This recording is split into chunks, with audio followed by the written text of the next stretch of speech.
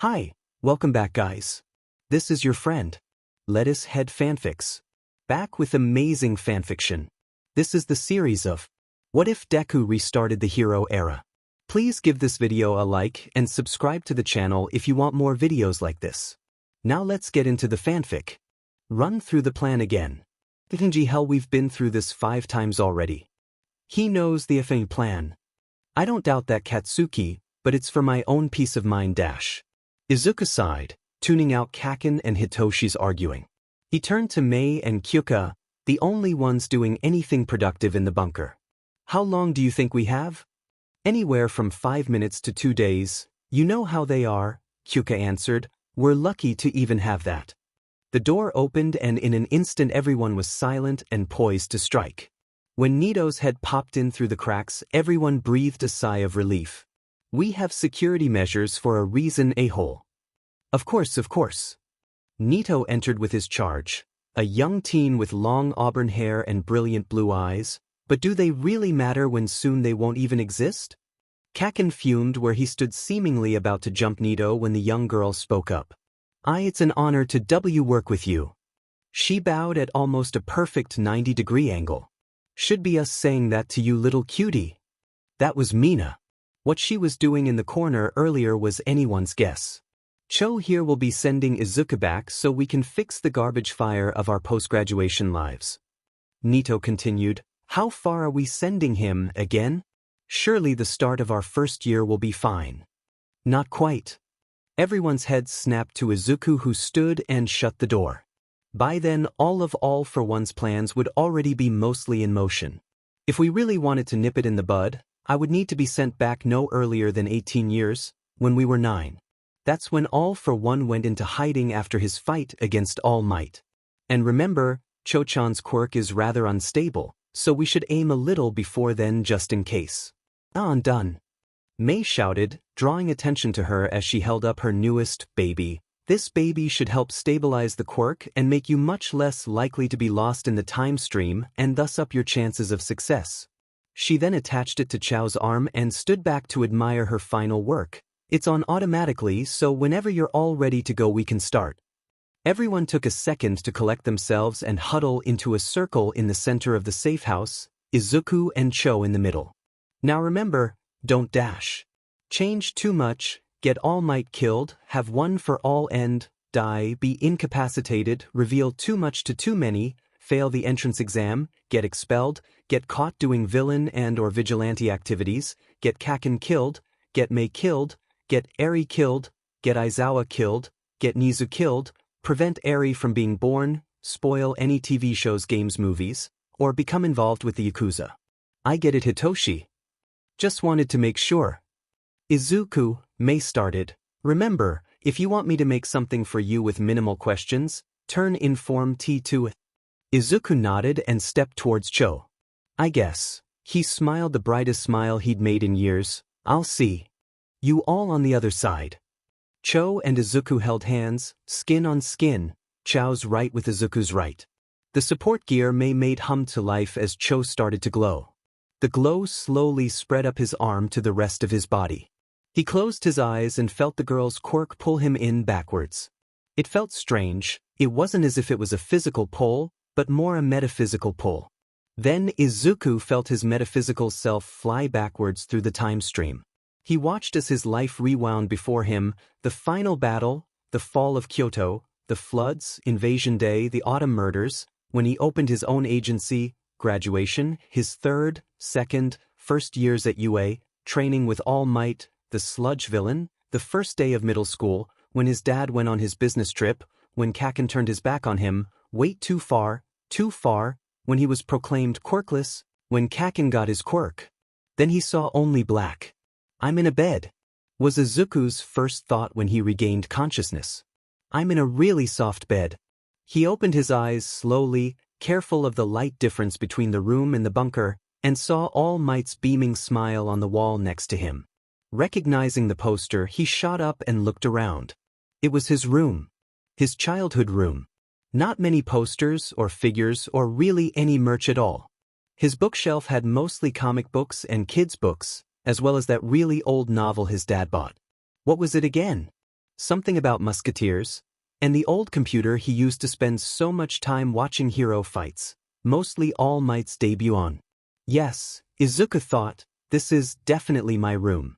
Then he remembered what he saw in the jump back and, oh no. Izuku threw his covers off, launched off the bed, too low, too short, and in his rush to the calendar almost knocked himself out on the edge of his too large desk.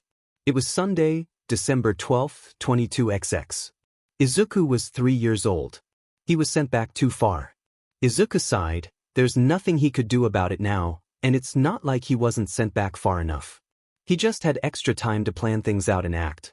Nothing to worry about. Deep breath in and out. They're better. Run through the positives and hard facts. Him having more time is the most obvious. Seeing Mum alive, seeing Dad at all. No Noumu, they didn't exist yet, thank any and all deities out there. Kakin didn't yet have his quirk, so he wasn't too much of an a-hole yet. All Might wasn't injured, he's still quirkless, but that was easily manageable, no bullies. Hardly any of his peers had manifested their quirk at all. Actually, Shigaraki was still a kid and should be 8? 9? Something like that. He knew the current location of Dr. Tsubasa, also known as Ujiko Daruma. Most importantly, it worked. It worked and he's in the past. He can change things, save people, stop Shigaraki. Izuku. Honey, it's time to wake up. He turned toward the voice and saw his mother opening the door.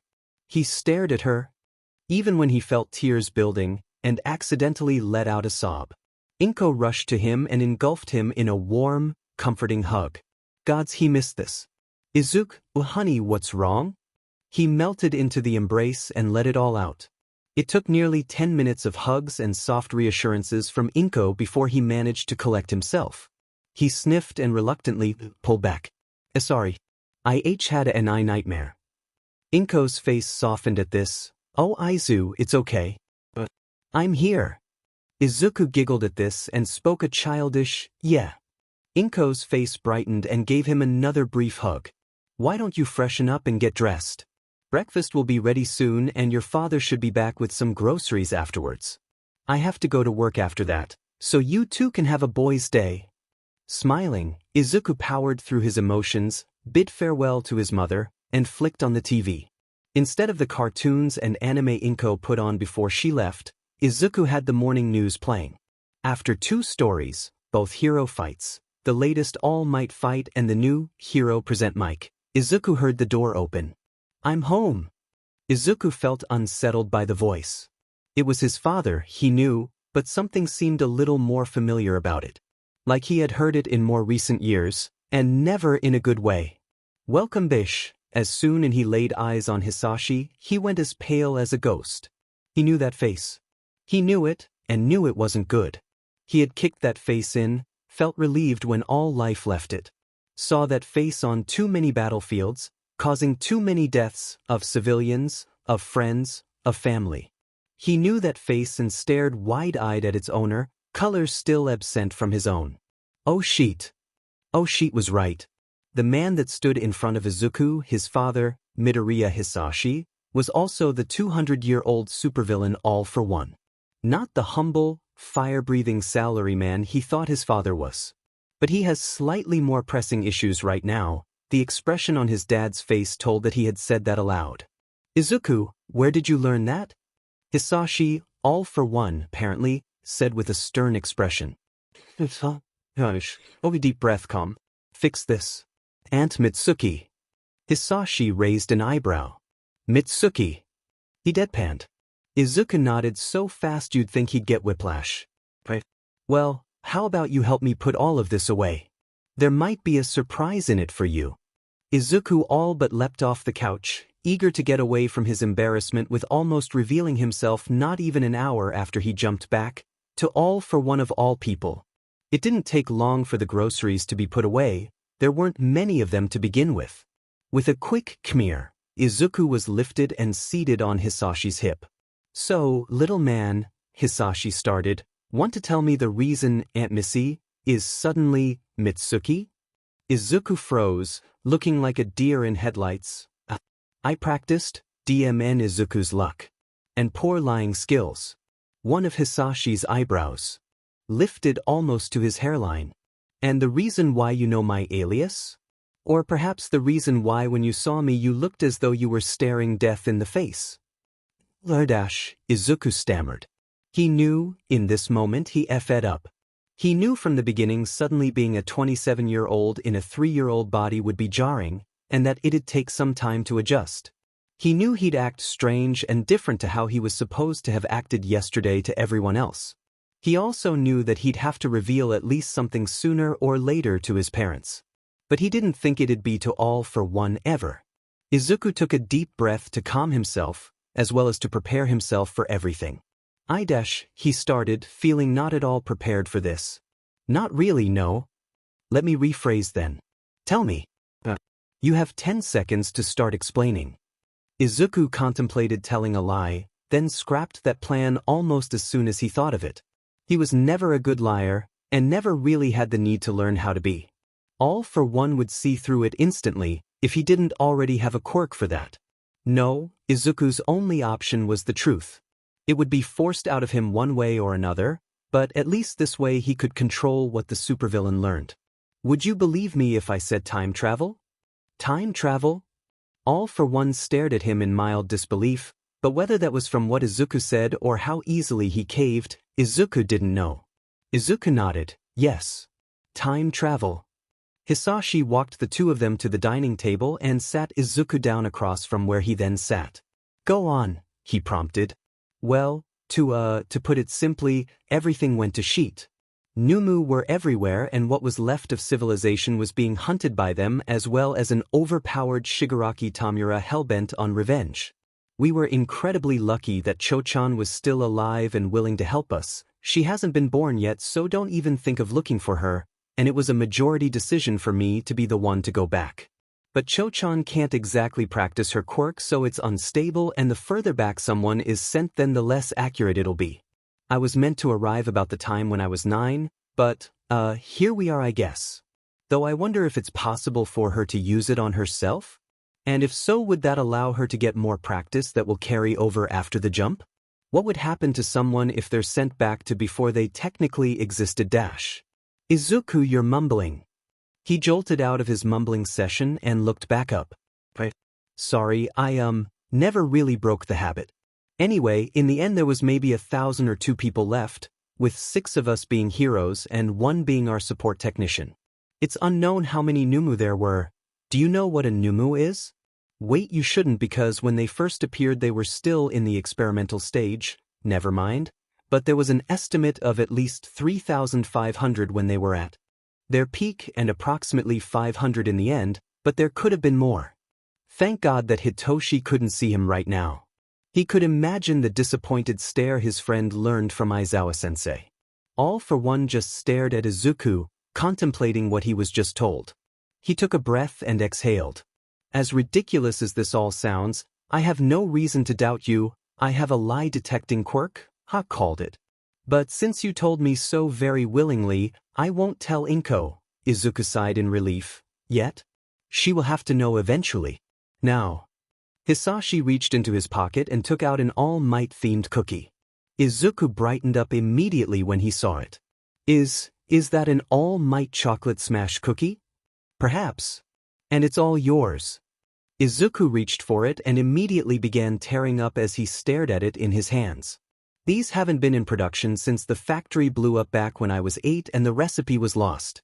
Thank you, thank you, thank you. Hisashi grunted as he was tackled by his 27-year-old son, but a smile quickly found its way onto his face. I could always get the recipe for you so we can make them at home if you want dash. Really? Oh, but please try and keep the illegality of it down. I'll certainly try, Hisashi said, huffing a laugh. Soon the two of them had settled onto the couch and were watching TV, basking in a familiar warmth. Hey, Dad. Yes, Izuku? Do you have a spare notebook I could use? Notes of Future Past. Volume 1. Page 1. Introduction. If you somehow found and worked out the code to this, congratulations. That must have taken quite a lot of work you probably should have spent on something else.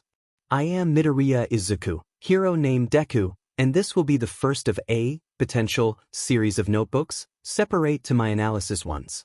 It will contain all I can remember of major events and people leading up to the day I traveled back in time. When I woke up after the time travel quirk was used, it was the morning of the 12th of December 22XX, exactly 24 years, give or take a few hours. That's 24 years of people and events to observe, remember, and potentially recreate or change. Each entry will have a double spread, with the page on the left what originally happened during that event, that individual's profile for the previous timeline, and the page on the right will be reserved for the changes in this new timeline. If the right page is blank, that means the event has yet to happen, or I have yet to meet the individual to document any changes. As I will also create my analysis series, albeit neater than last time and in a different code to this series, some profiles will double up. However, the profiles in this series will focus more on the person as a whole and the differences between them in the two timelines, rather than strictly analysis of their quirk and battle prowess. Please note, I cannot be certain what theory time follows, and what effect my actions will ultimately have. For now I will assume, and act as if it is the butterfly effect, but again, I'm not certain. I'll end this introduction here, but it should also be noted that I'll add entries of people when I remember to or if I meet the person again, and entries of events in the order they happened in the previous timeline. If there are events that didn't happen last time, I'll add them as they occur. To say the next day was hard for Izuku would be a vast understatement. To start, he woke up after a routine nightmare and almost had a panic attack until he remembered the past, subjective, 2 days. Next, he woke up at the butt crack of dawn, normal for him in his 27-year-old body, not so much his 3-year-old one. Izuku knew he wouldn't be able to get more sleep, so he decided to continue writing in his new notebook. After a few new entries he got dressed and went to get breakfast. Inko had to be called in early for a huge case she was working on, so he had to suffer in an awkward silence eating breakfast with his father, who, unbeknownst to Izuku, was trying to think of different ways on how to be stealthier about his true job. They were almost late to kindergarten because of a traffic jam caused by a fight 3 blocks away between All Might and some spider villain. Izuku would not recommend being in the same vehicle as an annoyed All for One. When they finally got to their destination, Izuku came to the realization that he didn't know where anything was. Not the room he was supposed to be in and not which seat he sat in. Luckily Hisashi could help with the former, but he was on his own for the latter.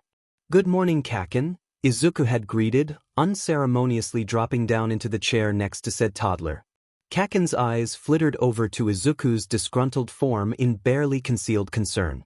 "You good there, Izuku?" Green eyes flicked over to meet red. I had a very emotional day yesterday and I woke up today at dawn." "Dawn, Kaken?" Izuku threw his hands in the air to try to emphasize his point, him falling into the habit he picked up in his 3rd year at UA of ranting to Kaken about anything and everything. He always seemed to be able to help, even without meaning to. "I feel like I need several large cups of coffee just to function properly. And that's nothing on what I'm eventually going to have to do.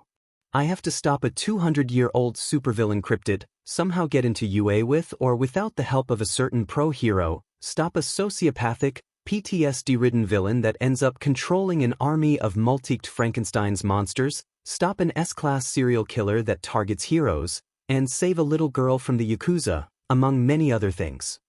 Kaken tilted his head in contemplation.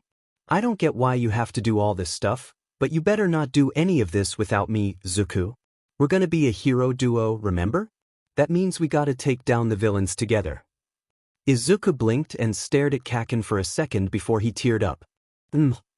Izuku was floored by the amount of quirk discrimination already among the 3-year-olds, being seemingly egged on by at least one of the adults in the room. No wonder the bullying started so quickly last time if this was the environment they were all in. Things really only got better when lunch came around. Tsubasa was out of town with his parents and Finger Kid was with some of the other kids. He only remembers Tsubasa's name because of the whole Noumu thing. Finger Kid, if Izuku remembered right, had a long and strange name. Kaken and Izuku were building things in the sandpit and playing with hero action figures, when someone across the yard activated their quirk for the first time. The excited shrieks were an easy giveaway. Neither Kaken nor Izuku were particularly interested, but for different reasons. Kaken because the quirk was just being able to make their hair glow and this wasn't strong or cool, and Izuku because he was reveling in the fact that this was Kaken being his best friend without all the decade-long resentment and actually being interested in him. It was a dream come true. However, it did put a pause on playing with the figures.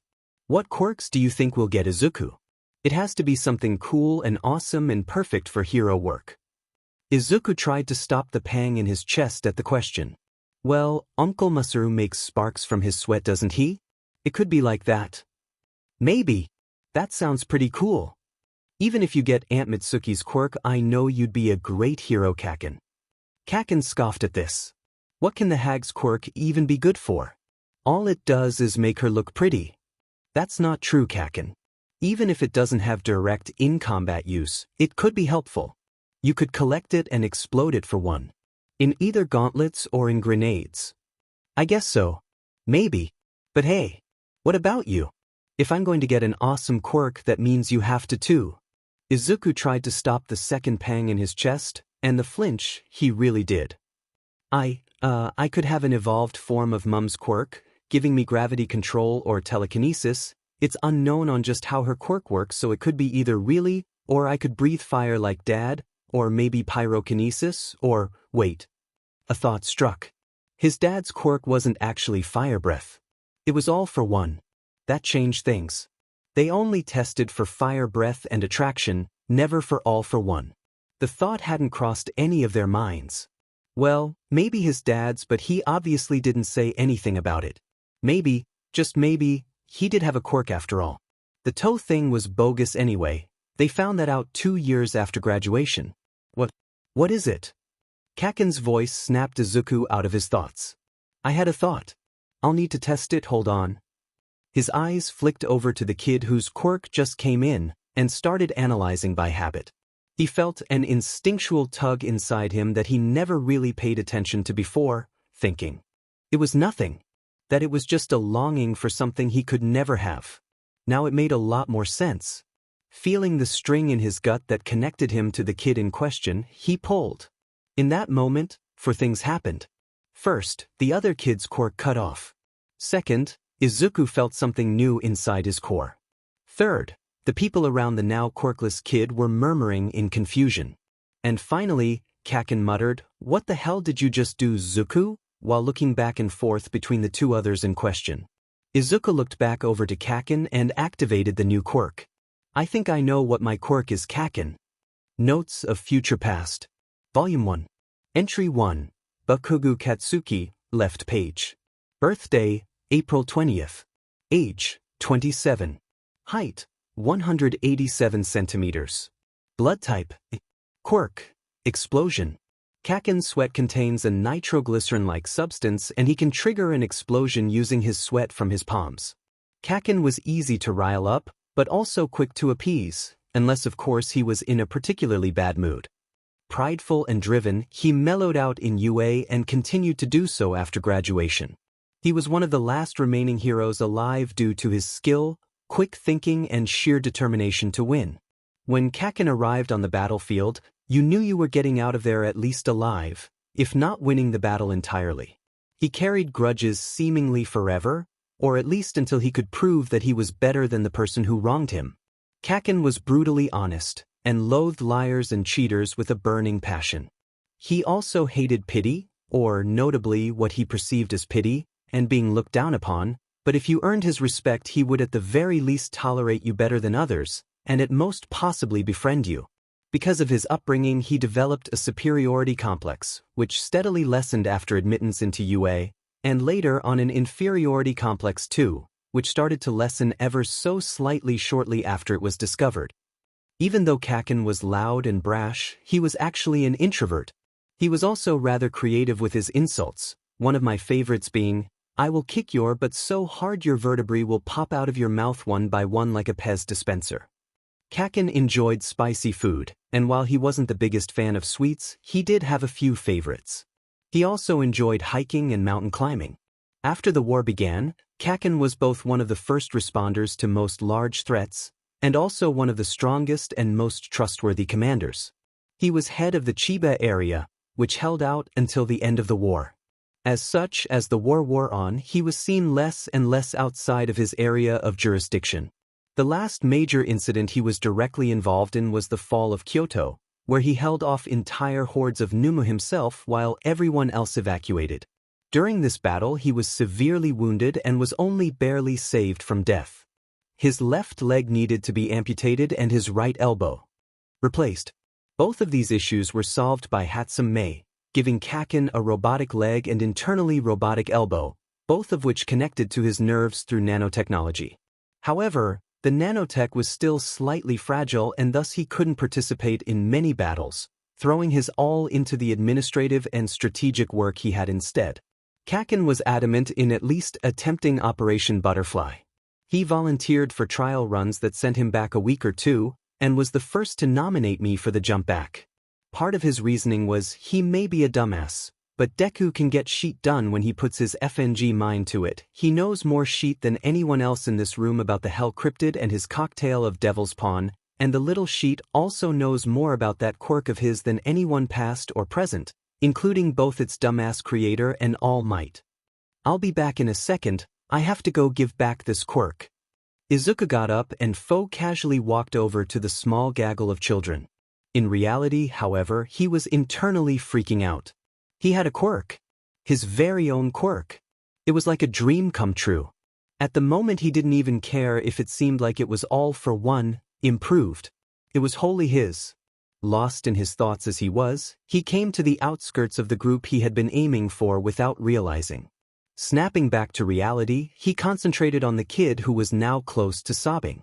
He felt that string again, but instead of pulling, he tried pushing the stolen quirk through it. It was like he was throwing his end of the string at the kid, instead of forcing the other side to him. It took a few seconds, but the kid's hair started lighting up again.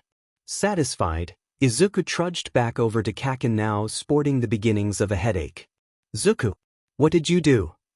It was more of a command than a question. "I took Kagyaku-chan's quirk.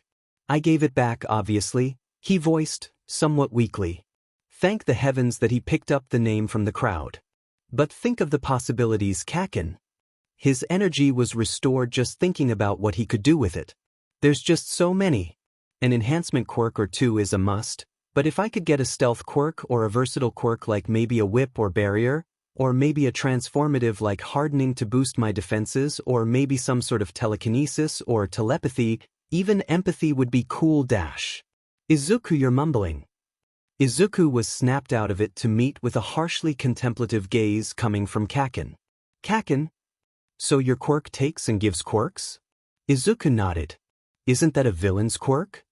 Well, he technically wasn't wrong. Still, Izuku shook his head. Quirks by themselves aren't purely villainous or heroic, it's what the person does with their quirk that matters. So if I'm going to be a hero with this quirk, then it's a hero's quirk. But you steal quirks. And stealing is bad. Kaken tilted his head in confusion. Izuku hummed. But what if I used it to take a villain's quirk in battle and gave it back afterwards when they've been beaten? It'd make fights much easier. At this, Kaken looked more accepting but still unsure. But what about getting quirks to use against the really bad guys? Or robots? All valid points. Stain would still be hard to beat even if he was missing his quirk, and the UA entrance exam was primarily robot smashing. So, how would he get other quirks? It's not like he could go up and ask anyone if they wanted to donate their quirk. Wait a minute. I could go to old people homes and ask if they would want to give me their quirks. Kaken sat there thinking for a little longer, but finally nodded in acceptance. I guess that makes sense. Not like they're using them, anyway. Now, Izuku has had plenty of practice in internalizing panic, but he really should be given a medal right about now. He wasn't quirkless. It made sense why it was never discovered. His father lied about his quirk, and the quirk Izuku didn't do much by itself.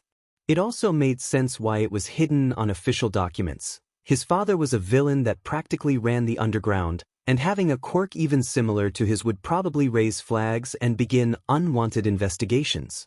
Another thing that Izuku was bottling up was that he'd have to tell his parents, and he didn't really feel up to that conversation just yet. Would he ever be ready? Probably not. The rest of the day went by without much incident or fanfare, and thankfully it was Inko that arrived to collect Izuku.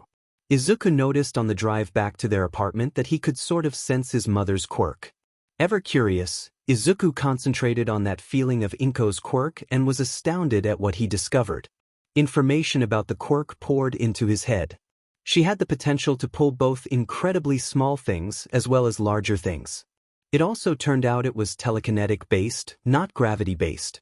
The rest of the afternoon passed peacefully, with Izuku writing in his notebook and Inko looking over some case notes.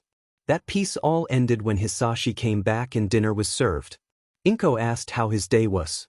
"Oh, Kageyaka-chan got her quirk. Her hair glows." Due to his rather lackluster response, Inko grew worried. "Izuku, are you okay?" He glanced at his dad, who just rose an eyebrow in a silent question. Yeah, it's just." He trailed off. "Just?" Hisashi prompted after a few seconds. Izuku took a deep breath. "It's just igat mikirkto day to be last to muilt hada waskwarkleso I'm having a little by tofa crisis right now but ishold bigudijas thave to process al thisan mumithing queel need to havitak." Inko and Hisashi both looked at Izuku in worry, but for vastly different reasons.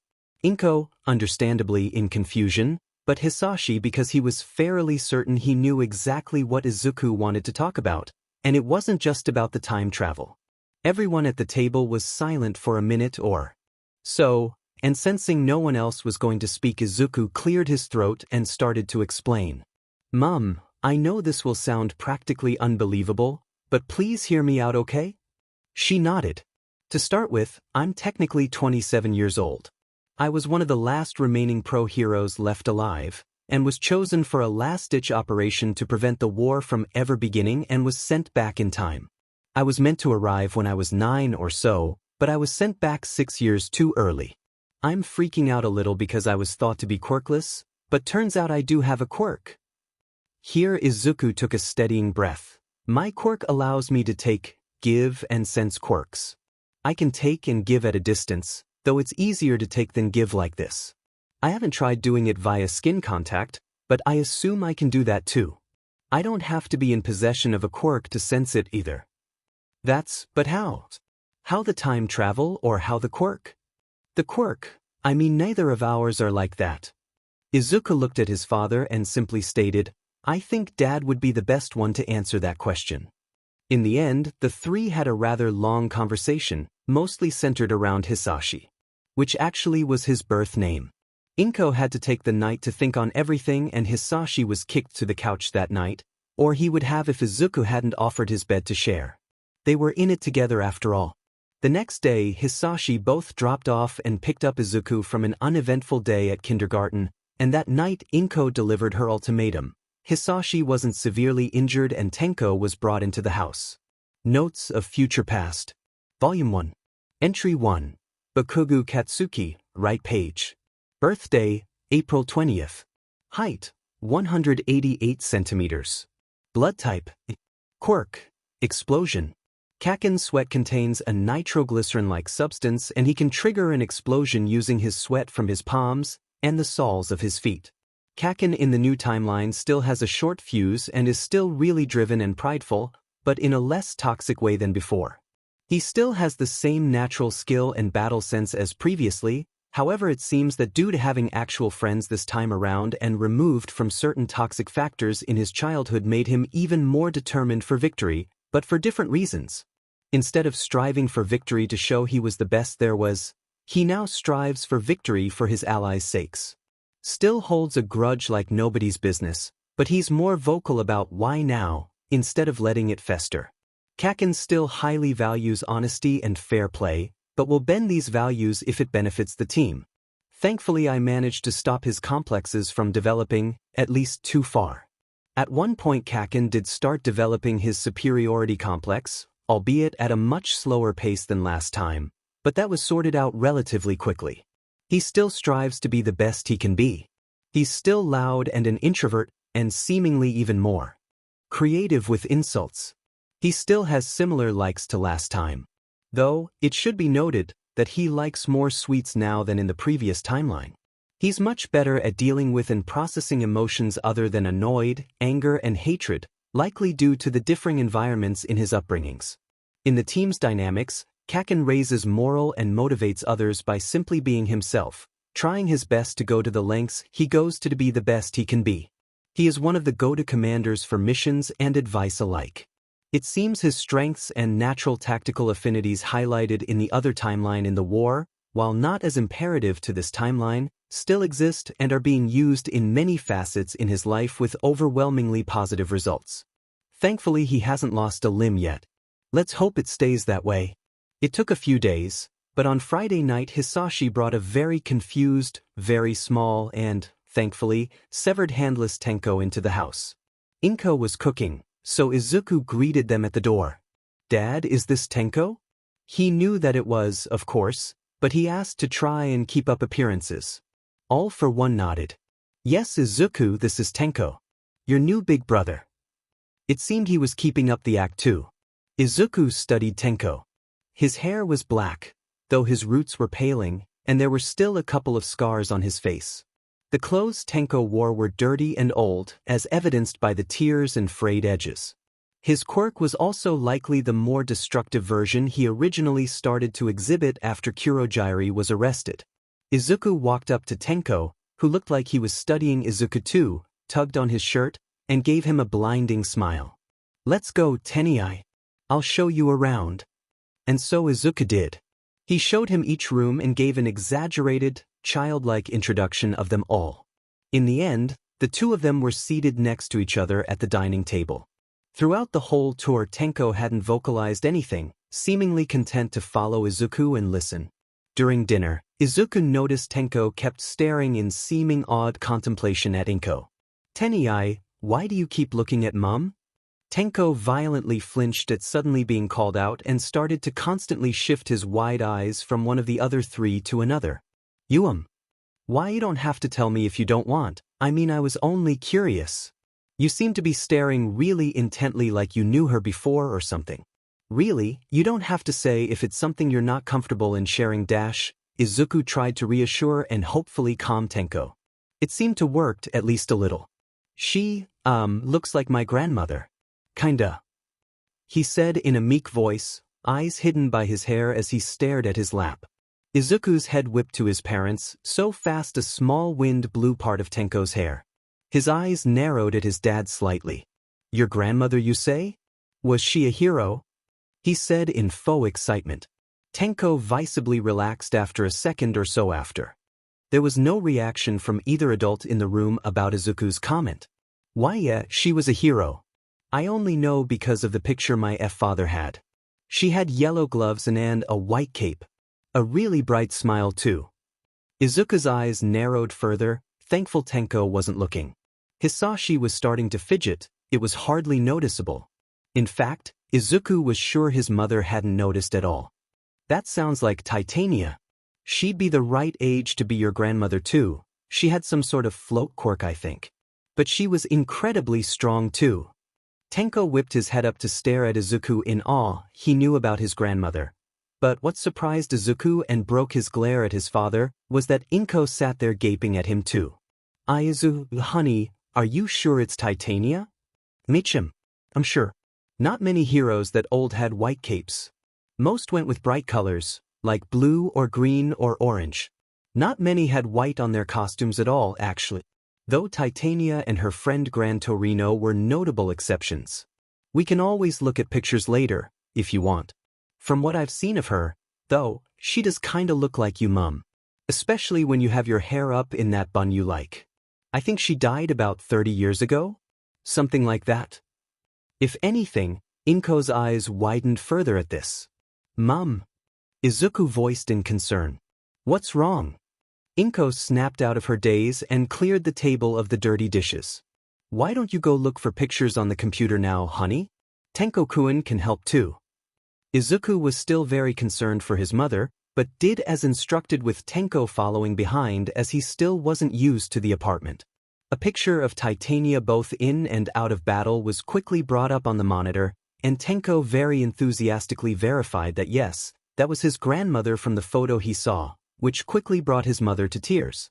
He was incredibly confused as to why she'd have a reaction like this. It's not like their wait. Mom? Izuku asked while holding his mother in the best diamond hug he could give on his bedroom floor as a 3-year-old. Mom, do you know her? Inko nodded, and Izuku was just about done with how complicated his family was becoming. Why, she was my aunt.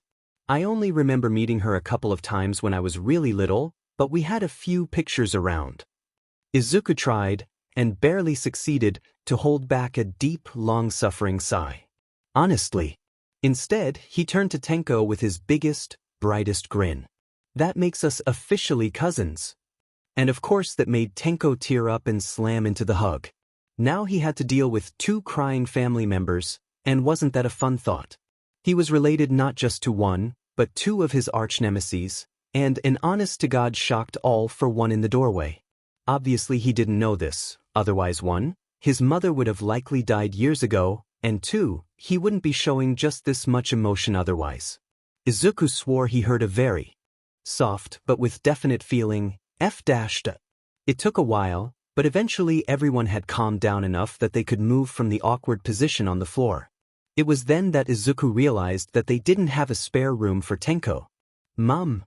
After a slight visual recomposure, Inko answered, Yes, Izuku? Is Tenai going to sleep in here? Obviously no one thought this whole situation through. Tenai. They were now sharing a bed, and after the emotional train wreck that was the evening everyone had turned in early. Izuku? Izuku smiled in the dark, facing Tenko. I'm glad you're here. And he really was.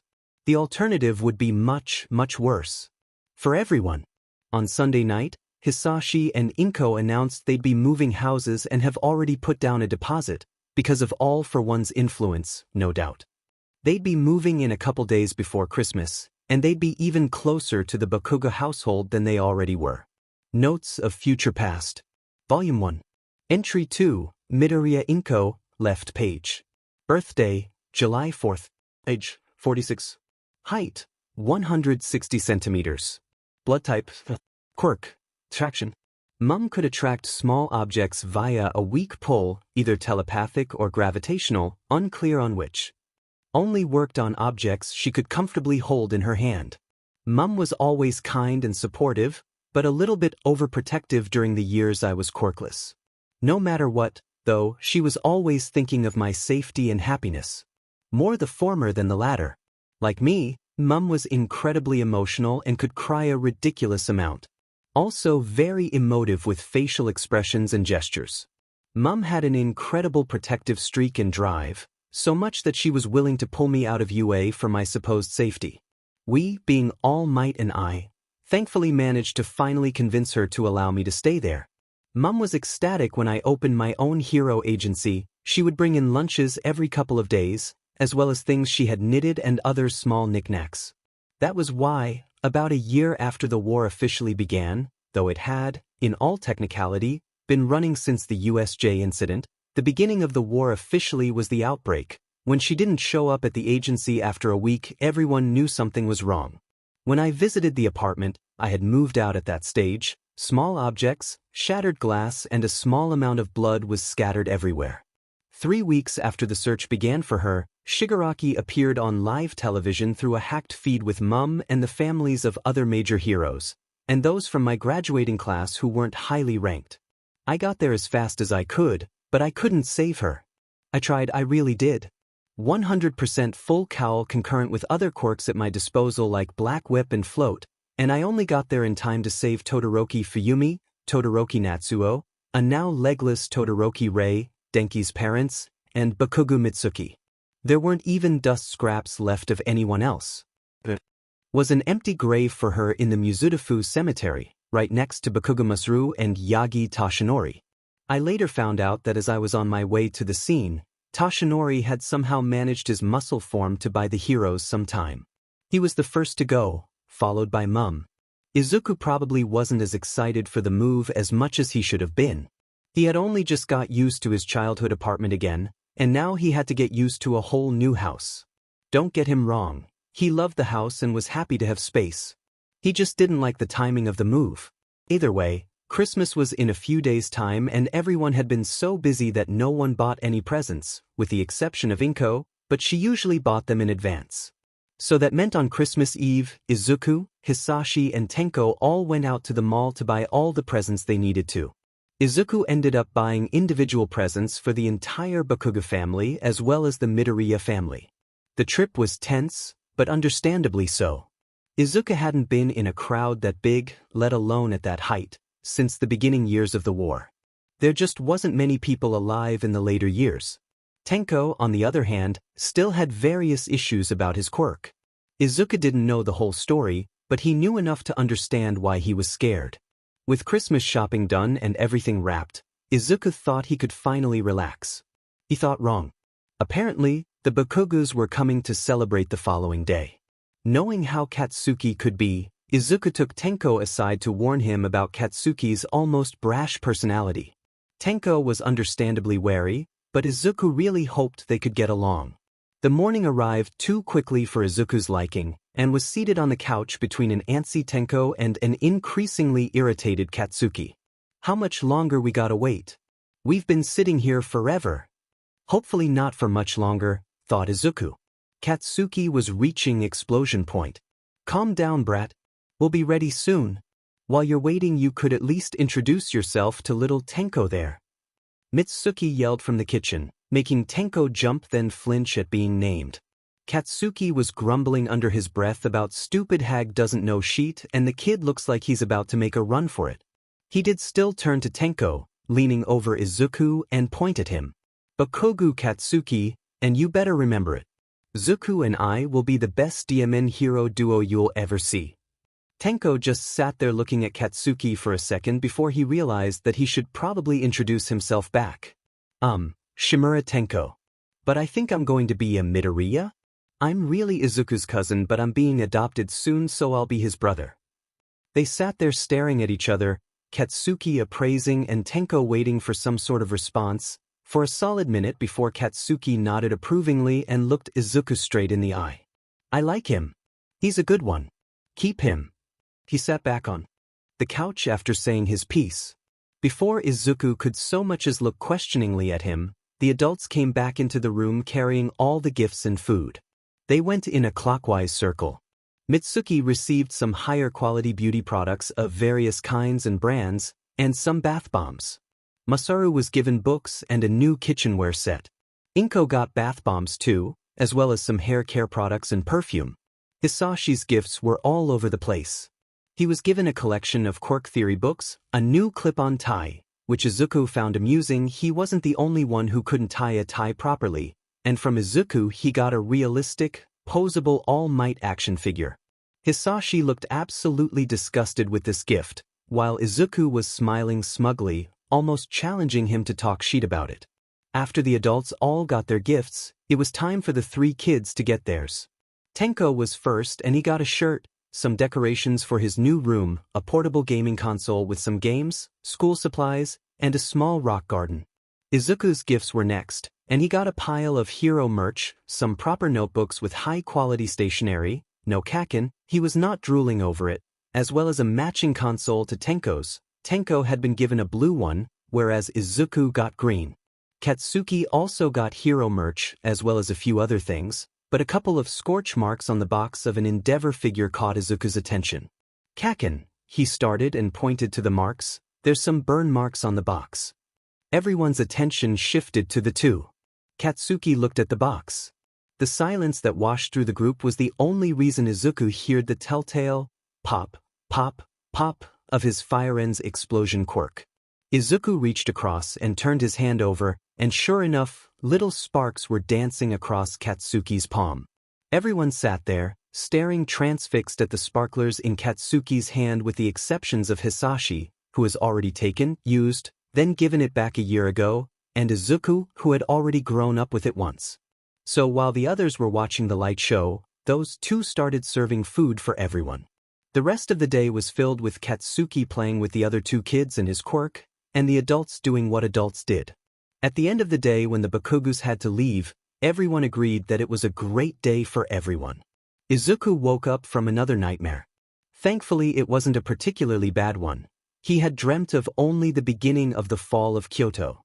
To try and calm himself, he went to get a drink, only to find that his father was already there and brewing some tea. Hisashi looked over to Izuku when he walked in. Nightmare? You. Same here, Hisashi sighed. Want some? With a nod and a yes, please, the two found themselves on the couch under a blanket, just sitting in a comfortable silence, which was still a little odd to Izuku, who years ago forgot just what comfort felt like. For him to feel it pressed against all for one. Izuku's mind, however, was still running a mile a minute. Why did you become a villain? He didn't even notice he had asked the question until he saw his father's head turn towards him. The silence stretched a little longer before a reply was given, and it was not at all what Izuku expected. Out of necessity. It shocked Izuku, who had to do a double take. Necessity? He asked, turning more bodily towards All for One, who was facing forward again. People don't know the truth about what happened back then, but even the remnants of memory that are around are twisted to seem more favorable for the government and their laws and decisions. They'll vehemently deny it, but authorities were persecuting those with quirks for the single reason that they had them. Not a day would go by without some form of hate crime, which was always ignored. People were forced into poverty if someone was found to have a quirk. No one could get a job, let alone enter most stores for food. So they turned to the only way to survive: crime. I saw this and knew I had to do something, anything, to stop it. So I made a safe space. It started small, nothing bigger than a bar, but it turned into a whole warehouse of quirked people and quirkless allies. It was meant to be a place people could come to eat, to sleep, to exist without fear of rejection or violence. I also offered a service where I could take the quirk of someone who didn't want it, and give it to someone who did. All I asked was that they didn't rat out the space. But someone did, and when the police heard of it they labeled it as a gang, and stormed the space. There were casualties on both sides, but it didn't stop there. It was plastered as a dangerous gang of powered individuals that disrupt the peace of society, by the media, but it turned into more of a revolution than anything. It got so big that the government started up a new department to help contain it. The Hero Commission. Izuku whispered in realization, eyes widening. All for One nodded. Exactly. The premise was that the quirked individuals were too dangerous to be dealt with by just police forces, so they'd use other quirked people to contain the threat. They labeled these two sides after the comic books, heroes and villains. It stuck after it was all over. Izuku sat there contemplating what he was just told. It made sense. From what he'd read about the early days of quirks, things went to shit as no one liked the emergence of quirks, and the government didn't know what to do with them. Is that why Ajisen wanted you to stop? Because you were being hunted as the ringleader? Hisashi snorted at that, in a sort of ugly, mocking way. Yoichi was the one who hunted me the most ravenously. That was surprising. Izuku was told and shown that the first one for all only had good intentions and was heroic to a fault. But now that he thought about it, he had only been shown memories of the early days, and then the final confrontation as observed by the second. All for One faced Izuku fully now, tea finished, and hung an arm over his body in an almost hug. He was practically bedridden when I gave him the stockpile quirk. It was to save his life, but being raised in a primarily quirkless household in those times shaped his beliefs to those that were popular at the time. He became the association's unofficial poster boy and hunted as many quirked people as he could, whether they were part of the space or not. I don't know how he worked out that he could pass his quirk on, but he did, spreading lies to his successor. At the end he claimed that if he couldn't end me then someone else would, even if society changed. Izuku was in shock, but everything made a lot more sense now. He couldn't be certain that his father was telling the truth, but the look in his eyes, his tone of voice, held even holes in the story he'd never wondered about in the memories he saw. The puzzle pieces were coming together, but the image on the puzzle was markedly different to what it showed on the box. Izuku felt tears pool in his eyes and hugged his father like he could comfort away all the bad things in life. Hisashi was shocked at first, but smiled and hugged his son back. It took a while, but they soon separate. Izuku was still a little confused about something, however. Why stay a villain then? Hisashi was taken aback, obviously not expecting a question like that. He had never considered that before. I guess, to stop a power vacuum? Though there'll always be corruption and injustices in the government and law. Then why not just become a hero? Change society where people will actually listen to you. If you become popular enough, the commission won't be able to get rid of you quietly and you'll be a prominent public figure who could sway the masses. Hisashi blinked. He'd never considered it before, but it made sense. Why change society from the shadows by yourself when you can get the rest of the population to change it with just a few words? He started chuckling, but it soon turned into a quiet laughter full of mirth. You're quite right, Izuku. Then how about tomorrow we start planning my costume and name? Izuku could hardly contain his excitement. Yes, everything may have been more complicated than he thought it'd ever be, but he just stopped the apocalypse from happening. And his father was becoming a hero. Yes. But wait, what quirk will you use? We'll discuss this later, now off to bed. I'll clean the cups. Izuku found that the sleep he had afterwards was the best sleep he'd had in at least a decade. Notes of Future Past. Volume 1. Entry 2, Midoriya Inko, right page. Birthday, July 4th. Height, 160 centimeters. Blood type, quirk, traction. Mum can attract objects via a telepathic pull. Has a size range of electrons to skyscrapers and can only pull, not push or move freely. Mum is even kinder and very supportive, but also stubborn when she puts her foot down on something. She's happier in this timeline, though I suspect that's because her social circle isn't limited to a few coworkers and myself. Still incredibly emotional and emotive, even more so than last time, and isn't afraid to speak her mind to anyone. Mum is much more supportive of me being a hero this time. However, I suspect it's a mixture of me not actually being quirkless and the fact that Dad and Tenko are also heroes striving to be heroes. She's kept her slim figure this time, too, again likely due to me not being quirkless. She ate a lot and this time she also exercises often in our home gym. Though she may not be a pro hero like the rest of the family, Mum kept her job as a lawyer instead of becoming a housewife and living off the checks Dad sent.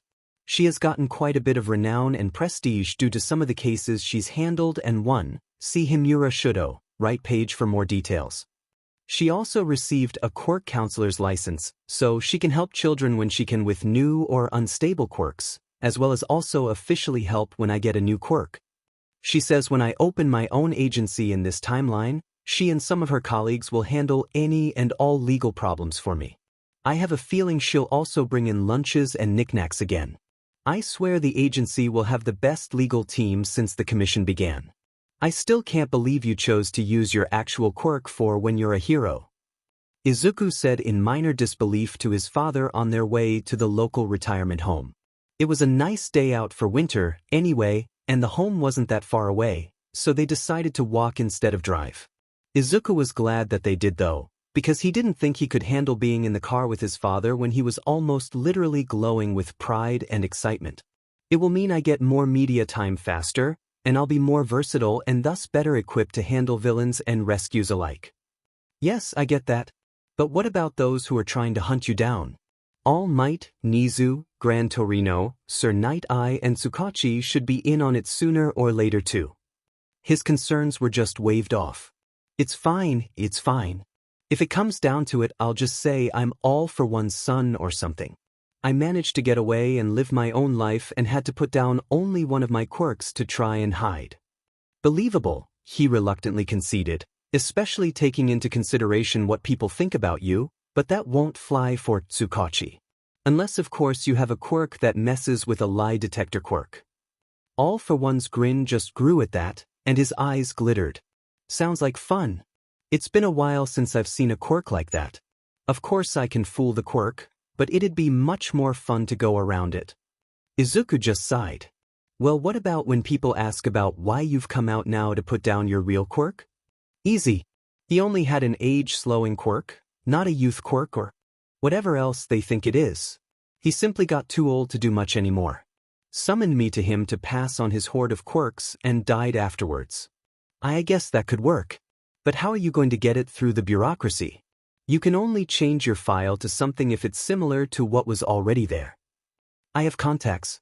Here we are. To get your first quirks. And there they stood, outside the front doors of the Muzutafu Aged Care Retirement Home. The building wasn't much to look at, with a plain exterior, a plain signboard, and a set of plain automatic doors. On the inside, Izuku could see a plain reception area with incredibly plain staff.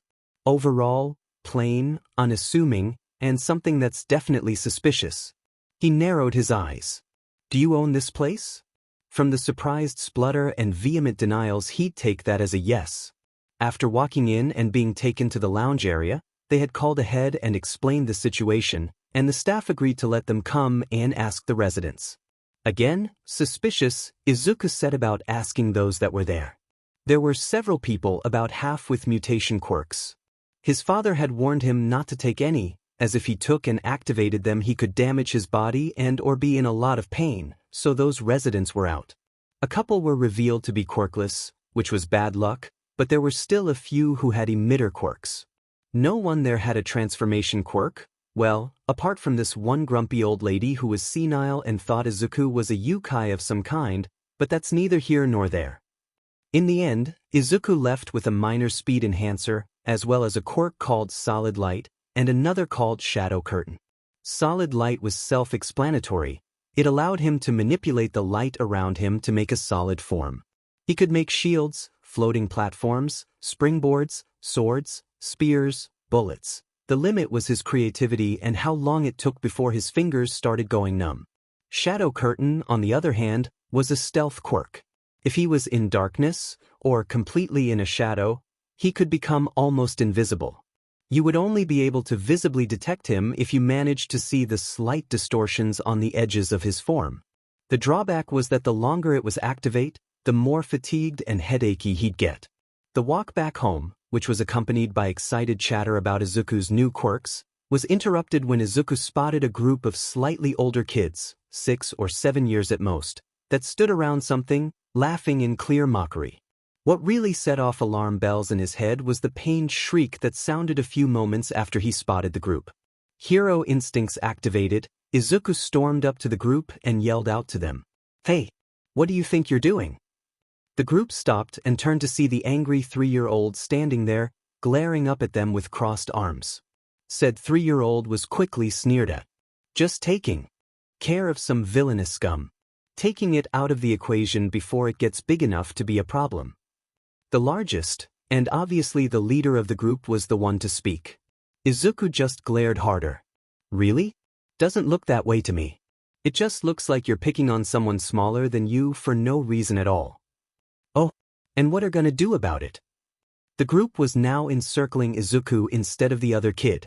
Hisashi was curious on how Izuku would handle it, but was ready to stand in at any time.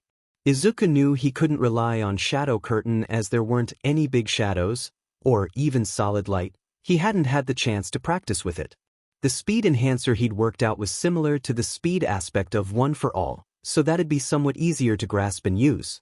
Before the encirclement was complete, Izuku activated the quirk and swept the leaders, mutant type, horns, and increased muscles, high center of gravity, feet from under him.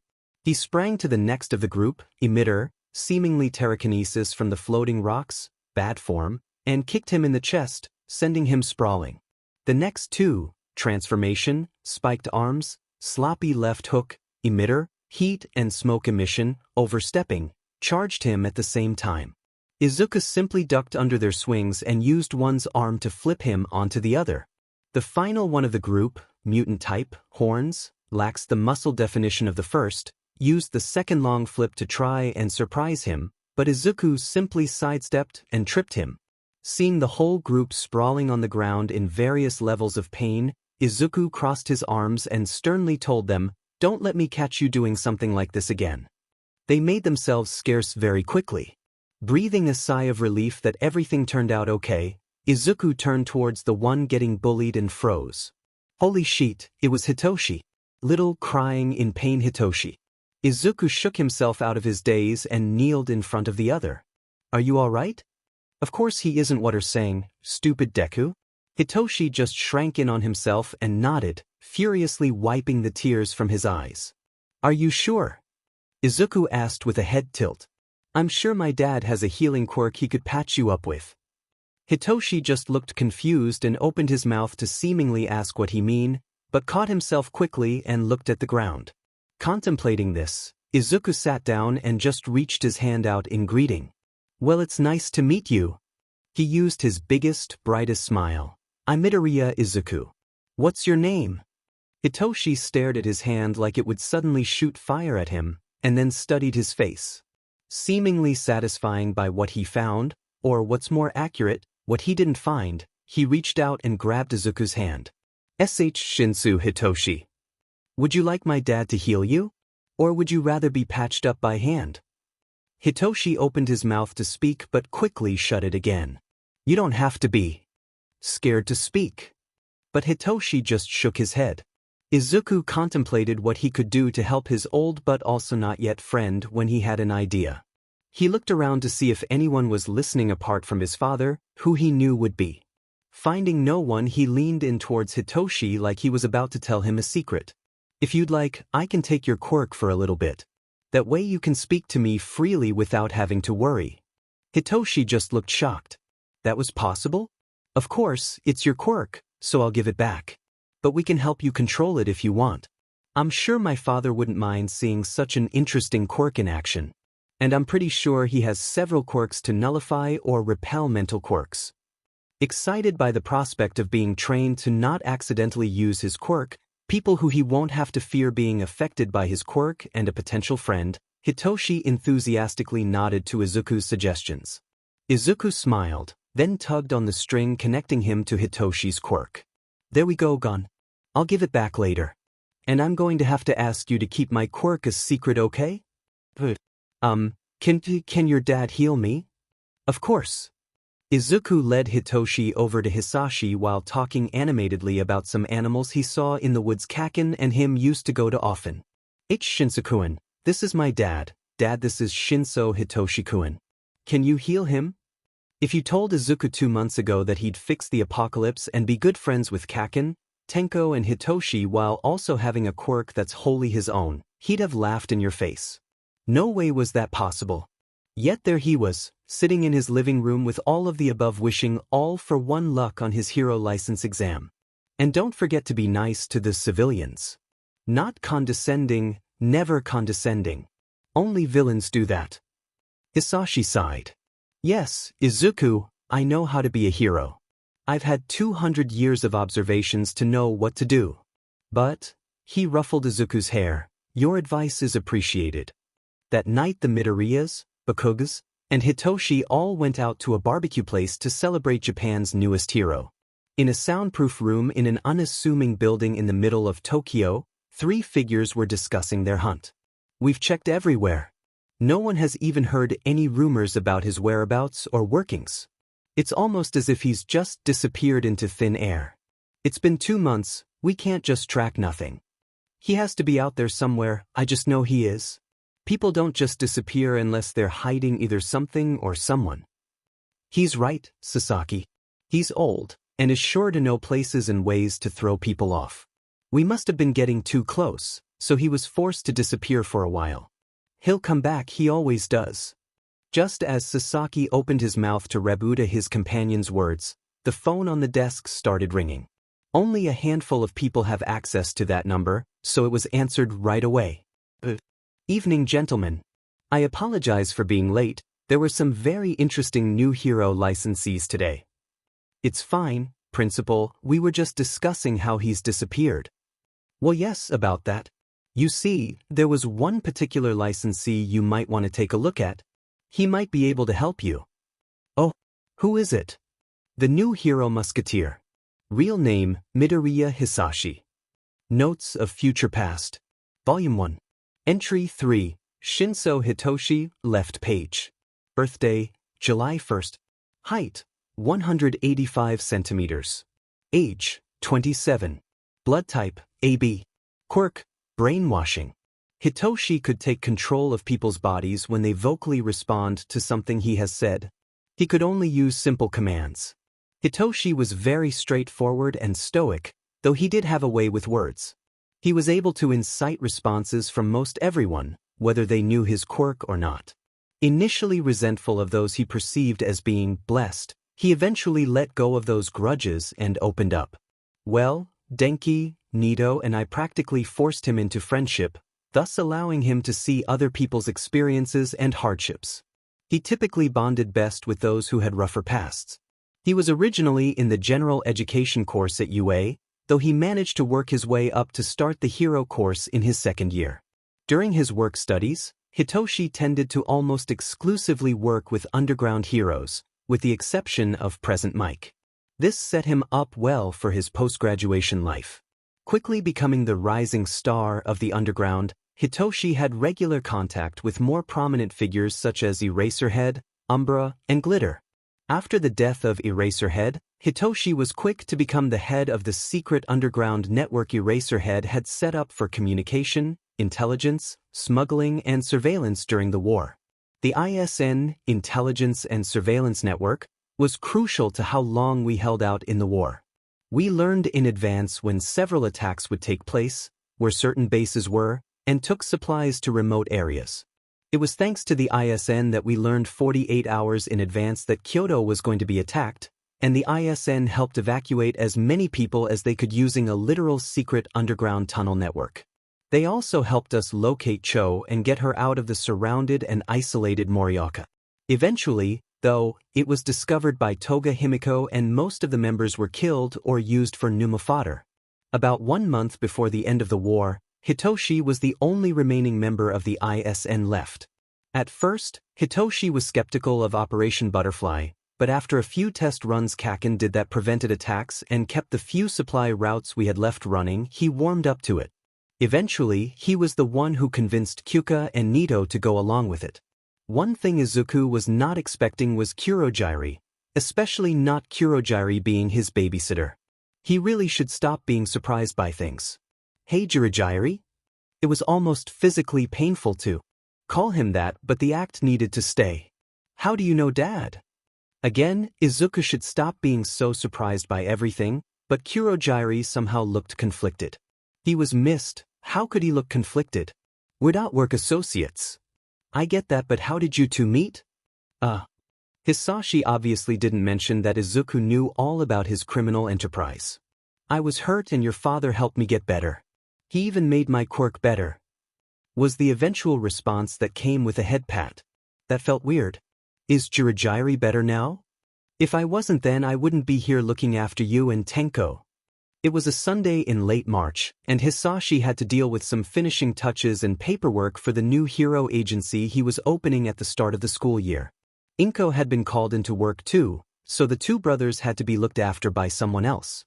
Kurogiri was the obvious choice, according to Izuku's father. After all, who better to babysit the Who than a trusted, blindingly loyal Warp Gate who already had experience babysitting the less mature of them? They spent a few hours inside with Tenko playing a new game of his while Izuku updated his notebooks. It was during lunch that Izuku thought of something chaotic. Hey Jirajiri. Kurogiri looked up from his phone. He was texting Hisashi a cute picture of the two playing he took earlier. Yes, Izuku? Can we go to the park? Or Kaken's house? Or maybe even go to Kaken's and then go to the park? What do you think, Tenai? Izuku would vehemently deny wanting to just spend time with Katsuki if anyone asked. He would also deny using Tenko as a surefire way to getting what he wanted. No one could deny two cute little kids making puppy dog eyes. Especially all for one. Tenko looked a little uncomfortable at being put on the spot. They would need to work on that confidence issue, but they had plenty of time. That sounds like fun. And maybe we could, exercise? Be ready for the classes we're going to, start in April. The fitter we are, the better we can do. Perfect excuse. Thank the heavens for Tenko's admittedly shaky, but better than what Izuku could do until his middle school years, excuse. Izuku beamed and turned back to Kurogiri. Can we? Can we? Kurogiri looked torn. On one hand, he didn't want to deny them. But on the other hand, he didn't want harm to come to either of them. Whether that be from criminals looking for leverage against the boogeymen, or all for one for letting them roam free. Then again, if anything looked to be becoming dangerous, he could just warp them all away. I'll ask your father. He finally relented. Izuku threw his hands up with an excited, yay. Hisashi was quick to give his assent, provided one of Bakugo's parents are also in attendance. Preferably Mitsuki, so that the boys are less likely to come to any harm. Hell hath no fury like a Bakugo, after all. They rounded up the two loud Bakugus, walked to the park, and found Hitoshi already there. When the three others found out Hitoshi couldn't join them for martial arts and parkour classes, they would have done gymnastics as well, but needed some downtime. They elected for giving instruction in the park once or twice a week. It would also serve as extra practice for those who did take the classes. They had been at the park for about an hour, when out of the corner of his eye Izuku saw a shock of white and red. He turned to look and sure enough, there was Todoroki Shudo in all his 3-year-old glory. There also stood Todoroki Rei, Todoroki Fuyumi and Todoroki Natsuo. Izuku knew that the other brother Tuya was still around the household. He must be training. Oi Izuku! Why'd you stop? Kaken. Izuku turned his head back to Katsuki, but subtly pointed to the Todoroki family. Let's ask him to play too. Katsuki looked to where he was pointing. Him? Why him? He looks lonely. And he did. And Izuku didn't want his friend to suffer any more than he had to, even if they technically never met yet. The other two had stopped what they were doing too. Go to him, Tenko urged. Izuku looked at him with a horrified expression. There was no way he could do that. Go on. And with a light shove and some grumbling, Izuku made his way over. The family noticed about halfway through his trek. That only made him more nervous. Izuku stammered when he reached the fore.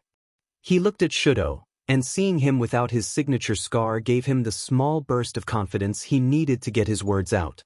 I was wondering, that is, if you want to, we're not going to force you and it's okay if you don't want to, but would you like to play with me and my friends? Shudo's eyes just widened and he looked up to his mother, silently asking permission. Rei just sent a soft smile his way. Go on, sweetie, you said how much you wanted some friends. As if that didn't break his heart further. Shudo absolutely beamed, nodded, and followed Izuku to his small group. Midoriya Izuku, by the way. Just a warning, but my friend Kaken can be loud. He won't seriously hurt you, but if he gets annoyed enough he might push someone or use his quirk. Shudo just nodded a little apprehensively and introduced himself in turn, prompting an encouraging smile from the greenet. They arrived back at the group, and Izuku introduced them. This one is Kaken, Bakugo Katsuki. Hey, you can say my name. This is Shinso Hitoshi. Hitoshi offered a shy wave. And this is my big brother, Tenko Nyaken. Shudo bowed his head slightly. I'm Todoroki Shudo. It's nice to meet you. That reminds Izuku, he should bring up Endeavor to Inko. They spent the afternoon playing, with the promise of everyone meeting up again the following week. Life continued, and finally the cherry blossoms started to bloom. Tenko's first day of school came and went. He had been catching up on what he'd missed in the past year or two. He was placed in the same class as Tuya, apparently. Izuku may have secretly mentioned that their home life wasn't the best, and that Tuya might appreciate a friend. Tenko was all for it. Extracurricular classes were going well. They were all quick to pick up on things in martial arts, with mixed results for parkour. Hitoshi was warming up to them more and more, but getting more closed off as a general thing, which was unfortunate. Shudo still hadn't developed his quirk, though Izuku knew it'd appear when he was 5, which was good news for the group. But nothing could really get rid of that sense of dread in Izuku's stomach. Tuya had managed to come out to the park once, and Izuku was again thrown for a loop when he showed off Dabi's quirk. The almost obsession with killing Endeavor made a lot more sense. The Three Musketeer Hero Agency was off to a great start. Hisashi even managed to get 2 sidekicks, though Izuku had a feeling they were originally part of his more shady dealings, and moved with him during his career change. The agency was already rather popular in the area. People were absolutely smitten with Musketeer, the charming new hero with an air of mystery surrounding him. No one could even begin to guess what his quirk was, but they knew it was highly versatile, being highly useful in takedowns and rescues alike. The investigation on Endeavor, however, was going painfully slowly. Even 6 months into it, not much could be gathered without a proper investigation. And what could be found was very quickly taken down off the internet. There was also a large incident in Kyoto. Izuku almost had a panic attack when he heard, "God, he needs therapy." Many heroes were there already, but weren't having much luck in stopping the rampaging villain. Then Musketeer showed up, had a short but flashy fight, then saved the most amount of civilians without any assistance. He was all anyone could talk about for weeks afterwards. Finally, however, Inko met a young police officer who had recently been promoted to the role of detective that had a lie-detecting quirk. Inko very quickly snatched him up and opened a secret, but still very official, investigation into Endeavor's home life. Birthdays were celebrated, festivals attended, and notebooks filled. Izuku noticed a small, gradual change in Katsuki's behavior, but didn't know what to make of it yet. He resolved to keep a close eye on the situation, in case things start to look similar to what they did in the previous timeline. Notes of Future Past. Volume 1. Entry 3, Shinso Hitoshi, right page. Birthday, July 1st. Height, 188 centimeters. Blood type, AB. Quirk, brainwashing. Hitoshi can take control of people's bodies when they vocally respond to something he has said. With effort he can affect a person's memory to a limited degree. Hitoshi is still straightforward, though less stoic. Still has a way with words, but is generally less provoking in his remarks. Much more of a conversationalist, and isn't at all hesitant to talk or ask questions when speaking with those he trusts. Still a little bitter of those he perceived as being blessed, he came to understand and accept that even those with quirks that wouldn't generally be perceived as heroic, or even those who are considered downright villainous, aren't always scrutinized and hated, and are in fact welcomed into the heroics industry and can even be popular. I suspect this has to do with my father's and my own quirks, as well as Eraserhead and Midnight, among others.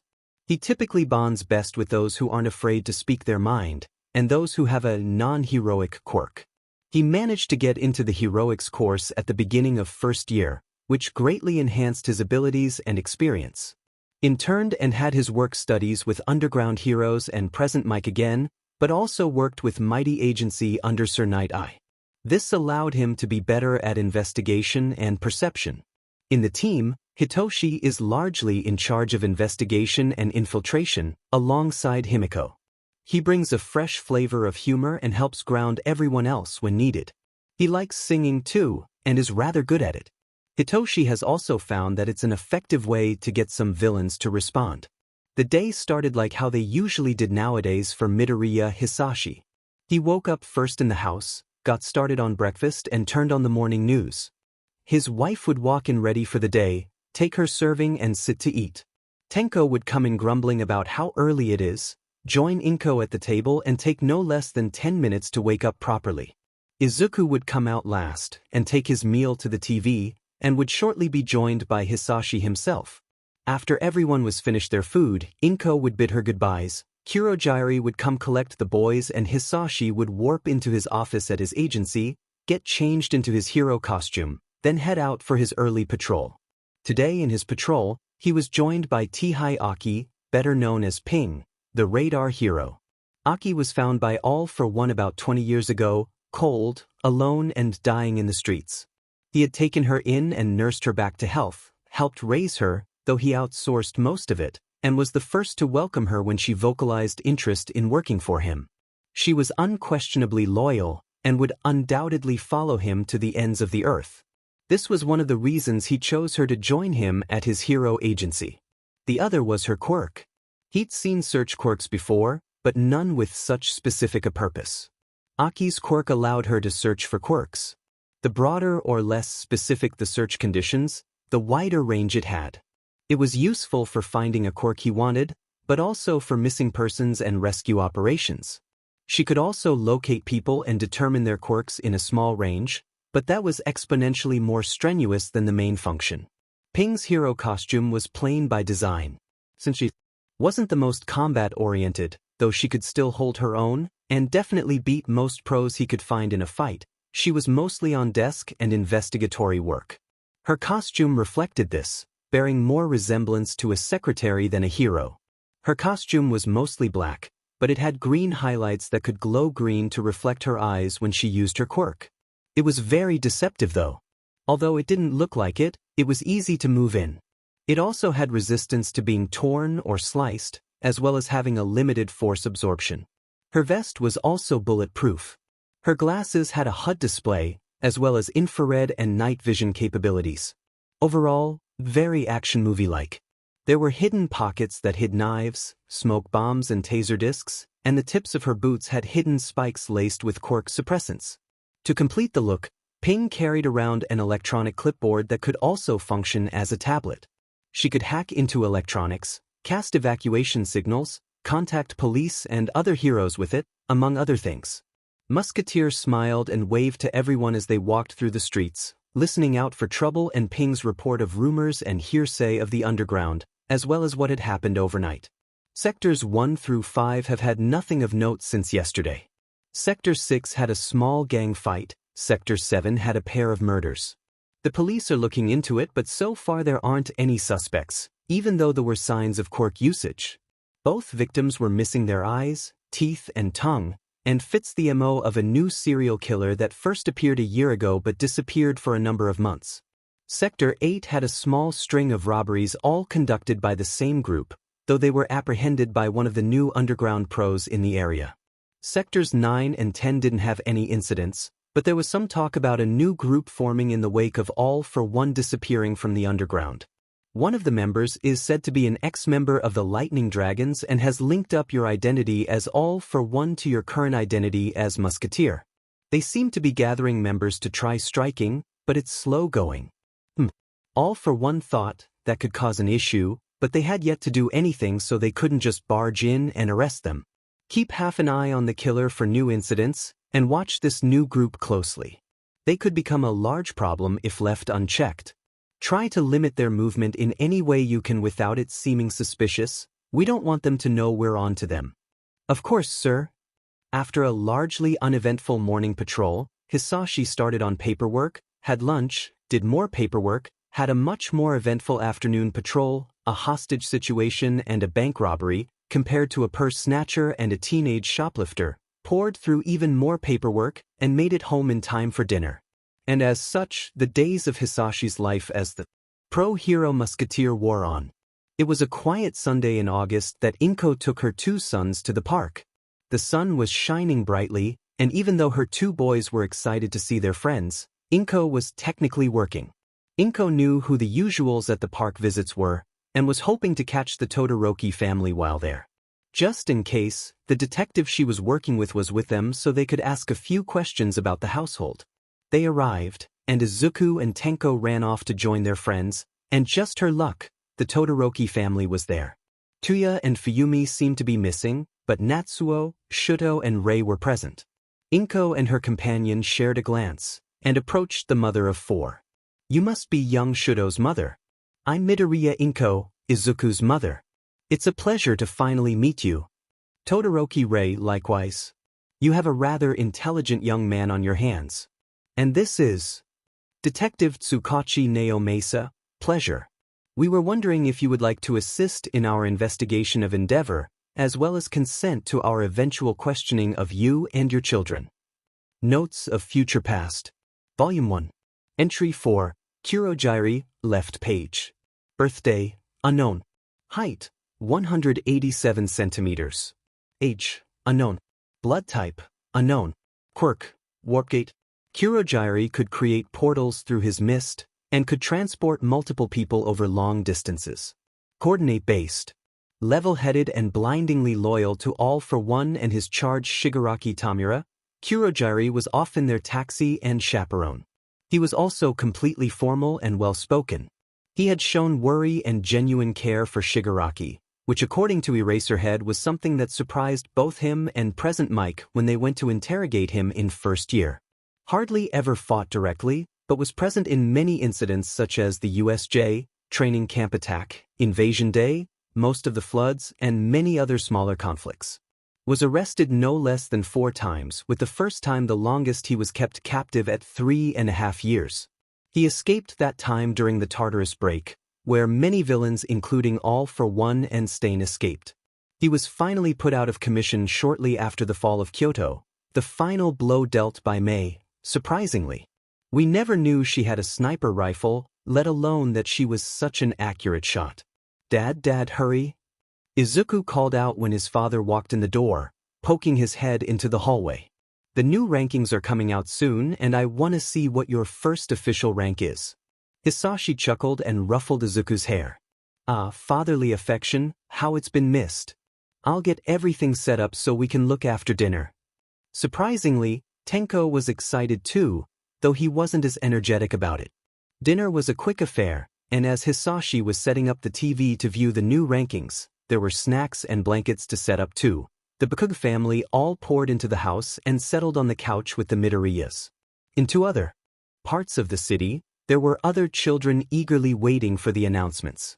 One was being squashed by many other little bodies, and the others were happy that their father let the eldest skip training that night. First there was a quick pan of those from ranks 5000 to 1001, then 1000 to 501 with some notable changes and events that influenced the larger changes in the ranks. It was much the same for ranks 500 to 101, then 100. They still hadn't seen or heard mention of Musketeer, which made Izuku almost weep at the realization.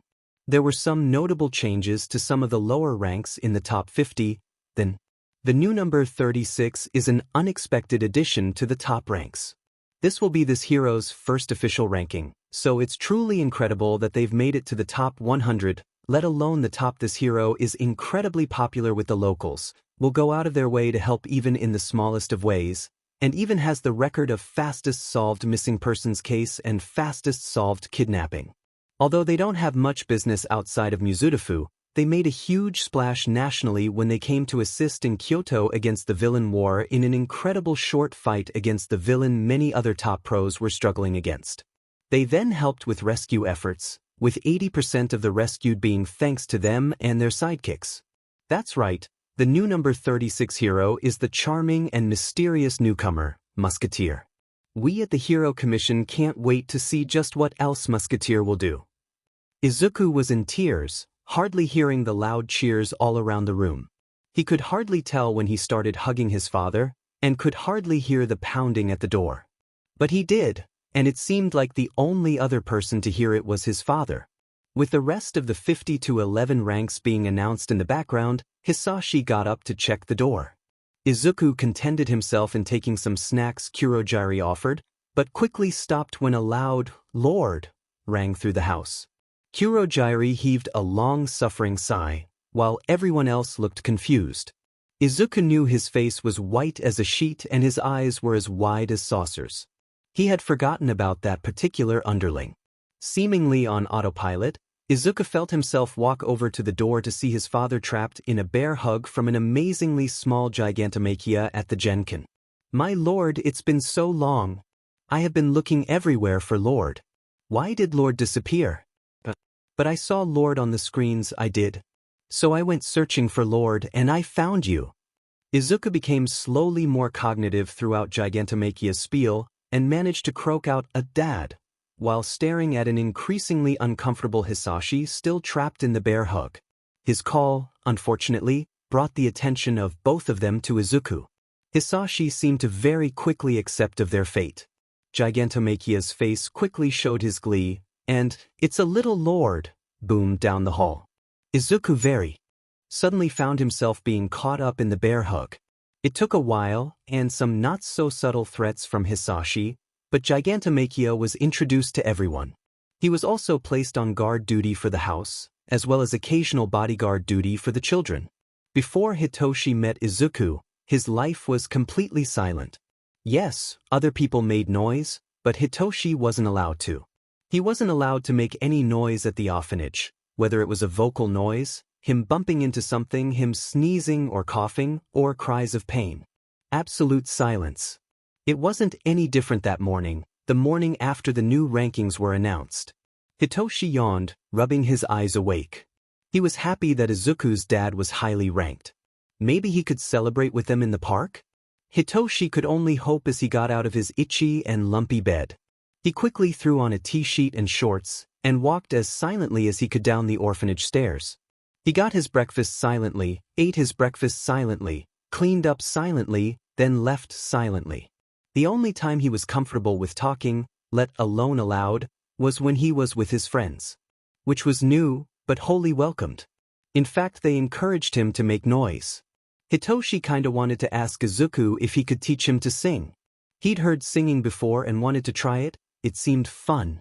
He was still a little scared without Izuku around. What if someone from the orphanage heard him? What if he accidentally caught someone with his quirk? But he was getting better.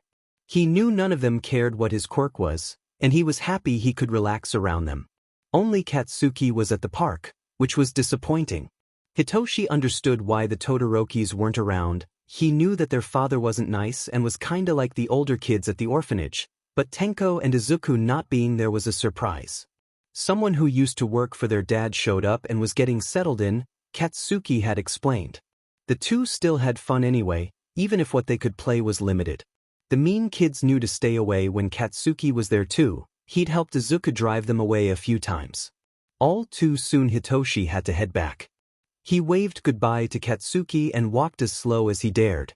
If he was too slow he wouldn't get any food, but if he was too fast he was more likely to get hurt. Hitoshi entered silently, had dinner silently, and got ready for bed silently. He lay there silently while other kids kicked him, and he dragged himself to his bed silently. Hitoshi was used to living a silent existence. But, Hitoshi thought, making noises was much more fun.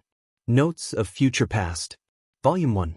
Entry 4, Kurojiri Shirakumo Oboro, right page. Birthday, May 5th.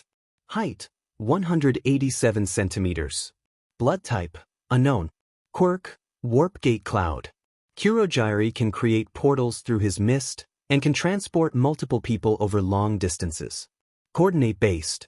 He can also separate the base cloud quirk from the warping aspect and use that similarly to how he could before he died. At first very similar to how he was in the previous timeline, but due to my interactions with him when he babysat Tenko and I, he started to regain personality traits and certain memories from before he died. Even after that, he was still loyal and level-headed, but can go into bouts of excitement. Also more cheerful and can joke around. Kurojiri is still often used as taxi chaperone, but after regaining his memories he became one of my father's sidekicks. He often works on underground missions, and therefore interacts with Eraserhead plenty. He also helps in rescue work, raids, and general patrols. Incredibly caring, especially towards children. I heard that he might open a joint agency with Eraserhead and Present Mike, like they planned to do when they were all in school. I hope they do. They all still work incredibly well together, even after all these years. It had been about 2 years since Izuku returned from the future, and was now 5 years old. Kaken, Hiken, Shochan, Tenai, Tukun and him were practically inseparable, though Tukun was a little more distant due to the amount of training he received. Izuku was running a little low on time. He could see Rei's mental health slowly getting worse and worse. Thankfully he had about a year left until the tea kettle incident was supposed to happen. It felt like too short a time. His father had also been rising through the hero ranks. Musketeer now sat at a comfortable 14 on the charts. He'd been involved in a large incident in rural Hokkaido, among a couple of medium-sized incidents across Honshu and Kyushu. No one could accurately guess what his quirk was either, though he did suspect that all might had an idea if the looks he threw Musketeer on live television in an incident in Osaka was anything to go by. He'd taken on a couple to interns too, which was surprising. He also now had another couple of sidekicks, bringing up the total to 5. Gigantomachia was mostly a house-sitter, and Kurojiri was still taxi and babysitter. He also started cooking more meals for the family, as the only 2 responsible adults were getting busier at their respective workplaces. Izuku missed his mum's cooking, but Kurojiri was a natural at it.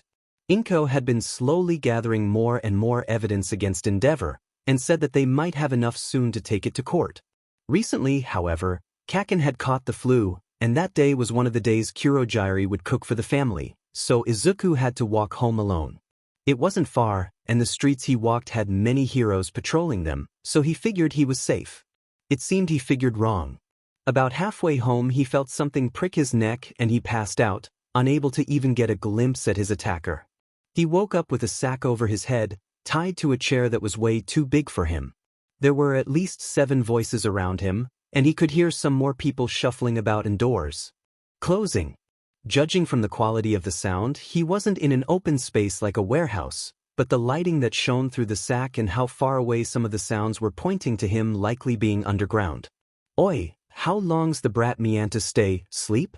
A man, likely mid-30s, drawled from his 10 o'clock.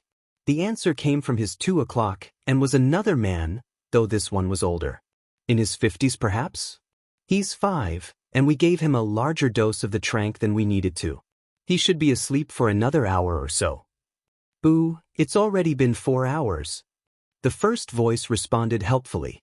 If it had been 4 hours since he was walking home, it should be about 7:30 p.m., and his father was likely contacted 3 to 3.5 hours ago.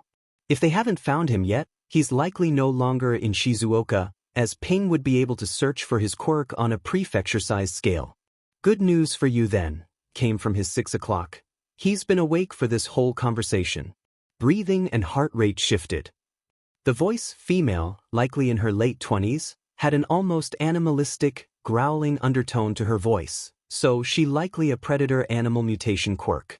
A large cat or canine, he surmised from her hearing capabilities, but he wasn't about to rule out other possibilities. He's not panicking, which is odd. But he's definitely awake. The sack on his head was harshly removed and his head tilted up, all in one smooth motion.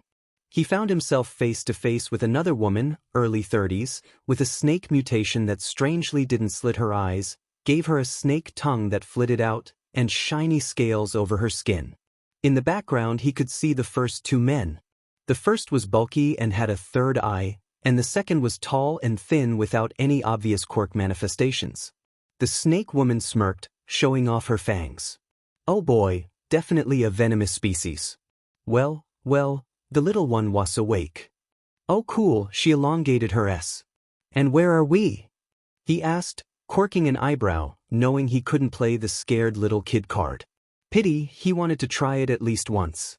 Snarky. I like him. She let go of his face and backed up a bit, her smirk growing impossibly wider. The second man looked a little stunned that he was awake sooner than anticipated, but his features were quickly schooled. Who's going to get the boss? No need. A new voice sounded. It was hard to place and had an odd distorted quality to it. It was coming from behind him and was accompanied by a door opening. He has decided to wait before coming here himself, saying we should have our own fun. No maiming or death. A chill went through Izuku as he saw the smiles of his captors.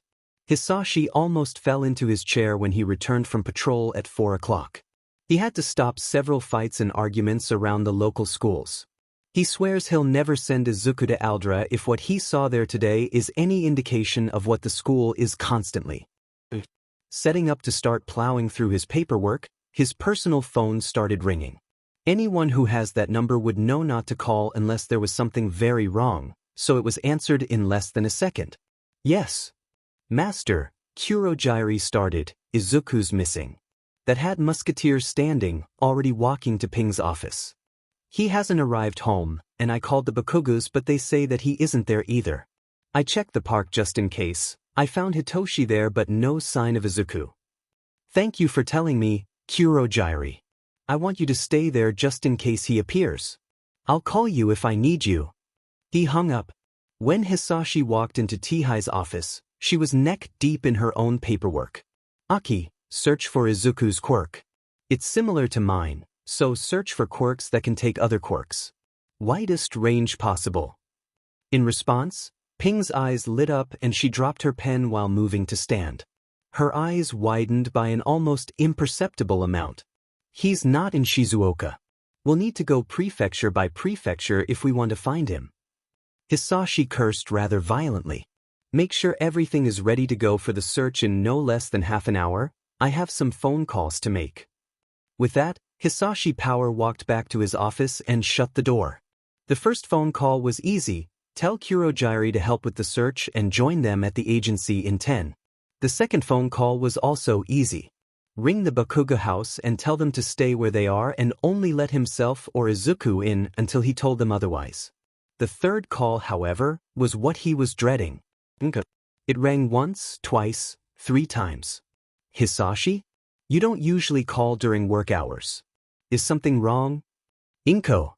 Deep breath in and out. Izuku's missing. Katsuki didn't know why he was suddenly moved to the sofa. He was comfortable in his bed. And why were his parents locking all the windows? Oi hag. Katsuki called to his mother. It came out kinda nasally and croaky, but still loud. Mitsuki didn't appear to hear him. Katsuki called out again. Hag! What brat? Mitsuki screamed in response.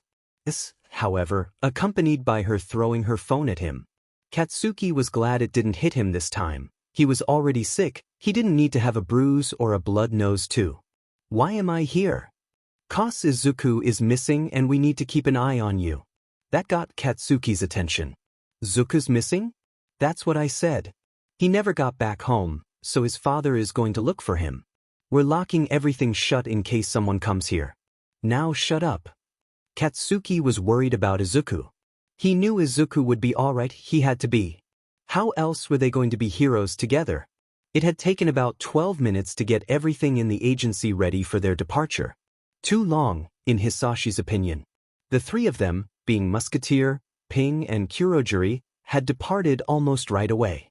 The plan was to search every prefecture going west, then going east, then north, with various stops in Hokkaido as it was too big for Ping's range.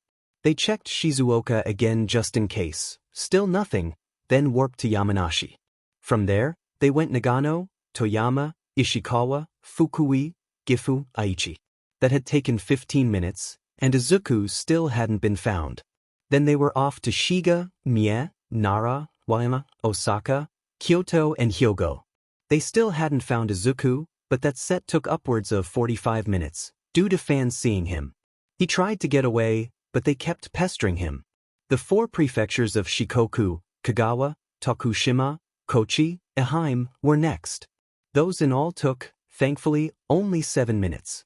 Okayama, Tottori, Shirmane, Hiroshima and Yamaguchi took another 15.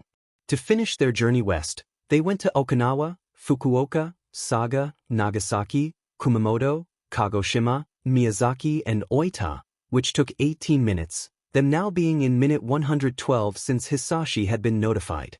It had likely been about half an hour between the kidnapping and Kurogiri's initial call, which means that it had been well over 2 hours since Izuku was taken.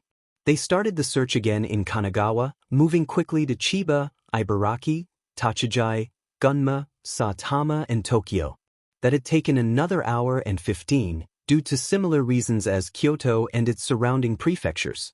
Fukushima, Miyagi, Yamagata, Akita, Iwate and Aomori took another 20 minutes, bringing the total minimum time Izuku had been missing to 237 minutes, or a little under 4 hours.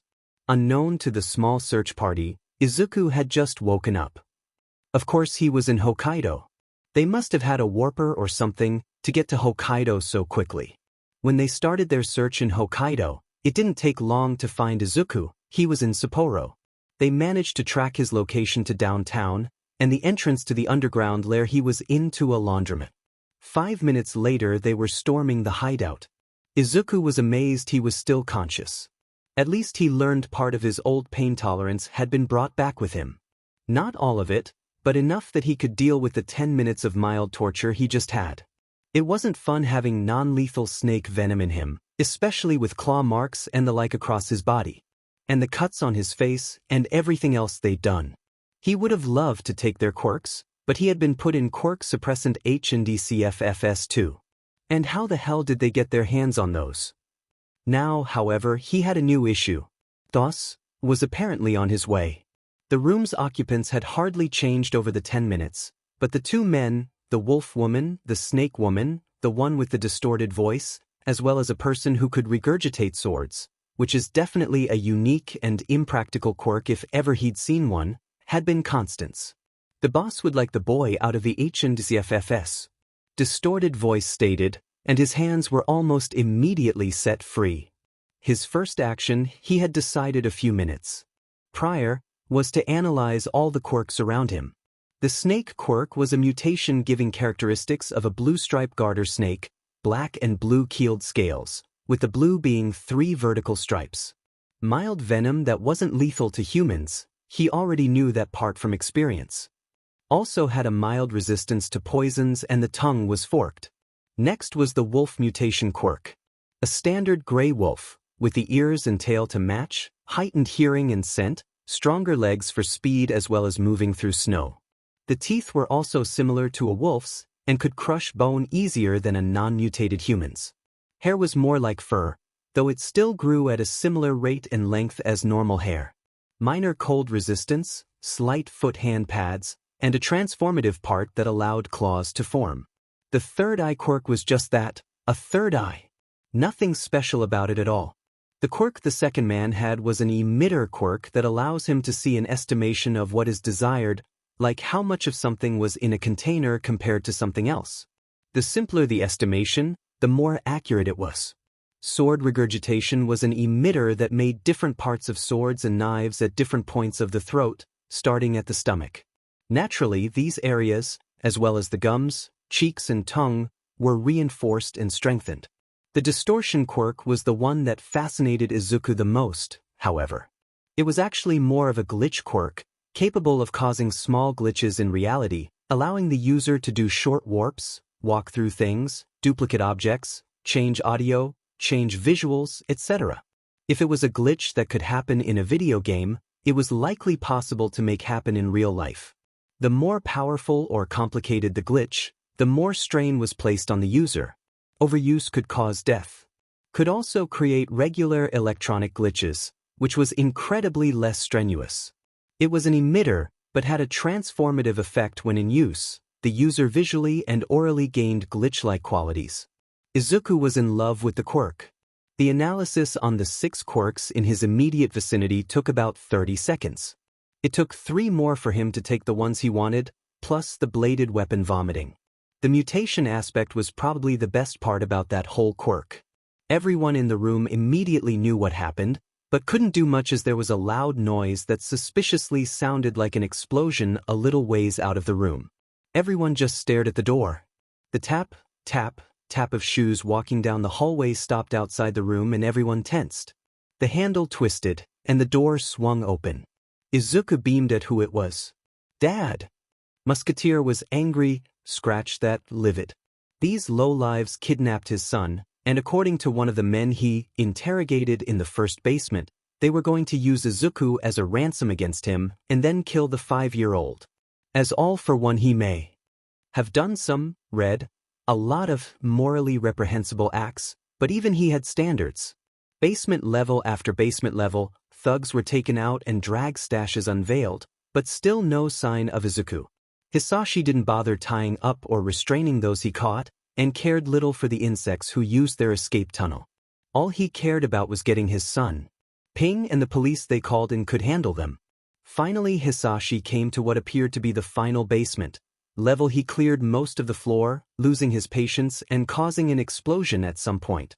He had stopped keeping track of the time in his rage somewhere around the second basement. Finally, he walked up to the final door that he hadn't opened and stopped in front of it. If Izuku wasn't in there, not even All Might himself could stop Musketeer. Hisashi took a deep, calming breath, not that it worked very well and opened the door with one of his telekinetic quirks. His mood lifted with the "dad" that was called out, but soured after seeing the state of his son. Scratches, marks and bruises littered his skin. His shirt was ripped, he had a bite mark on the crook of his neck, and a deep gash that would no doubt scar was going across his left cheek and down past his jaw. "Izuku," he said so chillingly that everyone in the room froze. It was nice to see he could still cause that effect without a fear quirk. "It's time to go." "Why yeah?" His son muttered and got up from the chair he was in. It looked as though he was in pain with every movement, so Hisashi picked him up and held him as close as he could without hurting him further. He smiled to Izuku, and Izuku smiled back. His attention quickly snapped back to the other 6 in the room. He contemplated killing them. Then he remembered Izuku was with him. Izuku looked between him and the other occupants, then said, "No maiming or death." Curiously, they all flinched at that. All for one smirked, purposefully showing just a little too many teeth. They all instinctively flinched away from him. After they had left the underground base, they were beset upon by the police, paramedics, and reporters on the scene. The paramedics seemed to all manifest speed quirks at the sight of Izuku, and the flashes from the journalists almost blinded him. It took a while, but eventually the paramedics were convinced to allow his father to use some healing quirks on him. The police statements were gathered from the two of them, and the media appeased. Izuku fell asleep in his father's arms and woke in the morning in a huge family pile in the master bed, with Makia at the door and the smell of breakfast wafting through the air. Notes of Future Past. Volume 1. Entry 5. Hatsume, left page. Birthday, April 18th. Height, 159 centimeters. Age, 27. Blood type, quirk, zoom. Mei could zoom in on anything within her line of sight. The furthest she was ever able to see was 10 kilometers. A certified genius when it came to support items, Mei was also incredibly blunt, shameless, opportunistic, and assertive. She never really learned how to read social cues either, usually needing things spelled out clearly for her. A little over-enthusiastic about business and advertising her babies, Mei was also almost as good at manipulation as Hitoshi. Mei graduated as top of her year in the support course, and quickly went on to be a well-known and big-name player in the support industry. She was also the one to be partnered with several Class A agencies for costumes, support items, and maintenance. During the war, Mei quickly produced support items to help with the Noumu and Shigaraki, whether it be in locating, combat, or protection against them. When we were 25, Mei discovered a way for everyone to have an easier time with Noumu hordes, with the first real test during the Third Flood. It worked spectacularly, and was one of the main reasons most people survived. She built specialty firearms that temporarily neutralized the victim's quirks, allowing a swift defeat. She used these rounds, her numerous support gear, and her limited experience in firearms to occasionally help on the battlefield, as well as take out high-priority targets such as Kurogyri and Mr. Compress. Mei was the one to build the bunker in Chiba when it looked like Kyoto would soon fall, as well as the gear to help Cho-chan stabilize her quirk for Operation Butterfly. Due to her invention of functional prosthetic nanotechnology, Mei saved Kaken's life and battlefield career, restored Mina's right eye, and gave Tenya new legs, plus an artificial version of his quirk. Mei was also the one to first put forward the idea of Operation Butterfly, easily swaying myself and Kaken on the idea. In the following few months after Izuku's kidnapping, many of the group that took him were found and captured. Most of the inner circle and the boss remained at large, and the captured members weren't giving any information about them away. Izuku was now not allowed to walk home alone. Instead, Kurogyri picked him and Katsuki up from kindergarten every day, even if he was cooking. Unfortunately, because of the incident, it became harder for Izuku to see Hitoshi and the Todorokis. He still managed to, fortunately. However, there was something worrying Izuku. Katsuki was starting to grow up similarly to how he did in the last timeline. It started with small things, hardly noticeable, but then Katsuki started becoming a bully again. Izuku was deeply worried for his friend and didn't want another falling out, so he investigated as to why. The teachers, while encouraging to Katsuki, weren't as discriminatory or enabling as much as last time. In fact, they were hardly so. They still praised and encouraged Katsuki, but things were more equal among the class. So, Izuku concluded, it couldn't be them. That leaves the other kids, specifically Tsubasa and Finger Kid. Izuku still wasn't quite sure on his name, and his parents. Honestly, knowing Mitsuki, it was probably her. Izuku did the only thing he could think of at the time, and broke into the Bakuga house. Several times. Just for observation purposes, he swears. Mitsuki did say that he was welcome anytime, so it's not like he couldn't be there. They just didn't know that he was. Either way, what Izuku found was appalling.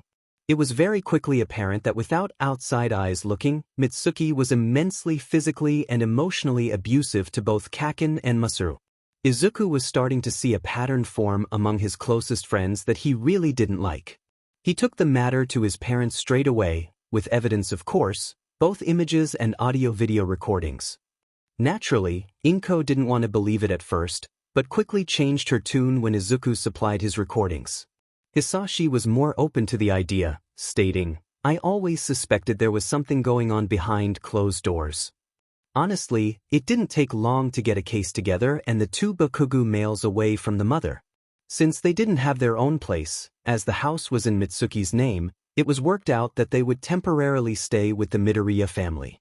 They'd been staying there for about a week already, and the living room was full of children. Endeavor was out of town for the weekend, so the Todoroki family in full had come over, and they managed to bring Hitoshi over too. They decided to have a Mario Kart tournament.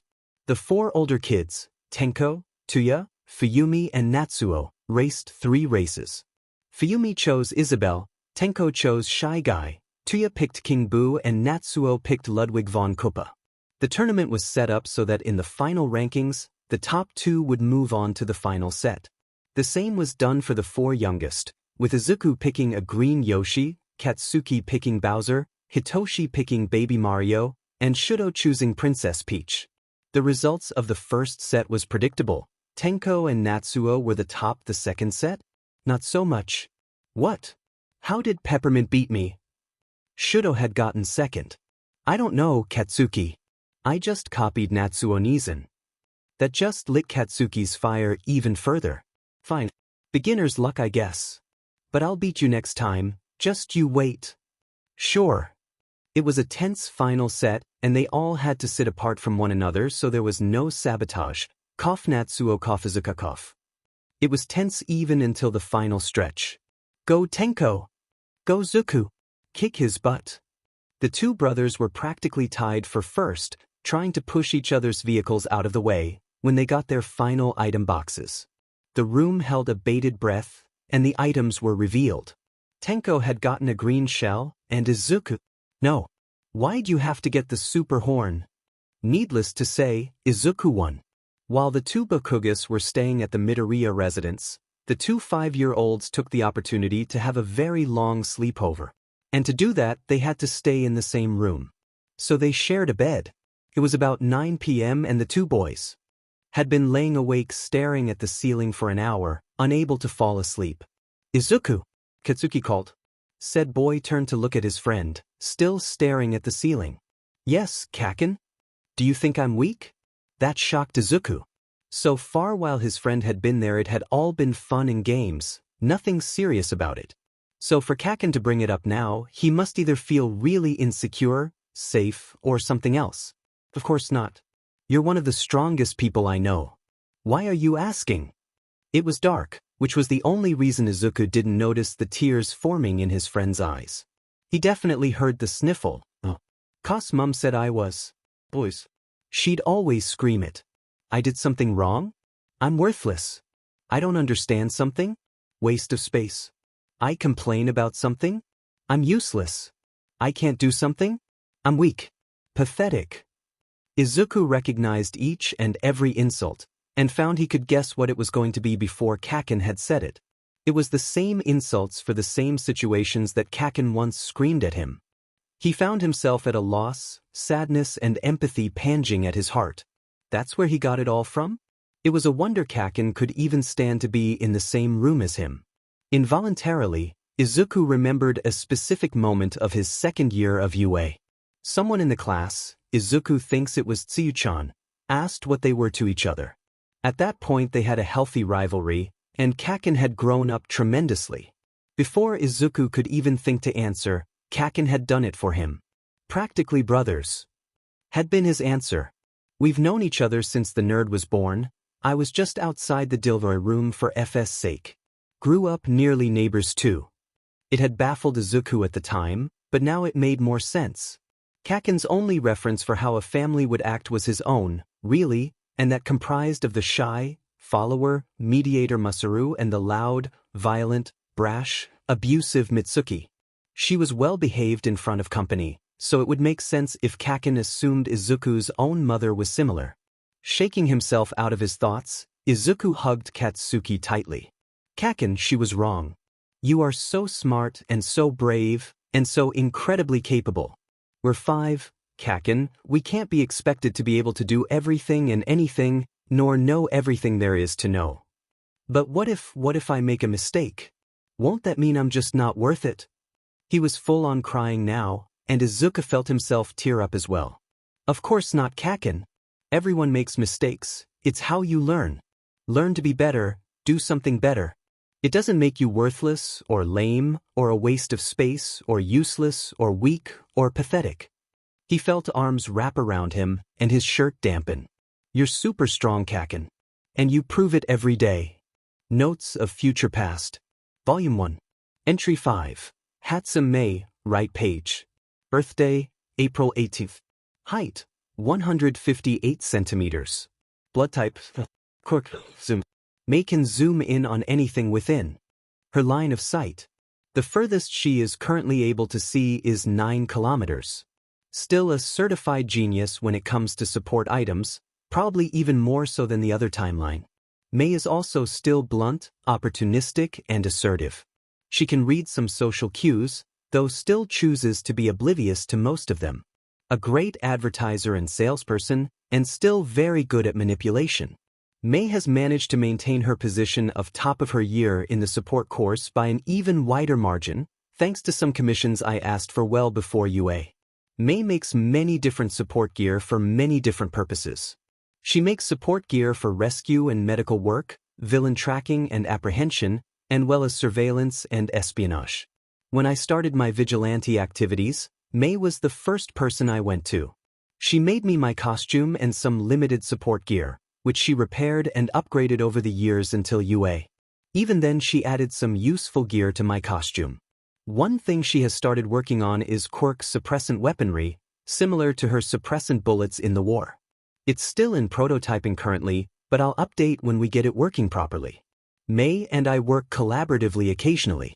In the previous timeline we were all forced to learn at least basic mechanics and other things to maintain and keep things functioning. This allowed me to remember limited blueprints and ideas of things May had built. She has learned not to question where my knowledge comes from and how I know if something will work, no matter anyone else's opinion. Form T2A will do that, I guess. So far we have begun replicating the prosthetic nanotechnology, and some of the Quirk replication gear, specifically Jet Replica and Good Ear Replica. Jet Replica is almost done at this stage, though the Good Ear Replica is more troublesome. In the team, May helps to take people's mind off troublesome things, gives an outsider perspective, and makes all the gear. Alright, it's time now to announce the top 10. Hisashi didn't see the point in everyone being there. If all of the top 10 are there that night, criminals were immensely more likely to cause trouble. Honestly, people need to think sometimes. The members are mostly the same as previous years, so we start off with the number 10. All 10 of the heroes were standing on a stage in line with their new ranking order. Hisashi just wanted to be on the couch with his family, just like every other ranking release. Though he supposes that all of them being there that night isn't all bad. The dumpster fire being next to him, right teacher, meant he wasn't harming his family. Speaking of, such fanfare is unneeded. Was the grumble uttered from the flame hero? It didn't seem like he meant for anyone else to hear, but both of those flanking him did. Don't be like that, Endeavor. Came from the blonde nuisance in a surprisingly quiet voice. It's a wonderful time to show the world who their strongest protectors are. They could very easily have gotten pre-recorded speeches. Hisashi muttered back. All of us being here is counterproductive.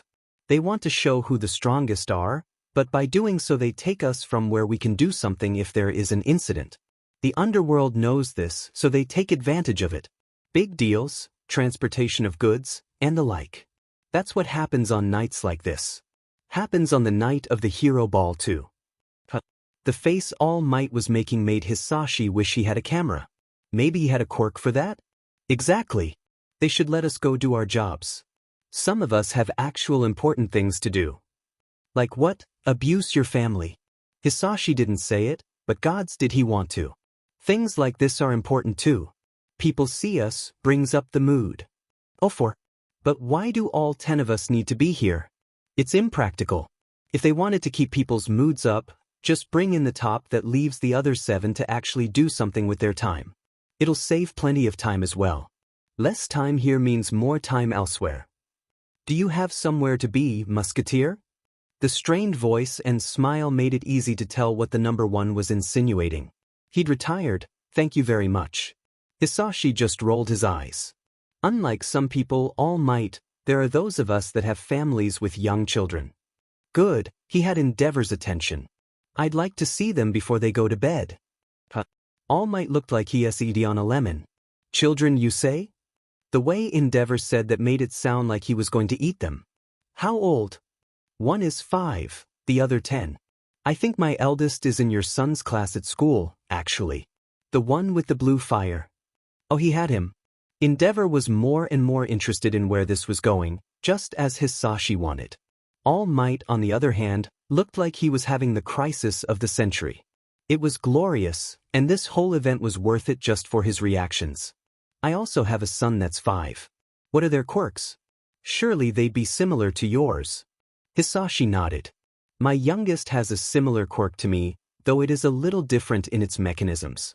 I'd even go as far as to say it's a huge improvement on my own.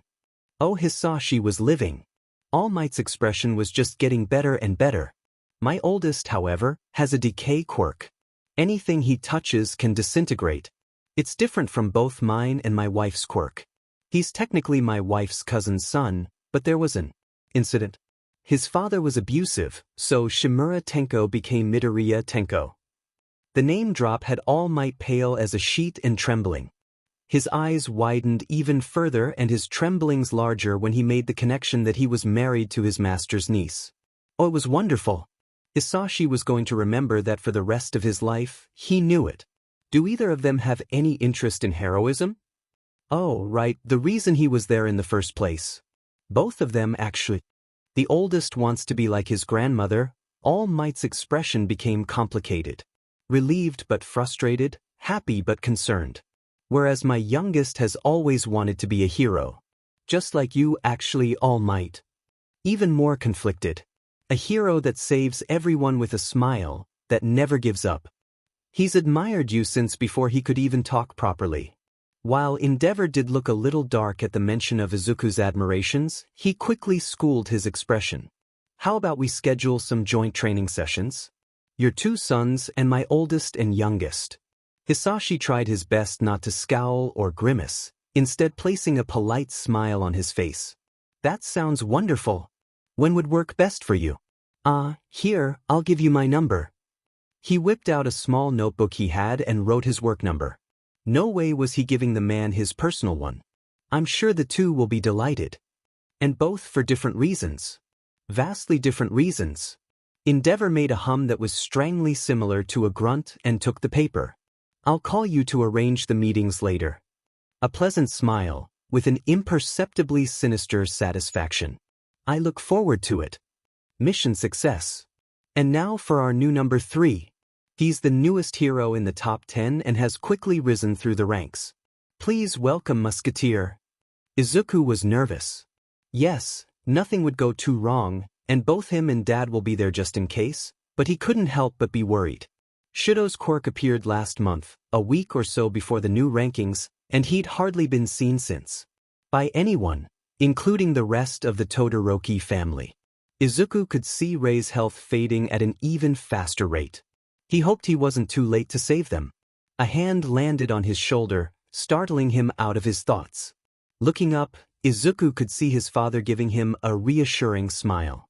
The 4 of them were standing outside the Todoroki estate now, all in casual or exercise wear. The plan they concocted was going swimmingly so far, and he hoped he didn't ruin it. The plan was to get invited into the estate using training as a cover.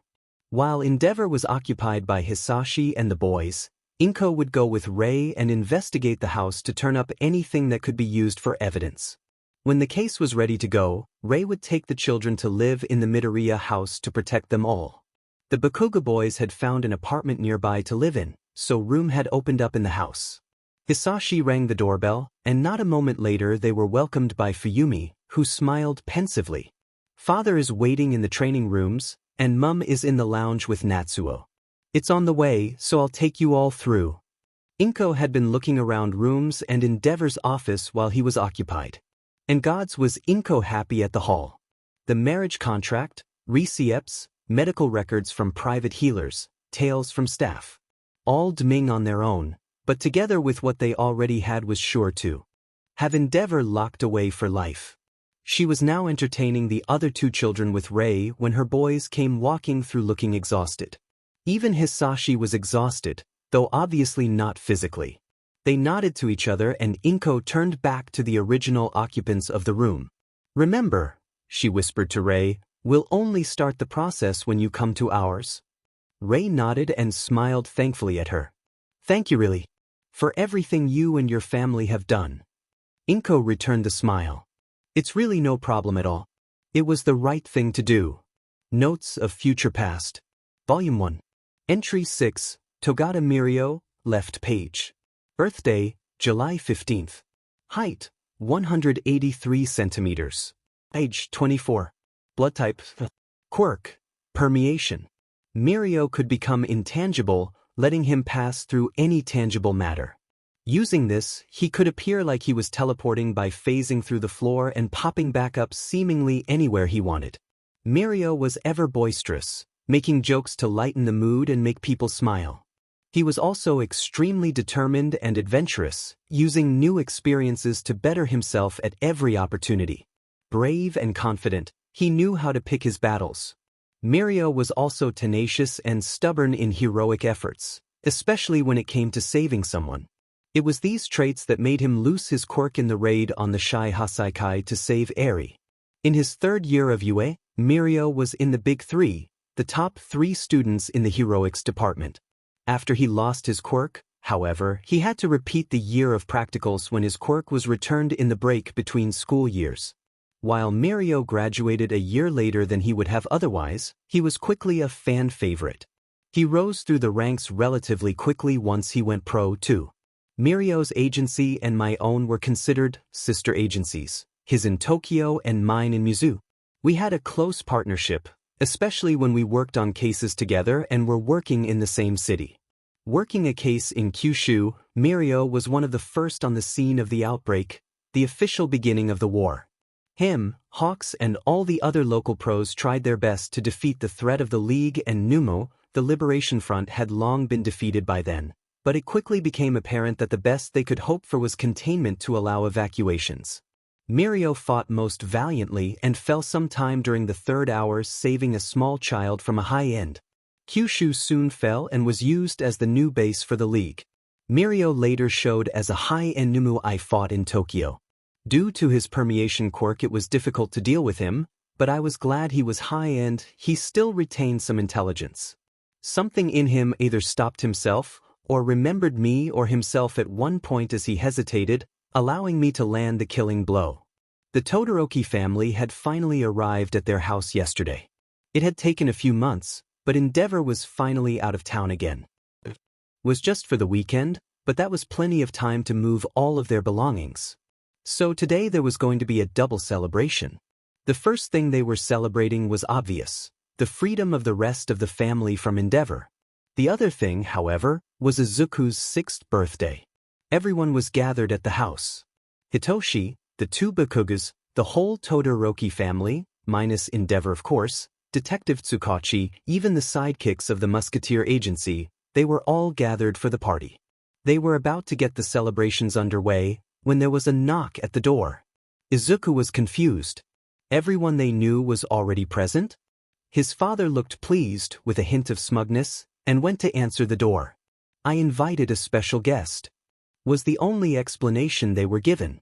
Everyone waited in the living room for the mysterious company. Suddenly Tuya chocked on his drink as he looked down the hall, muttering a quiet, holy shit. Behind Izuku's father walked in All Might, who looked around the living room and zeroed in on him. Izuku felt really small as All Might walked over to him. Him being there meant he knew, right? He must. Oh no. You must be the birthday boy. How on earth did his father get All Might to appear for that? That's me. God, it was good to see his old mentor in person again. He idly wondered what would happen one for all this time. It was a miracle chance encounter last time, and All Might won't be missing organs again. Izuku hoped he wouldn't be, at least. And how old are you turning, young man? He asked, picking Izuku up to sit on his hip. 6. Ha. You'll be starting school soon then. Make sure you study hard. A good hero should be book smart as well as combat smart. He nodded in determination at his idol's words. I'll be the best hero, All Might, just you wait. Even better than you or Dad. His father just smiled softly and ruffled his hair. You already are, Izuku. It was so sincere, and All Might seemed to pick up on it, but chose to ignore it. Izuku just flashed his biggest smile at them. The party ran for hours with the children all falling asleep in a pile on the floor at some point with Izuku and Shudo in the middle. Hisashi smiled at the content faces they all had. It was good to see them all at peace, free from the clutches of the number 2. Musketeer, oh right, All Might was still there. Hisashi looked over and made a noise affirming his attention was on the blonde. Why exactly are the Todoroki family here? Shouldn't they be at their own house for when Endeavor comes back? That's because, Inko piped up from the kitchen island, we're serving Endeavor the court papers and restraining orders soon. Probably tomorrow, when he gets back to Mizudafu. Court papers? Understandably, he would be confused. Masaru had been filled in at an earlier date, and his own sidekicks had been helping to gather evidence over the course of the investigation. Yes, Tsukachi continued. He's being charged with child abuse non-SXL, child endangerment, child neglect, illegal quirk marriage, spousal abuse both SXL and non-SXL, RPE, endangerment of civilians, as well as bribery and blackmail. Holy dash. Not in front of the children, All Might. Sorry, but that's a lot. Hisashi snorted. We could probably find more on him, but we wanted to get them away from him as fast as possible. We've been collecting evidence since we met them initially. So about 2 years. All Might's face suddenly hardened. If you need any help delivering them, I'll be happy to assist. Tsukachi breathed a sigh of relief. Thank you, All Might. With you and Musketeer there to deliver them, there won't be much chance of him retaliating violently. He should know you're both stronger than him.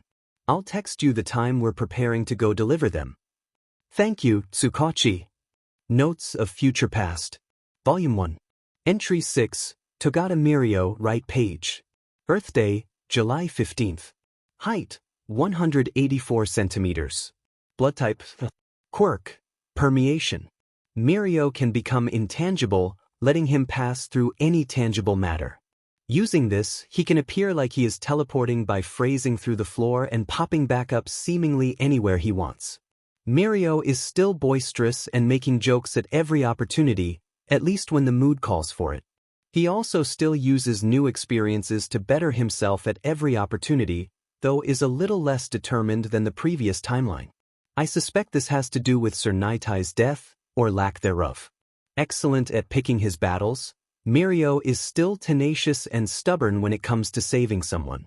We don't have as close of a relationship, however, as we never interned under Sir together.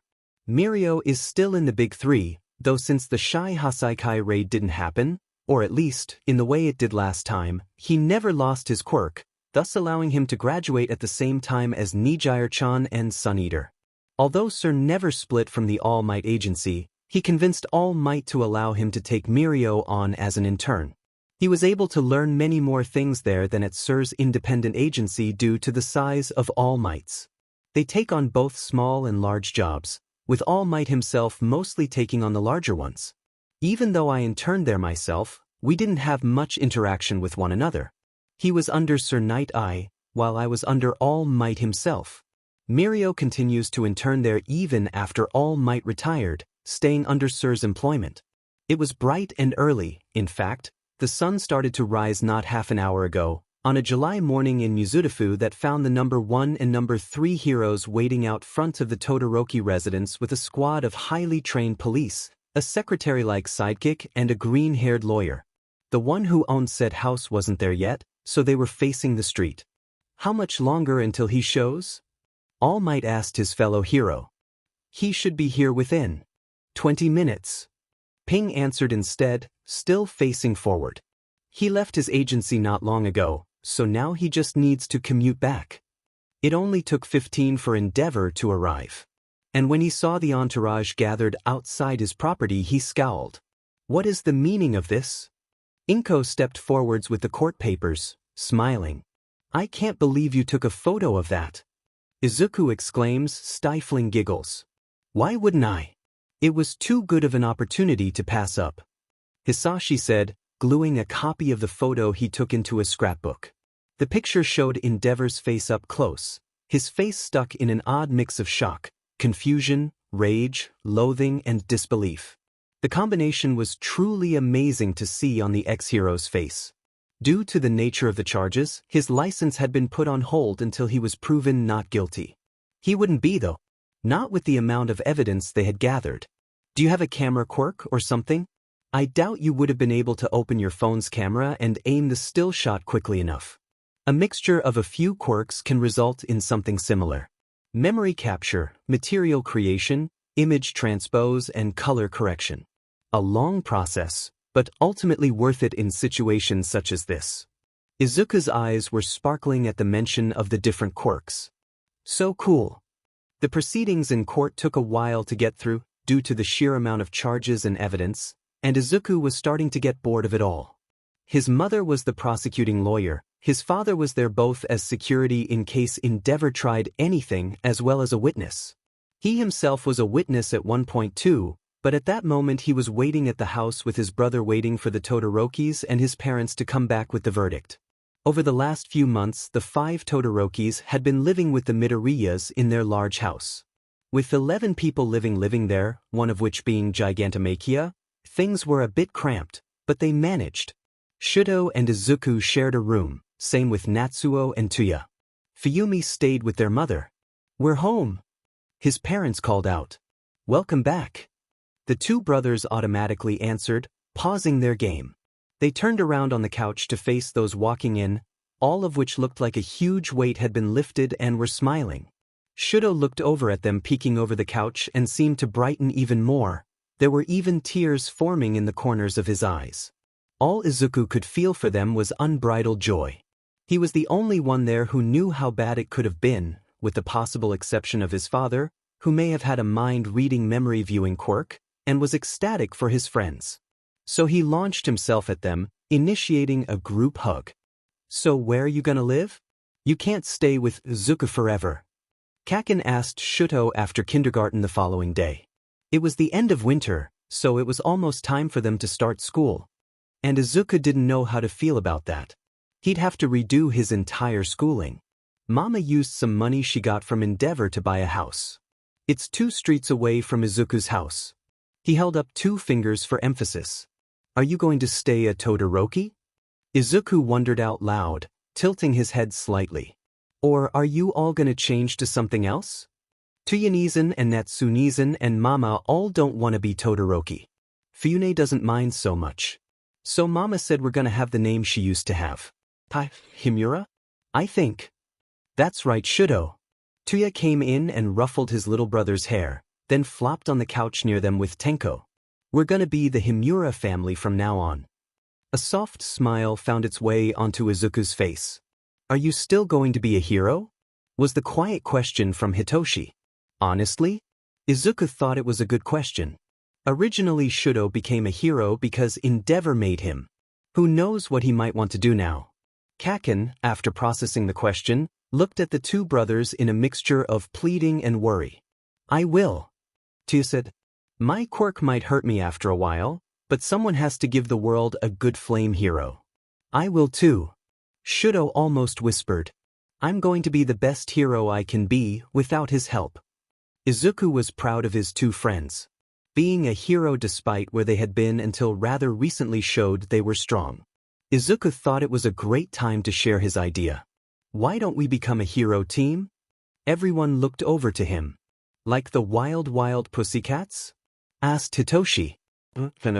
I was thinking more like a big team with lots of strong members all around the place. All Might being a symbol of peace is great, but what happens when he retires? If there's a team instead, then things are less likely to turn chaotic. Especially if members can be added and removed. Tenko and Tuya obviously understood what he was going for better than the 3 6-year-olds. But I thought we were gonna be a hero duo? Kaken mumbled. We still can. We'd be a duo in a larger team. Izuku paused to think for a second. Say the Pussycats made a team with Edge Shot, Crust, Best Jeanist, and Yoroi Musha. They had agencies in different places, but were affiliated with the others. They would work together and stuff a lot, work together when in the same area, get together for bigger missions and raids, but also share information and do events together. Get it? Some nods. There would be a main office and branch offices all around. Izuku shrugged. It's just an idea. Izuku, you're a genius, said Greenet's face went red at that. He wasn't, really.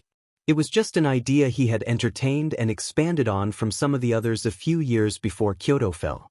As long as we can still be a duo, I'm cool with it. That sounds like it could be good. Hitoshi sounded hesitant, yet had a determined look on his face. I like it. Let's do it. Tuya called. We'll be the best hero team ever, said Tenko, dodging out of the way of Tuya's arm. Shudo just nodded and smiled. Let's do it. Notes of Future Past. Volume 1. Entry 7. Todoroki Shuto, left page. Birthday, January 11th. Age, 25. Height, 190 centimeters. Blood type, quirk, half cold, half hot. Shoto could generate ice from the right side of his body and generate fire from his left side. Although cold, aloof, and distant at first, after I helped Shudo during our match in the first sports festival, he started opening up more and more. He was always more on the quiet and reserved side of things, though did enjoy others' company. He hated his father to begin with, and though they did reconcile, things were only ever amicable. Never what you would expect from family. Shudo was much closer to his mother, even after she lost her legs. He helped care for her and Fuyumi even during the height of the war. Shudo actually had his agency somewhat close to mine, so during hero work we would often team up on investigations. A lot of our meetings ended up being in the soba shop halfway between our agencies. During the war, Shudo was mostly used for defenses with both his ice, to freeze and instant kill many Noumu, as well as block their path, and his fire, which could help stop the Noumu's regeneration and repel the white Noumu. He was our biggest key player in the first 2 floods, and continued to be a staple for the next few. Shudo was also head of Morioka, where Cho-chan lived. He was the one to discover her quirk and notify the rest of us through the ISN. Unfortunately, the city was already being sieged at the time, so in the haste to evacuate both Cho-chan and as many people as they could using the tunnels, Shudo covered for them above ground by drawing the Noumu's attention. He was the reason Noumu numbers dropped dramatically, which had the unfortunate side effect of catching Shigaraki's attention. Shigaraki went there himself to kill Shudo, but not before the tunnels were destroyed, stopping them from being discovered. Dad, where are we going? Izuku asked from the back seat of the car. His father just chuckled. You'll see in a minute. We're almost there. They turned the corner and parked in front of an older-looking building. From the pre-quirk era, maybe? Either way, the architecture was old, even though it didn't seem like it at first glance. He vaguely remembered Midnight going over the older architecture styles in their second year. The building was obviously made to be a shop, with a bay window that was being used for a display. It held 2 differently decorated sewing mannequins, with tape measures laid over fancy clothing. Behind the mannequins was a single curtain, likely to partially show what was inside while also keeping the focus on the display.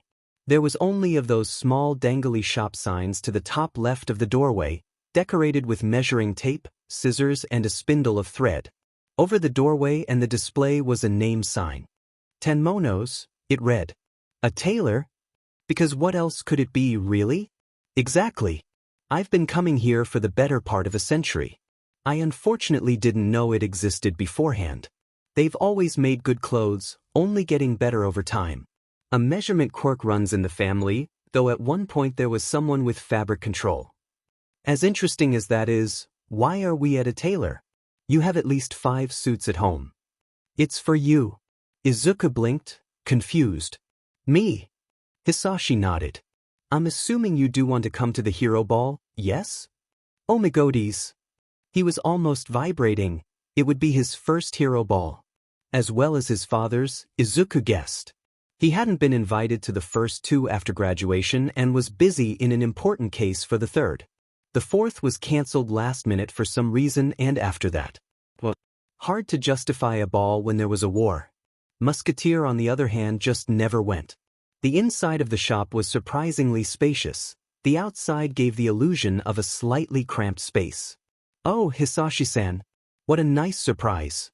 It's been a while. A cheery voice called from the back room. The voice belonged to a plain-looking woman in her late 20s, maybe early 30s, that had dark, almost black hair but bright lime eyes that worked well with her lightly tanned skin. Said man laughed good-naturedly. It certainly has. How have you been? Your brother too. I think the last time I saw you both was when you were finishing university. I've been well. You probably noticed we got some renovations done a couple of years ago. It was about time to freshen the place up a bit. Kinko was in an accident shortly before the works, but we've been managing about as well as we could. That's unfortunate. He was excellent at construction and architecture. He sometimes still works as a freelance architect, but he's been helping a lot here for the behind-the-scenes work. I was never very good, and after Obasan passed. Well, it's safe to say it's a good thing I don't have to touch another checkbook. The chuckle that accompanied that was strained. Anyway, I'm sure you didn't come just for chit-chat. Need another suit? Did another sleeve get stained by mysterious substances and partially ripped off again? I told you it was wine. His father grumbled. But we're not here for me today. We're here for my son, Izuku. It's nice to meet you. Izuku hurried out, bowing.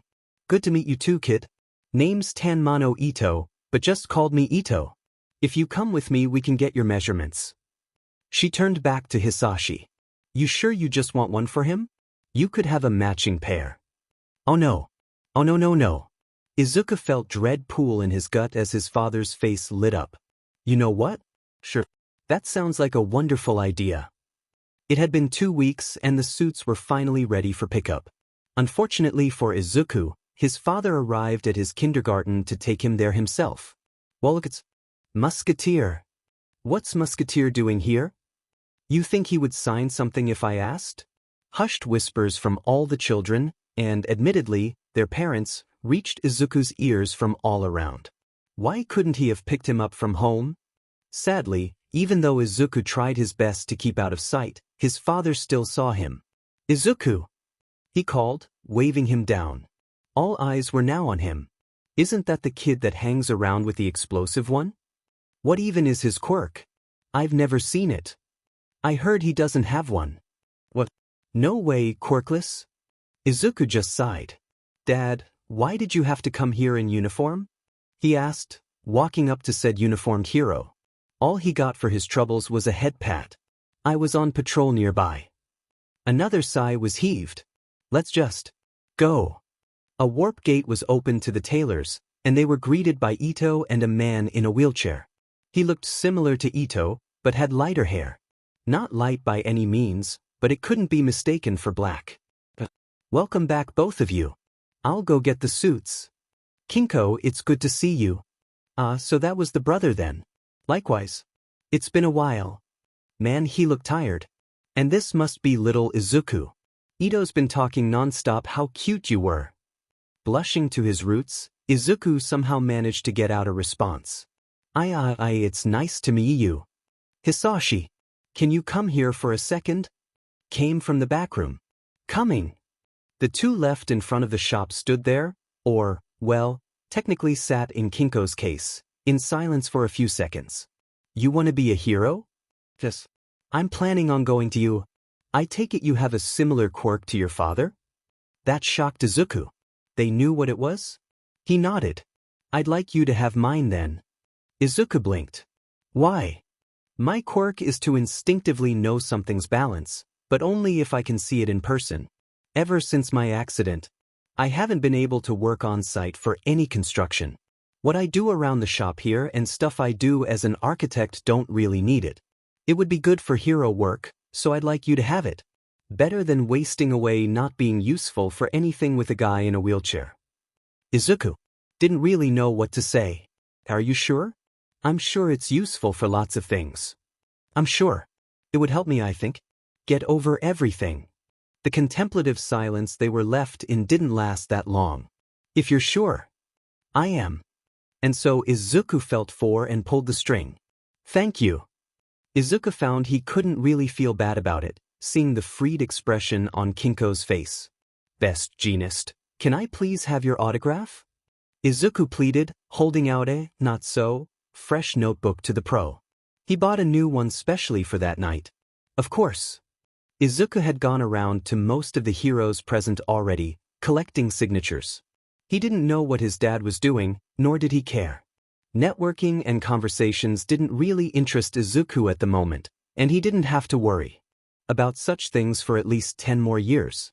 Ingenium being there wasn't surprising, but his parents being there was.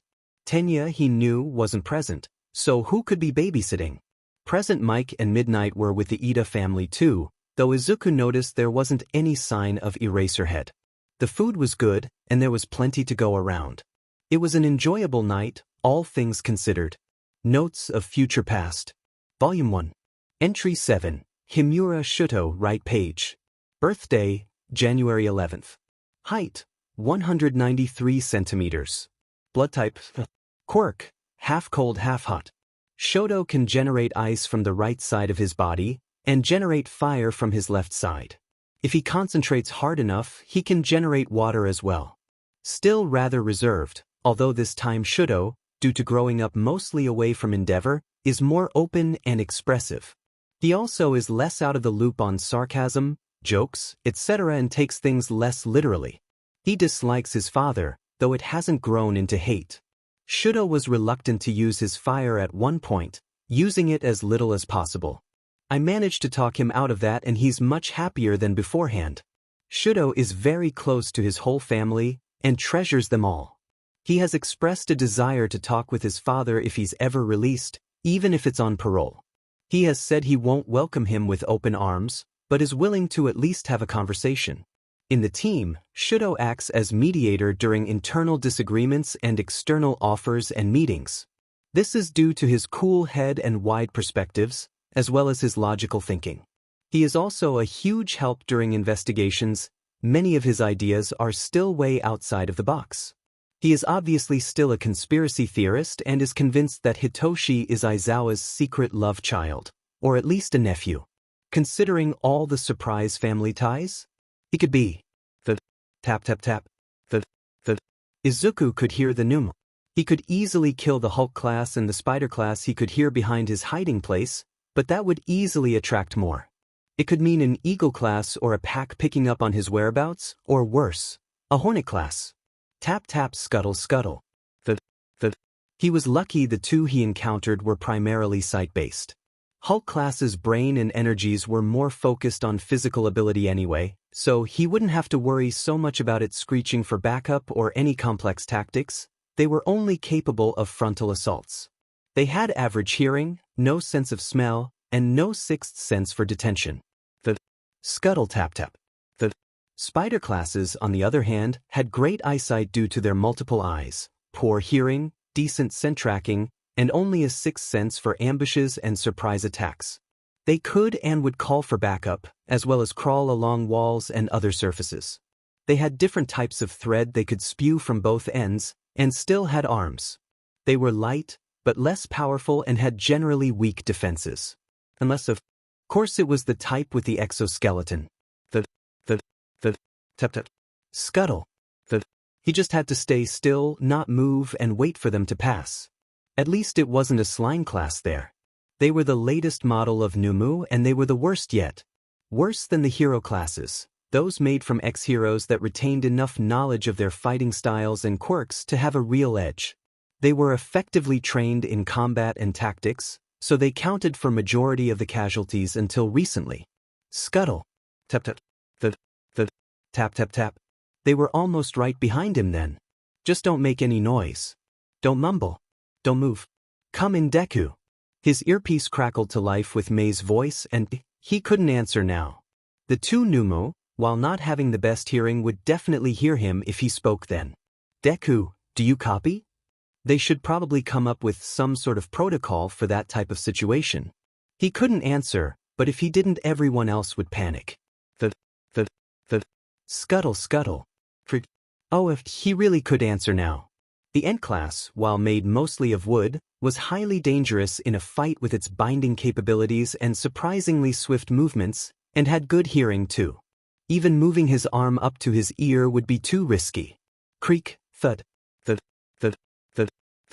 scuttle scuttle. He just needed to wait it out without any noise. Knowing he could mumble at any point, Izuku bit his lip. Deku, please respond. Suddenly, the movement behind him stopped. One for all under his skin, ready to go at a moment's notice, Izuku prepared himself to run. He could take all three at once if he had to, but any more than that was pushing it, if not downright impossible. If a pack or a nest appeared when he was fighting those three, he would be f'd 6 ways from Sunday. Oh, that was closer now. Yup, definitely closer. He's going to ask May to lower the output volume and make countermeasures against this if it happened again. He could now hear the Hulk class's labored breathing behind the crumbling wall. Deku, this is the 4th call-out, please respond. Crush. The Hulk class's blackened fist went straight through the wall next to his left ear. Izuku fired up his quirk. He couldn't fight, he had to run. Run as far as he could. Izuku woke up half glitched into his pillow. He unglitched himself and tried to calm his breathing. He wasn't back there, in the ruined cityscapes and Noumu fields. He was in his bedroom, in the new timeline that was made. He was around the time he was supposed to be sent back to, and everything was fine. His dad was hero, Tenko and Tuyo were planning on being heroes too. There were no League of Villains, no Shigaraki Tamura, no Noumu. Izuku finally got his breathing evened out and calmed himself. Everything was okay. Everything was fine. He would try to fall back asleep after getting a drink of water, which turned out to be futile. Izuku's thoughts wouldn't slow down, no matter how hard he tried to get them to stop. Only one thing he knew would stop them: he'd need to go on a walk. Maybe deal with some criminals. So he did. He snuck out his window, careful not to make a sound. He hadn't had a nightmare that bad in a while. Not to mention it was more of a flashback than a dream. The alleys of the city were starting to appear around him. That was good. Some poor soul would try and either kidnap him again, or try and rob him. Either way, it could help Izuku to de-stress. He spent no less than an hour and a half stalking the night streets, and somehow an underground hero didn't approach him. When his head hit the pillow when he arrived back home, he was out like a light. It was the following day, after his father had gotten back from work, when Hisashi sat next to Izuku, seemingly to watch the news.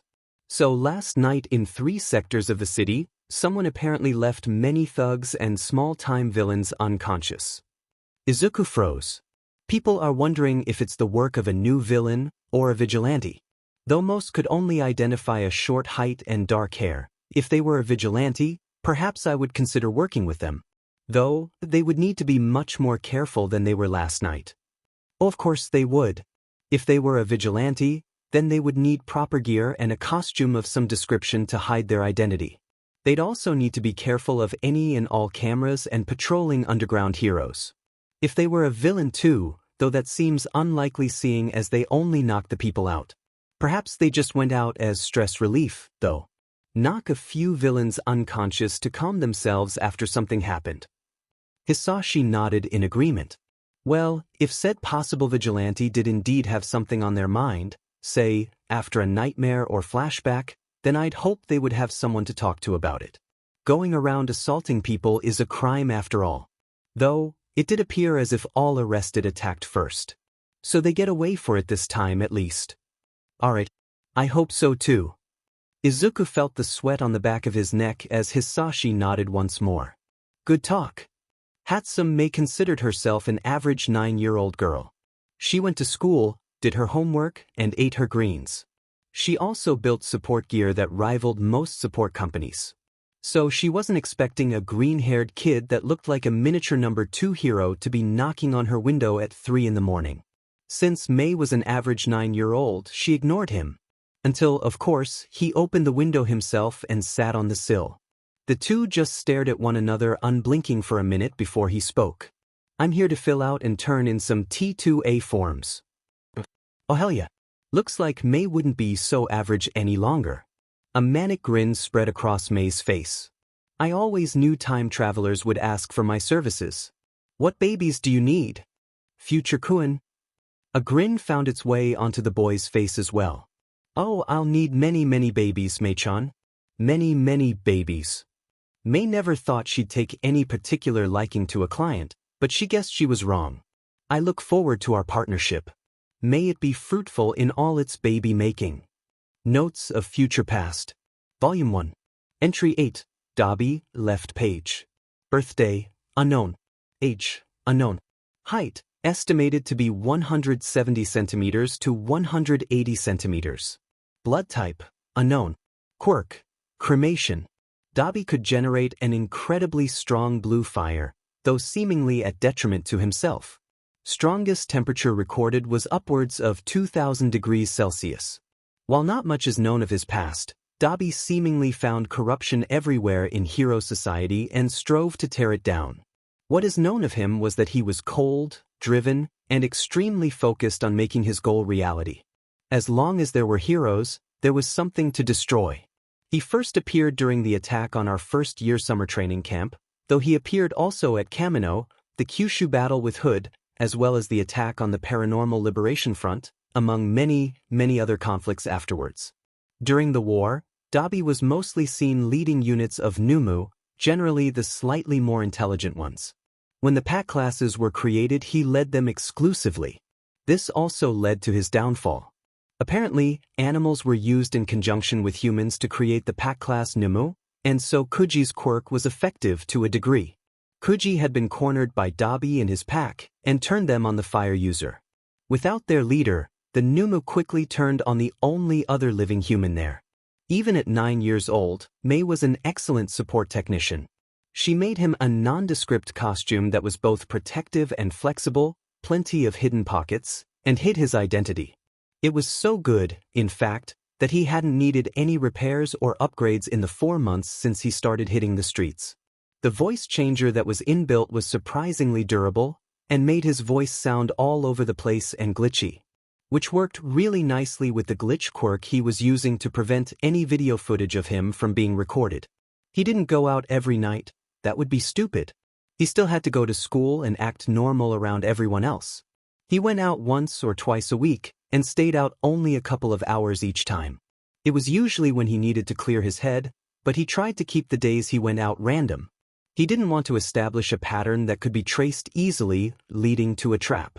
It was one such night where he needed to clear his head, so he was out on the rooftops even though he had already been out twice that week. So far that night Izuku had dealt with multiple muggings, an attempted murder, and a gang fight. Decently productive, but not the most he had been. That was when he felt it, his quirk disappearing. Instincts still intact from Yue, he immediately leaped away to the side, narrowly avoiding a thread of capture scarf. The two were now facing each other in a sort of standoff. Eraser head. Izuku greeted. I was wondering when you'd be brought onto the case. His old teacher just glared, unblinking. There is a case, right?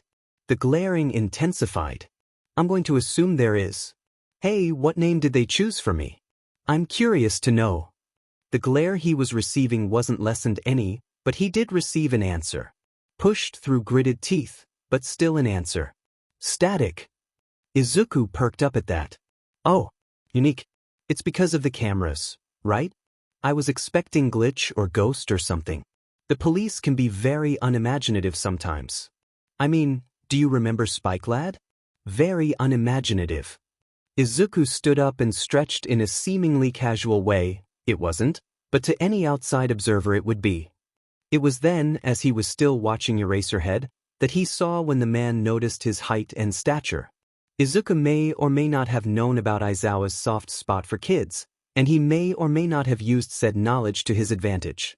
He was technically almost 10 years old, anyway. Izuku knew he had him when the man deactivated his capture weapon and sighed. You're a kid, aren't you? He pretended to think about it. Am I?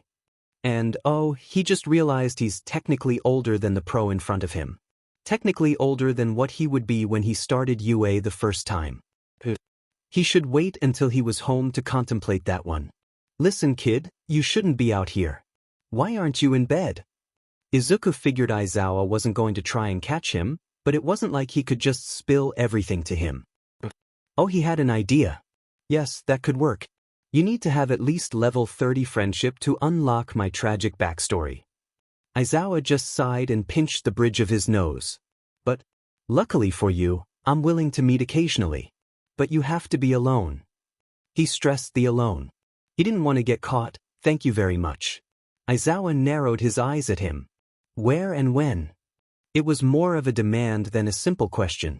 Which was fair enough, Izuku supposed. How about the roof of the steak place 2 blocks that way? He pointed in the direction parallel to his house. I'll be there the second night I'm out that week. Midnight? I usually have midnight in my times.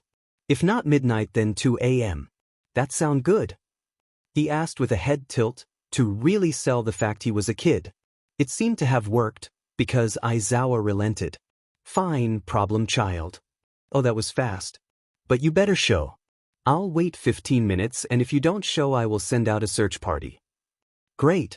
Well, I guess I'll see you later, Eraser. He walked to the end and activated glitch as soon as the man blinked. Aizawa wouldn't mind he's being played, right? It's for a good cause. Izuku swears it is. Notes of Future Past. Volume 1. Entry 8, Himura Tuya, right page. Birthday, January. Height, 184 centimeters. Blood type, quirk, absolute extremes. Tuya's fire, while it can reach temperatures to melt pure iron, burns him in the process. It can, however, reach absolute zero. Going that low starts to hurt Tuya as well, but he is built better for the colder temperatures his blue fire can reach. He becomes uncomfortable at about minus 175 degrees Celsius and 800 degrees Celsius. While he is a hero, Tuya, coming from Endeavor's household originally, sees more flaws and pitfalls in society as a whole, especially in the heroic system. He is sarcastic, charming, and loyal to those he considers true allies, though Tuya does exhibit Dabi's confidence and lack of emotions to opponents. However, in contrast to Dabi's, as long as there are heroes, there is something to destroy mentality. Tuya has adopted a as long as there are villains, there is something to save mentality. An interesting inverse, though not unwelcomed. Tuya does detest his father, but is determined to be a better hero than he ever was. He doesn't see his flames as endeavors like Shudo did, but wholly his own. This may be because of the altered coloration, or just because of the temperature difference. The gap grew wider still when it was discovered that his flames could actually get colder than 0 degrees Celsius. Graduating the same year as Tenko, he was obviously a hero before the rest of the team. He acts like an older brother to all members, but takes some time to warm up to any newer members. Once you do get his trust and brotherly affection, you have a steadfast partner and friend. Tuya also participates in underground missions occasionally, and does a weird hybrid of both limelight and underground work. He somehow gets it to work, and is well known in both circles. It was late one night, and Izuku was leaping over the roofs on his way back from his patrol. It was good to be back out and doing things, even if the way he was doing it was less than legal. But he was still helping. He was coming up to the edge of another roof when, in the alley below, he could hear some sort of panicked movement. Izuku stopped to peer over the edge, but there weren't any people that Izuku could see. The movement sounded again, and this time Izuku could see something shift from the corner of his eye. It was a small cardboard box. It shifted again. But this time, there was a noise that came from within. Izuku, ever curious, dropped down to check on it. He approached it carefully, in case it was a bomb or something. Unlikely, but you never know with those things. He carefully peeled back the lid, and came face to face with 2 large, bright golden eyes. The two stared at each other for a few seconds, then the owner of the golden eyes meowed. Izuku blinked. A cat? The creature's black fur looked well-groomed and clean, so it likely wasn't a stray. Abandonment? Likely. But why would something throw away their obviously well-loved pet? The cat moved and stepped out of the box. That's probably. The cat only had 3 legs, and by the look of the fur around the missing limb, the change was recent. Izuku took off his glove to let the feline sniff him. Apparently, he had a trustworthy scent, as the cat started rubbing its face on his hand and started to purr. It should be fine if he took it home, right? Yeah, it should be. Hisashi woke up in the middle of the night. A quick look at the clock showed it was just after 2 in the morning. There were few reasons he would be waking up at this time, and he doubted anyone would be stupid enough to attack his house. What else was he going to do but investigate? Silently, he made his way to where he sensed life forms, the kitchen, apparently. He rounded the corner suddenly, and was met with his son, still half in his vigilante gear, rummaging the cupboards, and a cat sitting on the bench waiting. The 3 just stared at each other, so Hisashi raised a questioning eyebrow. As predicted, Izuku went beet red and started sputtering.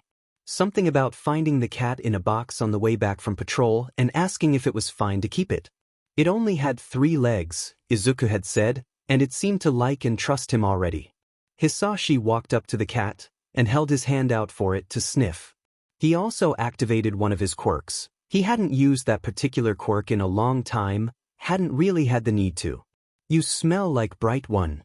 The cat spoke. But different. A different bright. Nice to see that animals could still pick up on that. Always a useful thing. Little Bright answer call for help. Small Dim want this one to stay, but Big Dull put in Dark Box. Want to stay with Little Bright. Big Bright say yes. The question was accompanied by a head tilt. This one let 3 Leg stay. 3 Leg have bite bug. An interesting thing to note was that names in animal were different for humans and animals. Humans were named by their brightness, a thing only true animals could see, and their size. Hisashi thought it had something to do with a mixture of quirks and personality, or perhaps the person's nature as a whole. Hisashi certainly didn't know, but was still curious about it. Animals, on the other hand, were named by their most distinctive feature. If there were 2 or more with similar features, then additional adjectives could be added. Most commonly color or size. This one have no bite bug. The cat confirmed. But need wash. Wet fine. A cat that liked water. That was rare. Wash when world light. 3 Leg food and sleep. Little Bright also sleep. This one understands. Hisashi came out of the conversation to see Izuku looking between the 2, having a look of absolute wonder on his face. You can speak to animals? He asked in a hush whisper. Yes, and if you're lucky I might give you a copy of the quirk. I'll teach you all about animal speak later. After you give the cat some food, please do sleep. We need to wash it tomorrow. Excited at the prospect of being able to speak to animals, Izuku just mock saluted. Yes, sir. Little Bright can understand this one now, yes? This one understands Gold Eye. Gold Eye? Not 3 Leg. No. Never seen Gold Eye on 4 Leg. Seen many 3 Leg. So, you Gold Eye. This one like. This one thank Little Bright. This one happy Gold Eye like name. Gold Eye want food. This one like Wet Scale. Not Feather Nah Flight. Feather Wet Walk this one like. Gold Eye like Small by Gear? This one not like Small by Gear food. But this one like Catch Small by Gear. This one understands. Dad. Yes, Tenko? Why are Izuku and the cat staring at each other? They're talking. What about? What Gold Eye likes to eat currently? Yes to fish and duck, but not chicken or mice. See. Why Gold Eye? That's what Izuku decided to call the cat in animal language. It is a good name, I think. Speaking of, we'll need to take them to the vet soon. Oi, Dad. Big Bright says we take Gold Eye to animal healer soon. This one understands.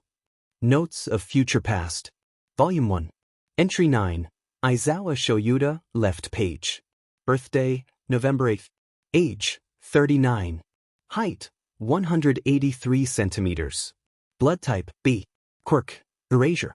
Aizawa could prevent use of emitter and transformation quirks if he had a visual on them when his quirk was active. Strangely, his hair also floated when active. Aizawa was reserved and stern, though held a soft spot for kids.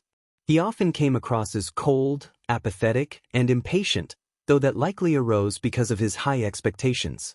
He was also incredibly blunt and unafraid to share his opinions. He told me in the quirk apprehension test on our first day of UA that he didn't think I could be a hero because of the lack of control I had on my quirk. Whoever gained his ire had better have prayed to any deity they may or may not believe in. Once Aizawa had his sights set on someone, he would hunt them to the ends of the earth and pay back what angered him twice over. Aizawa was an incredibly capable underground hero, and was even said to be one of the top and excellent teacher. Aizawa had a no bullshit policy and expected everyone to go beyond, but not so much as to break themselves. During and after UA, he mentored Hitoshi in underground heroics, helping him with anything regarding that field.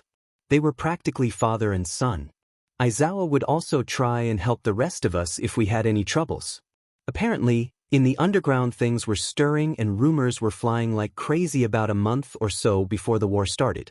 Knowing something big was about to happen, he tried to warn the Hero Public Safety Commission as well as many top agencies, but the HPSC had refused to listen and had the agencies reject any tips from him. He managed to get some warning to those of us who he had personal contact with, but he directed most of his attention to the underground heroes, who were hearing the same rumors, and construct a unified organization. This was the start of the ISN. As the war raged further and further on, the ISN split into 4 divisions specialized in different crucial aspects for survival. These were communication, intelligence, smuggling, and surveillance.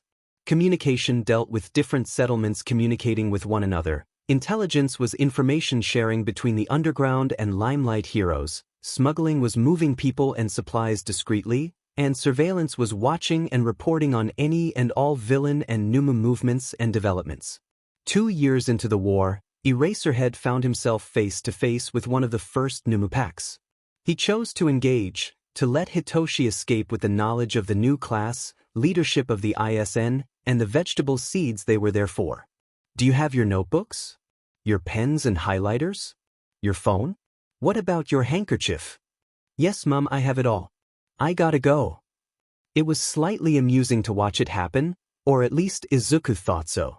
It was slightly frustrating when it happened to him, because he was almost late for his train, but having someone else go through it too brought him a smug satisfaction. Have fun at UA Tenei. Izuku's hair was rustled by 4 fingers. Behave, brat. The teasing was light-hearted and accompanied by a smile.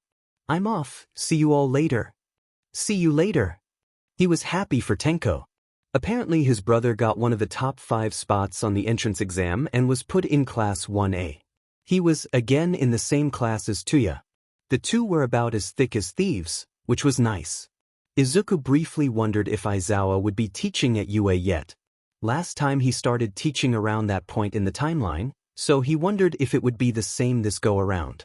Ah well, he should find out soon enough. Also, even though Izuku offered to help design his brother's hero suit, Tenko said he wanted to do it himself and the design was kept hidden from him. He was disappointed, but excited to see what his brother came up with. It was time for him to go to his own school, though. He'd ask about his brother's day when they both got back. Izuku walked in the door to see Tenko sprawled out on the couch. He had a vacant stare and was eerily silent. That bad, huh? Tenko only grunted in response. Flopping into the gaps Tenko had left unoccupied, Izuku made himself comfortable. Sue. He started. Who's your teacher? Some underground pro. Came the muffled answer. Wears all black, some sort of white scarf. Izuku just beamed. Eraserhead. You got Eraserhead. Oh my god, this must be fate. Tenko removed his arm from his face to look confusedly at his brother. Fate. Fate. It's 100% fate, and you cannot convince me otherwise. Tenko just looked even more confused. How on earth is it fate? With a conspiratory smirk and a smug wink. How indeed? Izuku dash. The rest of Tenko's statement was cut short by the almost giddy shutting of the younger's bedroom door. He loved being cryptic. Dinner that night was the usual affair. For sat around the table and listened to the day's events. Apparently it was Aizawa's first year teaching at UA, but he was already starting to do the quirk assessment tests. And expulsions. You have that bus tonight, right? Izuku asked his father. They all knew it was coming soon, but they weren't supposed to know what night it actually was. Good luck. A minute sigh escaped his father's lips, but it largely went unnoticed. Thank you. Though, I kind of hope that vigilante doesn't show. Izuku blinked at him, confused. Why wouldn't you? It's free help, right? That is correct. However, if he did show up, then the heroes on the scene, no matter what their personal inclination, would have to attempt to capture the vigilante. Izuku just smirked. Vigilante Act 21XX, Part 3B, Subsection A.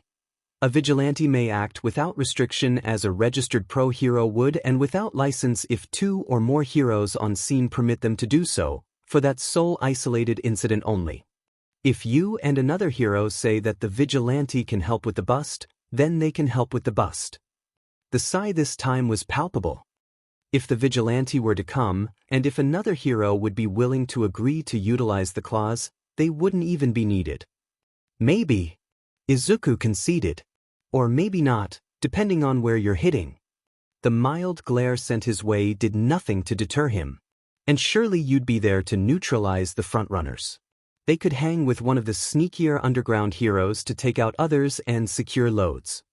The two stared at each other for a minute before, I'll think about it. And that was that. Izuku saw the exact moment Aizawa recognized it was him standing behind Musketeer.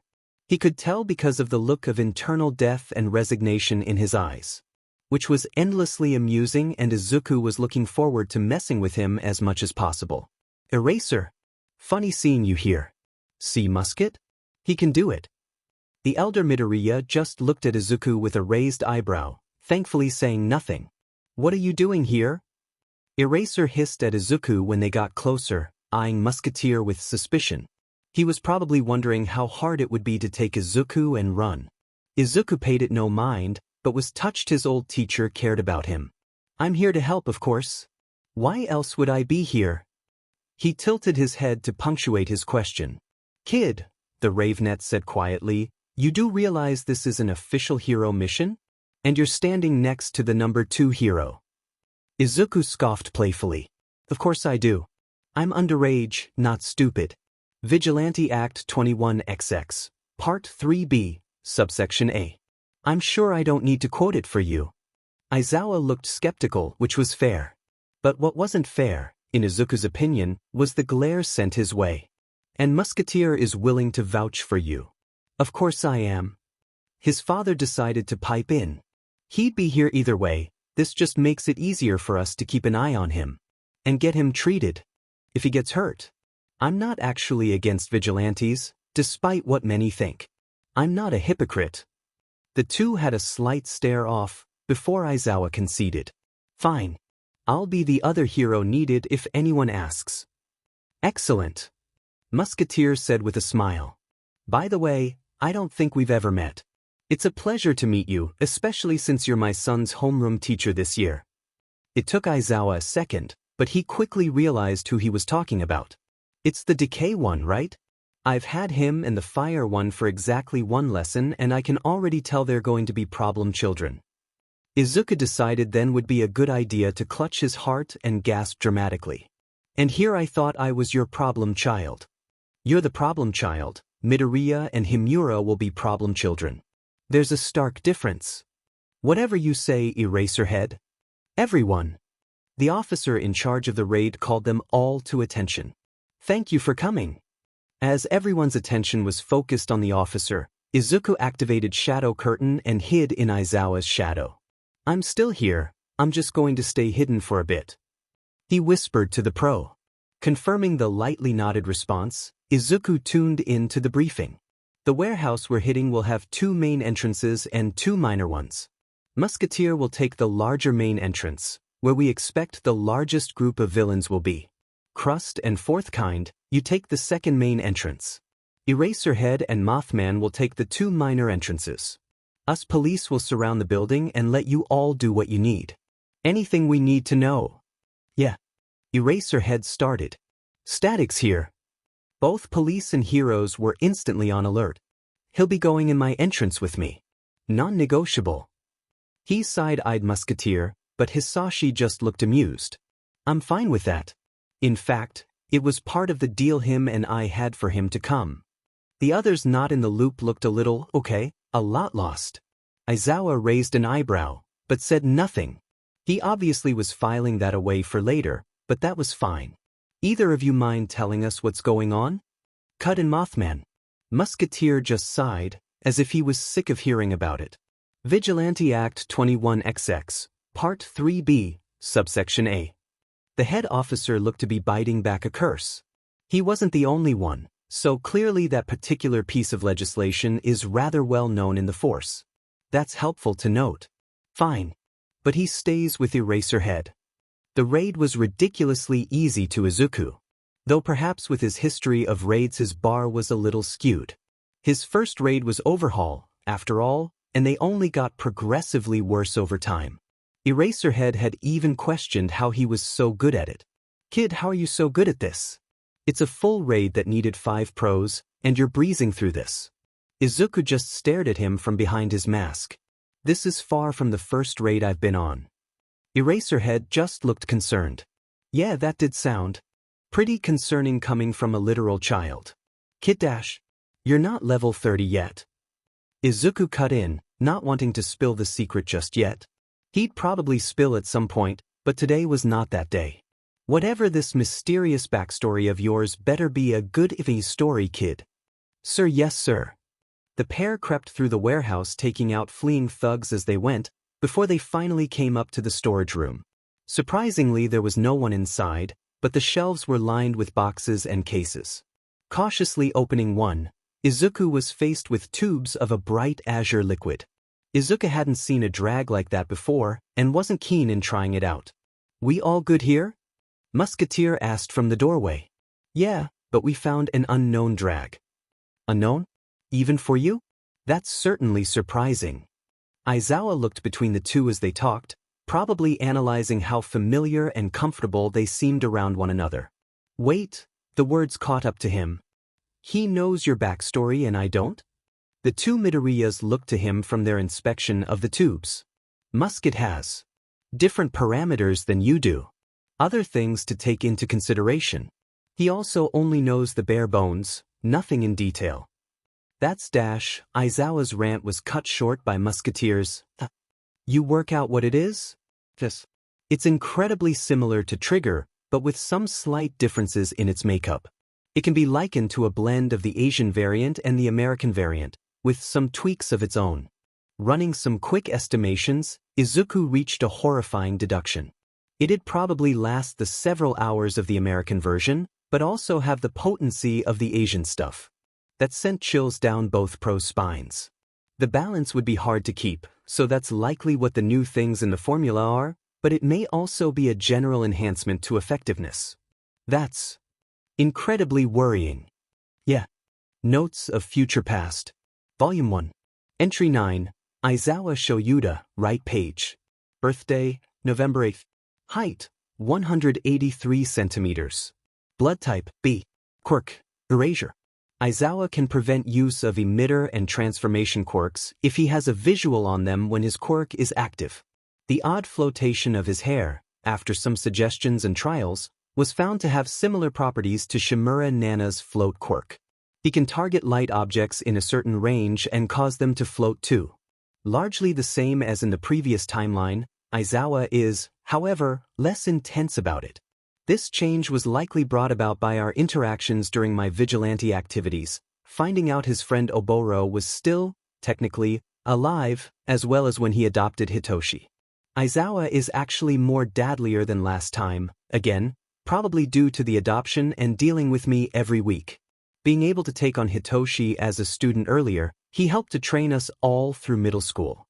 Naturally, he was suspicious of me being the vigilante static, but he didn't get any sort of confirmation until the UA entrance. Exams. He was immensely surprised, and cried, though he won't admit it, at the Kurogiri Oboro reveal. There were hugs, and I have pictures.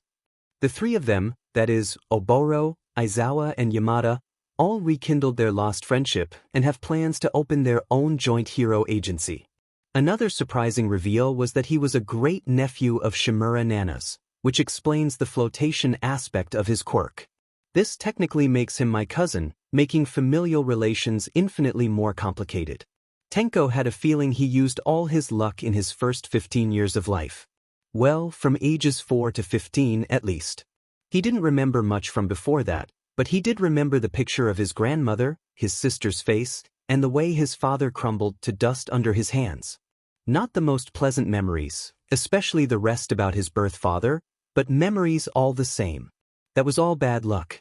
The loneliness and desperation after the incident he also remembered somewhat. Then came the good luck.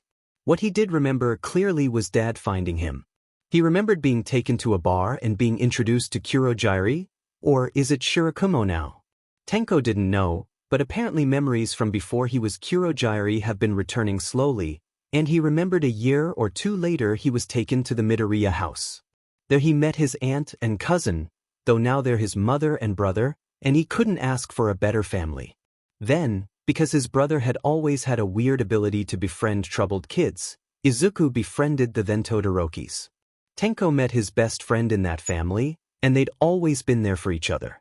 Then Tenko came in 4th place for the UA entrance exam, and was put into the same class as Tuya.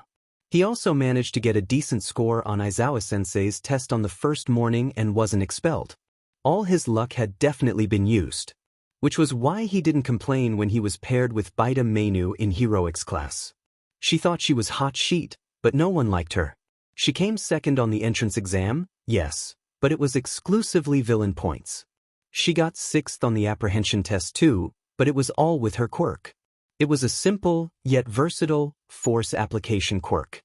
Flashy, useful, and can be used in all kinds of situations, but she only used it for the most obvious things. Pushing things, crushing things, nothing outside the box. Tuya, the lucky BSU, had gotten paired with Tenoshi Ein.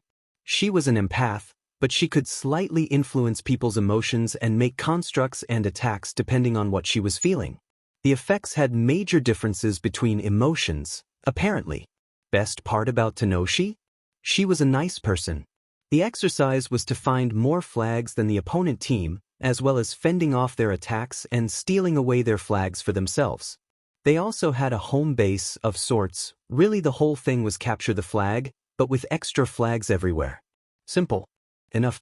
For anyone that didn't have Baita Mainu, that is. You just stand back. Do something even a worthless worm like yourself could do, like hold the flag. You can do that much, right? She didn't even wait for a response before sauntering off to find the other team. Tenko just sighed and hung his head in his hands. She was going to get destroyed by the other team.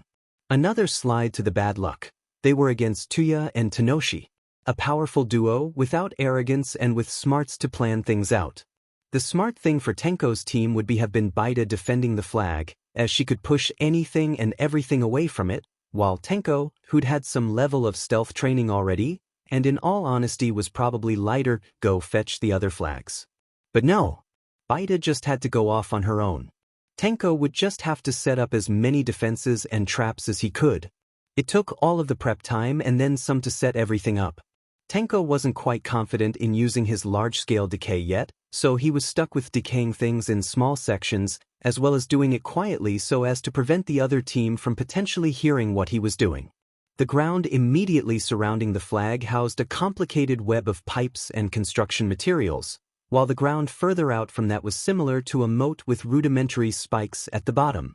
Tenko had also managed to create only a single entranceway to the grotto he made, not including from the sky, and there were some basic traps he constructed in the passageway inwards. Pretty decent for the limitations he had. He only had a moment to consider if he would stay with the Bubei trapped flag, or if he would go collect the mini ones, before the signal to start echoed through the jungle of pipes that was their battleground. He decided to collect the extra flags that were in a small radius around the base. Not even 5 minutes into the exercise, Tenko could already hear the sounds of fighting. He had already found one bonus flag and was bringing it back to base, when Baita Mainu is out. Sounded. Tenko just heaved a suffering sigh.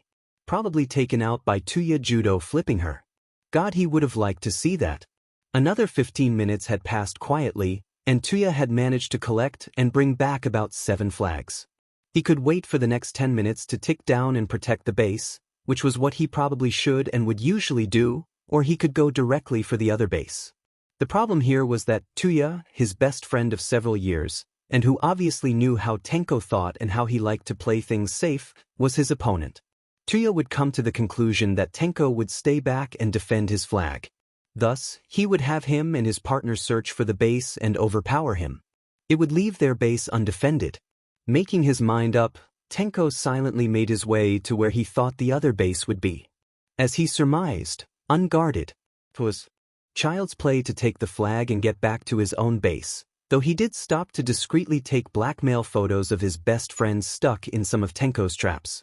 In the end, Tenko had won the exercise, and after a stern talking to Baina had been expelled. He doesn't know what happened in Aizawa-sensei's office, but it ended with Baina storming out yelling how she was the best in the school and how they can't expel her, just they wait, blah blah blah. Aizawa-sensei also congratulated Tenko on his stealth, and offered to help him with it sometime. So how was school? The class speech got expelled, but I doubt she'll stay quiet. Might go vigilante or villain or something.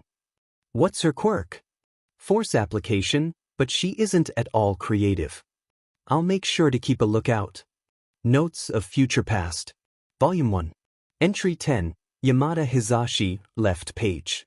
Birthday, July 7th. Age, 37. Height, 185 centimeters. Blood type, B. Yamada could increase the volume of his voice, causing damage to structures and eardrums. It could also cancel out sound-based quirks. Yamada was charismatic and cheerful, as was befitting his job as a radio host. He loved audience and class engagement and was a fun guy. He was incredibly grudge-bearing, though not as much as Aizawa was. He was saddened after learning of something about Kurogiri, though he refused to say what, and went on a warpath shortly after the beginning of the war, hunting him and all his affiliates down. He naturally didn't last long, dying within the first year of the war, before even All for One was freed from Tartarus. Apparently Aizawa had tried to get him to stop many times, but was just brushed off repeatedly. He never showed up as a Noumu, though witnesses of his death reported that the body was in too many pieces and in too bad shape for that to be possible. We theorized he was taken out by a prototype version of a war-class Noumu. It was a quiet Friday night. Izuku thought jumping from rooftop to rooftop. He wasn't complaining, though. He loved helping people, but sometimes a quiet night was a good break. A mugging here, a break in there. All in all, there were less villains around than usual. It was so quiet, in fact, that Izuku arrived at the meeting point an hour early. There wasn't anything at all to do, much less handling crimes, so Izuku decided to wait for Eraserhead by wasting time on his phone. Well, his backup phone. The untraceable one. No way was he going to bring and use his actual phone when hunting villains. He was halfway through a new round on his puzzle game when he noticed the pro arrive. "Give me a minute," he called. It was a hard level, and he was winning. The man settled down a meter or so away from him, patiently waiting for the phone to be put away. It didn't take long, and when Izuku looked up he saw Aizawa handing him a takeout pack of katsudon. Izuku took the offered food. "How did you know katsudon was my favorite?" It was said in a teasing way, but even after years and years he still loved the dish. "Lucky guess," was what was grunted back, and the hero took out his own serving. He must have bought it at the shop around the corner, Izuku realized, otherwise it wouldn't still be warm. It was a cold night, after all. They ate in silence, only being broken after they were finished. "So," Izuku started. "So." The pro's confusion was clear in his voice, as well as on his face. "So," he continued, "I heard that a particular someone may be interested in adopting." Looking over, Izuku saw a mix of emotions on the other's face, settling on a deadpan eyebrow raise. "And where did you hear this?" "I have my ways. But I also heard that this certain someone doesn't know where to begin." "And would you have any suggestion for this particular individual?" He sounded, and looked resigned to the fact that it was Izuku who was giving suggestions on who he should adopt. Izuku beamed. "Naturally." Taking out a piece of paper he wrote an address on, he handed it to Aizawa cheerily. "It's in downtown Mizudafu, real CD2. Probably breaking at least 5 health and safety regulations, not to mention laws." Anyway, Shinso Hitoshi. Purple hair and eyes, also looks about as tired as you do, even down to the eye bags. He has a brainwashing quirk, though really it's more like limited possession, and has a bad time because of it. You'll like him. And with that, he stood and glitched away. Aizawa, who had been left on the rooftop, simply sighed, mumbled, "Problem child," and looked at the gifted paper. It indeed was in one of the more sketchy areas, and definitely wasn't a good place for an orphanage. He purposefully ignored the scribbled, "Thanks for the Katsudan," and set out to continue his patrol. He also ignored the voice in the back of his head that insisted he go check out the orphanage in the morning. Stepping out of the car, Shoyuta truly did wonder why he decided to listen to that voice. At least he came in his hero costume. No one else would know. He walked into the rundown building and, oh wow. It was even worse on the inside. The front desk was the best-looking thing he could see, and that wasn't saying much. It looked like it was sourced from Dagoba Beach, and they couldn't be bothered to bleach it at the very least. "Welcome to Sunny Sunshine Orphanage. What do you want?" The receptionist, who really shouldn't be in a customer service job, in Shuta's opinion, drawled. "I'd like to adopt a kid." Insomnicat, "Izuku, what did you do?" Green Bean, "Whatever do you mean?" Insomnicat, "Why is Eraserhead here?" Insomnicat, "And why is he adopting me?" Green Bean, "I don't know what you're talking about." Insomnicat, "He asked for me specifically." Insomnicat, "Why does he know him here?" Insomnicat, "Why does he know who I am?" Green Bean, smiley face. Insomnicat, "What did you do?" Notes of Future Past. Volume 1. Entry 10, Yamada Hizashi, right page. Birthday, July 7th. Height, 185 centimeters. Blood type, B. Yamada can increase the volume of his voice, causing damage to structures and eardrums. It could also cancel out sound-based quirks, and he can change the pitch to a degree. As the changes to the timeline I caused had minimal impact on Yamada until later on, he largely remains the same as before. He's a little more open, however, but that may just be because of the Shirakumo fiasco. After Hitoshi was adopted by Aizawa, Yamada became his honorary uncle, and after Aizawa was found to be related to Nana, he became mine and Tenko's honorary uncle as well. He loves Eri, almost as much as the rest of us, and constantly buys her things that we pretend to ignore. Like the feline Furby thing. He was placed under strict rules after that one. It didn't matter what Izuku said, Hitoshi would not believe he had nothing to do with him being adopted by Eraserhead. How would the pro even know who he was? Where he was? It was definitely suspicious, and as a nearly 11-year-old, Hitoshi would get to the bottom of it sooner or later. His day had started out normal. Wake up half an hour early, make his bed as neat as possible, have a silent and secluded breakfast, which was barely a slice of stale bread that day. Filling. Then sit himself in an empty closet until he was called down for anything. Which was usually lunch, but instead he was called down an hour early with, "Shinsu, there's some hobo wanting you. Get your bag." Because the orphanage was an absolute shithole, it didn't care who wanted to adopt the kids as long as they left. Most ended up back at the orphanage within a month or two, anyway. Hitoshi, naturally, wasn't expecting much from this one either. That was of course until he walked down the steps to the ground floor and saw Eraserhead standing there. Hitoshi very nearly tripped over his own feet when he recognized who it was. "Right. Here he is, sign here and you can go." Said pro stared incredulously at the woman, but signed anyway. "Come on kid, let's get you out of here." The drive to the apartment, at least Hitoshi assumed it would be an apartment. He really hoped it wasn't some unused warehouse by the docks. Was silent, though. Hitoshi did try and interrogate his freckled friend. It had to have something to do with him. And he had been pretty cryptic lately. Near jolting at the car being parked at the foot of a decent-looking apartment building, and closer to the Midoriya house than the orphanage was, he noted, Hitoshi couldn't help but notice that Eraserhead's clothing was covered in cat fur. He quickly shook himself out of his stupor and walked up the stairs after his new adopted father. The elevator's broken. There was a pause when the pro went to open the door, seemingly remembering something. "Try not to let the cats out," was all the warning he got before a stampede of fluffy felines almost bowled him over. Hitoshi let out an oof dash as the fluffiest of the bunch headbutt his stomach, winding him. There were, that Hitoshi could see 5 of them.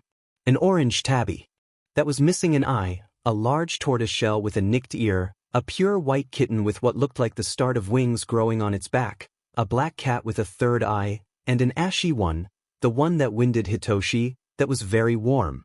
"All right, hellions, get back in here," came a call from down the hall. Eraserhead, stood there holding a bag of cat treats. He shook the bag, and all 5 felines ran back to him, meowing incessantly. Seeing his chance, Hitoshi walked inside and shut the door. The apartment was sparsely decorated, though Hitoshi could see a couple of photos of Eraserhead, Present Mike, Midnight, and Ingenium. Hitoshi reached the living room and paused. There, lounging on the couch staring at him, was the single largest cat he'd ever seen. He stood there and stared back. This lasted for almost a minute, before the cat decided it didn't have a negative opinion of him and went back to sleep. "All right, kid," Hitoshi jolted and whipped around to see Eraserhead standing there. "I have a spare room that's now yours next to the bathroom. Also, my name is Aizawa Shoyuda. I'm both a hero and a UA teacher, so I'll be out most nights and during the day." He reached into his pocket. "Here's a key to the apartment." "Thanks," Hitoshi mumbled, and by the time he looked back up Aizawa was gone. It wasn't hard to find his way to his new room. It wasn't the largest apartment, after all, and what he found was a simple room with everything that a bedroom needed. It was still one of the nicest rooms he'd ever stayed in. Hitoshi placed his meager backpack on the bed and had started to unzip it when a knock at the door interrupted him. "Here's both my personal number and my emergency number. Please only use the emergency one for actual emergencies, unlike a certain blonde used to." He gingerly took the offered paper and put it in his pocket to add to his phone later. "I'll leave you to get settled in, and we'll go shopping tomorrow for anything and everything. If you need me, I'll be grading tests in the kitchen." Well, Hitoshi thought, that's that. Izuku probably did it. Insomnicat, there are so many cats. Insomnicat, there's 6 of them, and there's both the fluffiest cat Eve ever seen and the largest cat Eve ever seen. Green Bean, you have to invite us over. Noodle Slurper, yes. Hitoshi, we have to meet them. Boom Boy, who the F changed the chat name again? Dove Moisturizer. Green Bean, it's true though. Insomnicat, yes. Yes it is. Green Bean, smiley face. Candlewick, what he do this time? Green Bean, smiley face. Insomnicat, he got me adopted. Noodle Slurpler, Hitoshi, that's amazing. Candlewick, congrats dude. Insomnicat, by Eraserhead. Boom Boy, Zuku. Green Bean, smiley face. Dove Moisturizer, I'm telling dad. Green Bean, wait Tenko no. Notes of Future Past. Volume 1. Entry 11. Kayama Namuri, left page. Birthday, March 9th. Height, 175 centimeters. Blood type, quirk, somnambulist. Kayama could put nearby people to sleep by exuding a sleep-inducing aroma from her body. Her quirk worked better on males. Kayama was a very playful and flirtatious person, with a very serious and temperamental side to her. She got angry when interrupted or insulted, and when it came to insults she was especially sensitive about her age. She had no shame for dressing or acting sexually in front of students of any age. Despite her flirtatious personality, Kayama was intelligent, perceptive, and articulate, though her personality also had her at odds with heroes such as MT Lady, whom she had an intense rivalry with. Kayama helped us choose our hero names, as well as assisted in extracurricular lessons in close combat. In the war, Kayama quickly changed her costume to be both more protective and off-brand for her as a hero. She threw herself into work with the ISN. She apparently had extensive work as an underground hero, and applied those skills well to help the war effort. In the ISN, Kayama was made head of the surveillance branch, and assisted Hitoshi to run the network as a whole after Aizawa died. Kayama died on mission to help plan the evacuation of Morioka, and the information she gathered was instrumental in organizing the timings and which tunnels to use. Hero conventions, no matter the timeline, would always be one of Izuku's favorite places to go. It didn't matter if he was there as a civilian or as a hero, conventions were his favorite. And getting into one for free as his father's guest just made things even better. Dad, it's Hawks. He only just debuted this year, but he's already in the top 10. And look, it's Ryukyu. I need to get to my meet and greet, but you're more than capable enough to walk around yourself. Here's some cash, meet me at the Hero Cafe in 2 hours. And with that, Izuku was left with way too much money for a 12-year-old at HeroCon. Way too much. Naturally, the first thing Izuku did was gather autographs and ask as many questions as he could to all the heroes he could see, but he soon found himself in the artist booths. The amount of musketeer art and knickknacks Izuku found was astounding. There was almost as much as there was All Might. And Izuku noticed there was a fair amount of underground heroes too. He may or may not have bought a few Eraserhead posters, keychains, and plushies. And maybe a scarf and goggle pair as well. What really got Izuku vibrating was the poster he found that had both All Might and Musketeer. Both. He bought it, of course. Prime teasing material. And a spare as well, just in case the original mysteriously went missing. As he came to a stop to browse a stall that was exclusively Musketeer, he accidentally walked into someone his age. "I'm sorry. I wasn't paying attention. Are you all right?" he asked the blonde. Of course. How could I begrudge a fellow Musketeer fan like myself? Steel gray eyes met widening green. "Oh, aren't you that child he saved in Hokkaido a few years ago? I'd recognize those curls anywhere." Yes." Izuku tilted his head. "Surprised you could recognize me on the spot." Even after all the time that had passed, and no matter what age he appeared to be, Izuku could recognize the kid in front of him. "But of course. I've memorized everything about Musketeer's most famous exploits, as well as many of his lesser-known activities. How could I not appreciate someone with seemingly such a similar quirk to my own? How rude of me. I'm Minoma Nito. Midoriya Izuku." Izuku placed out his hand to meet any Minoma's outstretched one. "It's unfortunate I couldn't get into his meet and greet." Minoma turned back to browsing the wares. "I've been wanting to meet Musketeer for years. I was lucky enough to get my ticket to his first ever convention. He's never been one to go to these before, so I wonder why he started now. He's never liked the convention scene. Too crowded, too many hero worshippers. I think he's also had bad past experiences with them. Not too sure on that one, but he doesn't really like talking about his early past. Which is understandable, really. He'd also rather spend the day on patrol or on cases when so many other heroes are preoccupied. Filling in the gaps, he called it. Minoma blinked at him, furrowing his brows. "You sound as though you know him personally." "Oops. Well, it's just Minoma, right?" The sales clerk was talking with someone else. "Yeah, he's my father." "Your dash." Quick as a flash, Minoma had his hands on Izuku's shoulders, staring at him intensely. "You can't be, but, though you do kind of, oh my dash." Deciding to help him through the shock, Izuku smiled at him. "Though I trust you won't go spreading that around? I can hold my own in a fight and my brother's in UA, but my mother isn't exactly a combatant." A serious nod of his head, and Minoma leaned forwards. "So you'll be going to UA too? It would be an honor to share a classroom with you." That's the plan." "Say, Minoma, which middle school are you going to?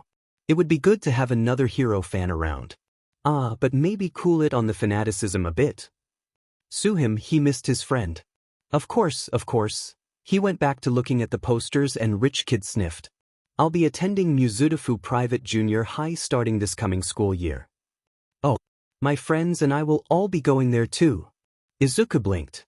This was probably the first time he had seen a starstruck look on Minoma's face. "I get to be in the same school as his kid." He breathed in awe. Is that what Izuku sounded like when he talked to All Might those first few months? Surely not. "Here." His musing were cut short with a phone being moved into his face. "Add your number, please." He took the phone and added his contact, sending a message to himself while he was at it. Sending a response immediately, he noticed that he needed to get to the cafe ASAP. "Sheet," Sorry Monoma. I gotta go. I'll see you later though. Of course. I shall see you at school. Naturally, being a couple minutes late left his father lifting a questioning eyebrow. Izuku just smiled back. I met a friend again. And you would not believe who his favorite hero is. Walking into a middle school that wasn't Aldro was, honestly, a relief. Izuku had friends, and he wasn't quirkless this time. Well, known as quirkless. Izuku had a good feeling about the next few years. He'd be getting the middle school experience that he was denied last time, Katsuki at his side, and a bright future ahead. He was ready. Izuku. Hurry or we'll be late. Coming Toshi. Seriously Zuko, hurry up. Don't rush him Katsuki. Anyone would be awed at the size of the school. It's okay Shudo. This school has nothing on UA. It's good to see you made it Midoriya. You too Monoma. Yeah, it'd be much better than last time. Notes of Future Past. Volume 1. Entry 11. Kayama Namuri, right page. Birthday, March 9th. Height, 175 centimeters. Blood type, quirk, somnambulist. Kayama can put nearby people to sleep by exuding a sleep-inducing aroma from her body. Her quirk works better on males. Kayama is very much the same in the new timeline as the old one, and still has an avid rivalry with MT Lady. She warmed up to us all very quickly, which isn't very surprising, and acts as an aunt to most of us. Taking on similar roles such as the hero name choosing and the hand-to-hand assistance, she also teaches lessons on disguises. Surprisingly, she has a perfume brand this time, where in the last timeline she did not. Tenko took a deep, calming breath and stepped off the bus. The stadium they had been taken to was a large one. It could easily fit the school's main building many times over. And that was just what Tenko could see. Everywhere he looked there were students and their teachers. Over there was Ketsubetsu, and over there was Shiketsu, just to name a couple. Come on Tenko. Tuya called out for him. That license isn't gonna earn itself. Huffing a laugh in response, Tenko countered his friend. I could say the same to you, Mr. I can't leave the house until my hair is perfect. I mean really, it's just going to get messed up anyway. Tuya's shoulder bumped into his in a friendly gesture. Not if I take extra care. And you're just jealous you can't get locks like these? He gestured to his loose plate. With that greasy hair of yours? It's not that greasy. I use special shampoo. Alright, started Aizawa from the front of the group. Here's how this is going to go. In a minute you're going to go get changed into your hero costumes, and then you're going to go to the room at the end of the hall. If you get lost you're expelled, there are signs. You'll get instructions for the exam there. Unlike the exam for the full hero license, the provisional license doesn't have a written portion. If you fail the first section, there are signs to the seating area. Come find me after you've changed back into your uniform. I'll meet the rest of you outside after the exam is finished. Now get going. A round of yes, sensei sounded, and Tenko went along with the crowd in the direction of the changing rooms. He was still nervous, but doing something helped distract him. His costume had been designed by Tenko as a surprise to most of his family, though he did include suggestions for functionality. Having a pro-hero father and a hero fanatic brother had its perks when designing a costume. He had a visor that allowed him to switch between infrared vision and regular vision, and it also showed the vitals of anyone in view. His father had had it specially made for him, like with the rest of his costume. Needing the use of his hands in rescue situations, Tenko included retractable gloves to his costume. They usually covered his pinky and pointer finger, but could withdraw the fingers to his knuckles. He had boots that supported his ankles for walking around on unstable footing, and protective and simple clothing that covered him from neck to boot to wrist. Tenko's costume design was reflected, at least in part, by his friend. Tuya's costume had a similar visor and boots. His visor showed his own stats as well as a simplified version of others, but the fire wielder also had a jacket with sleeves that went just past his elbows and came down to his knees. The collar was popped up too. Their colors were even similar, pale gray and white with bits of black, as well as accents of different shades of blue. Tuya's was brighter, close in color to his fire, and Tenko's were more subdued, similar to his hair. His also had bits of red. The two of them walked out and down the hall to the presentation room, and Sensei was right, the signs were obvious. The room slowly filled up, but it wasn't long before the lights dimmed and a very tired man cleared his throat. Welcome to the provisional license exam. There will be 2 events, and only those who pass the first event and who have a passable score in the second will be eligible for a license. The screen behind the man flashed to life. The first event is that all of you will be split into 4 groups and will wear a color band that corresponds to your team. Your objective is to take the bands of the other teams and add them to your body. You're not out if you lose your original band or are left bandless, but each one will correspond to a point each, and you get a bonus if you keep your original band the whole time. The bands were handed out to everyone, and Tenko found himself being handed a red band. Sneaking a look at Tuya showed that his friend had a blue band. They made brief eye contact and nodded, agreeing to a ceasefire between the two of them. Suddenly, the room opened up to a variety of environments. You have 10 minutes before we start the exercise. Tenko and Tuya looked at each other, nodded once more, and ran off to opposite sides of the arena. Tenko kept going until he ended in a city area. It was near perfect for Tenko, lots of opponents and plenty of places to utilize his stealth. Training. The industrial area would have been better, but that was on Tuya's side of the arena. Scouring the cityscape, Tenko found an open-plan building close to the center and settled on the ground floor behind the reception desk. It didn't take long for a group to wander inside. "Are you sure this is a good idea?" one asked, sounding a little bit nervous. "Of course it is. The brat ran in here, so he and his little friends will be easy pickings." A second replied. "It's true we know his quirk, but we have no guarantee there will be another in here." A third voice for a third set of footprints. "Of course we do. UA brats travel in packs, and this one is attached to the hip with the brat with fire that doesn't burn. That's 2 right there, so there should be more brats with them. But Otoko, there was only on dash. And begin." The first voice was cut off by the announcer, and Tenko used that 1 second of surprise to jump his would-be ambushers. The 3 of them were clearly caught unawares, which allowed Tenko to take the yellow band of the shortest of the 3.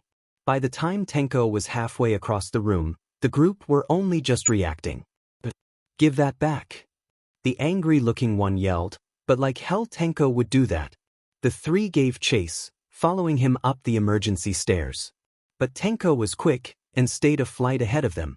When he felt he was a good distance away, and when he had finally tied the stolen band on his arm, he suddenly turned around and rushed his pursuers. Once more they were caught off guard, but readied themselves faster. Tenko ducked under a high-powered stream of water and closed his degloved left hand around rubber bindings that shot at him. He passed through the center of the 3, ripping their remaining 2 bands, 1 green, 1 yellow, away, and ran back down the stairs. The chase continued down the way they came, but halfway down Tenko slammed his hands on the stairs, disintegrating them and preventing the 3 from following him. The rest of the round continued in a similar fashion, Tenko getting the drop on a group and running before they could get their bearings. In the end, his arm was littered with bands of all 3 opposing teams. He met with Tuya in a room to the side of the arena after they handed their bands to a supervisor. "How'd you do?" asked Tuya as he walked up. Tenko shrugged. "Not many people expect a sneak attack." "You?" His friend snorted in mocking amusement. "Way too many people think my fire is purely aesthetic. It's frustrating but useful. Especially when they just stand there and take it." Yikes. "Yeah. Attention everyone," the examiner called out over the speakers. "Those who passed the first event will be displayed on screen. Those who failed will need to try again next time. The second event will begin in 30 minutes. The wait was admittedly boring. The lunch provided to them was good, at least. But mostly he just messed around with Tuya. And potentially scarring some of the other school's psyches. The usual really. The second event, the voice called without warning, will begin shortly.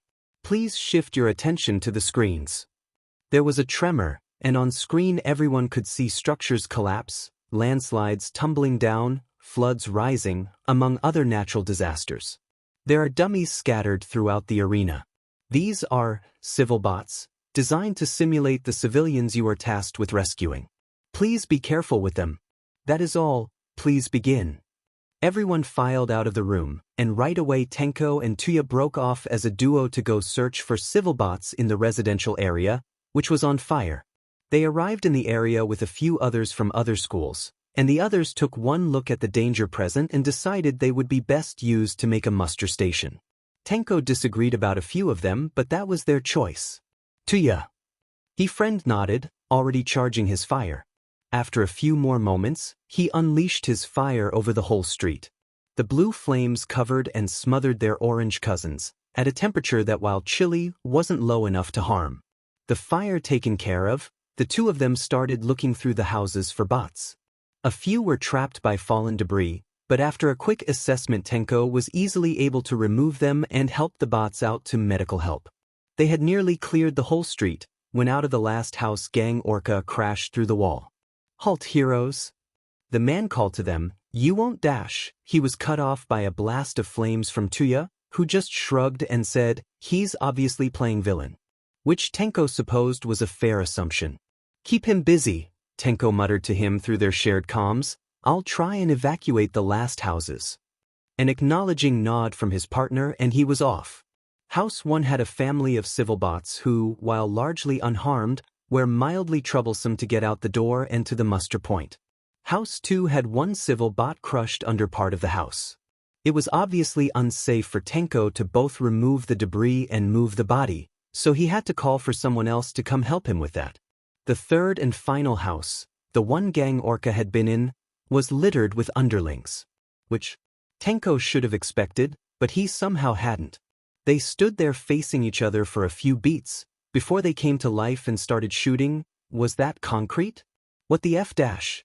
It took a while of dodging, but Tenko eventually got hit and was stuck to the floor. The underlings jeered at him, but they were more backhanded compliments than anything. The looks on their faces when he dusted the concrete filled his heart with joy. They didn't take long to take out, after that. They figured their concrete was useless in the face of his quirk, so they abandoned their guns. With that taken care of, he searched the house. Nothing was damaged and there were no civil bots, so it was time to take Gang Orca out. He exited the house, stepping carefully over the unconscious bodies, and snuck behind the pro. Tuya seemed to be getting tired from withstanding the sonic blasts while keeping a top hero in check. Tenko didn't think anyone else their age, except maybe his brother, but Izuku didn't count, could do what Tuya had just done. Before Tenko could knock his foe unconscious, the hero turned around and blasted him away with an attack. "Smart little hero, but did you really think you could sneak up on me?" Another blast from Tuya stole most of the attention back to him, but Tenko's cover had been blown. He couldn't do a direct attack, so Gang Orca yelped when he fell into the pitfall Tenko dusted. It was deep enough that he couldn't easily climb out, and his sonic attacks would only hit if they were directly above the hole. "Event over, please return to the break room." Did you pass? Izuku asked as soon as he entered the house. Tenko just smiled in response. The second chance hero, Bannock, and the Frostfire hero, Will-O-Wisp, are officially licensed. Notes of Future Past. Volume 1. Entry 11. Minoma Nito, left page. Birthday, May 13th. Height, 180 centimeters. Blood type, quirk. Nito could copy another person's quirk after coming into physical contact with the user. He was able to hold 6 quirks at a time and could keep copied quirks for 30 minutes. He couldn't use more than one quirk at once, and couldn't use stockpile quirks effectively. Nito was arrogant and selfish, often thinking himself and those he was close to were the center of the world. Highly dramatic, he was also intelligent, sarcastic, and argumentative. At UA, Nito was near obsessed with beating and one-upping classy. Kendo usually kept him in line, but there were times where both her and Aways were not available to stop him. He was also compassionate and encouraging to those he saw as close, and offered constructive criticism rather than blatant insults. After graduation, Nito became a prominent sidekick to a popular yet diverse agency where his abilities were on full display. He only managed to become a fully fledged hero 6 months before the war broke out. During the war, Nito was in charge of the Greater Tokyo area due to his excellence in management and his versatility in the field. After gradual losses in Greater Tokyo, Nito eventually had to move all civilians and operations to the Chiba area and worked under Katsuki. The two made a surprisingly good pair, and Nito was in charge of the more day-to-day things. He also helped evacuate Chochan from Morioka as well as around Chiba. He was skeptical of Operation Butterfly at first, but it was more out of fear of Chochan's health than the success of the operation. It was late at night, and Izuku was out ecstatic. Halfway through the school year, and Izuku couldn't be happier with some of the outcomes of his changes. No more All for One, no Shigaraki, no Dabi. And he was still friends with Kaken. All good things in his book. He was on his way back home from meeting with Aizawa in an area he only very occasionally went by when he heard a quiet sniffle. Izuku stilled, unsure if he had in fact heard it, when it sounded again. And who was Izuku to ignore someone in need? Hisashi's eyes flew open. 2 a.m. again. If it was another cat, he'd have to give Izuku his disappointed dad stare. It always worked. With a sigh, he stood and made his way out to the kitchen. Idly he noted that whatever his son had brought home had a quirk.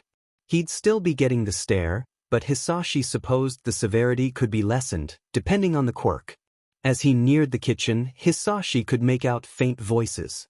An animal that could talk? Rare, but he supposed if Nizu existed then more like him could too. One was definitely his son, but the other was definitely feminine sounding and around Izuku's age. I'm sure it'll be fine. Everyone here is really nice. Thank you, Izu-chan. The unknown voice was croaky, like they had recently been crying. You're the best kind of person. It's not a problem at all. I wouldn't be doing a very good job if I had just left you there. Finally deciding to see what was inhabiting his kitchen, Hisashi entered, only to pause. He blinked. What? Izuku, his son blinked up at him innocently, while their guest almost shrunk in on themselves. What do you have there? A smoothie. Well, he wasn't wrong, technically, 2 smoothies. I see that. Hisashi wanted to go to bed really. I mean, who is this?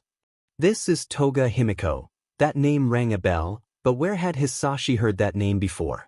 I found her alone in the park. She ran away because her parents didn't like her quirk. Hisashi raised a brow at his son, prompting an explanation. He brightened, always excited to talk quirks. When she drinks someone's blood, she can take on their appearance for a bit.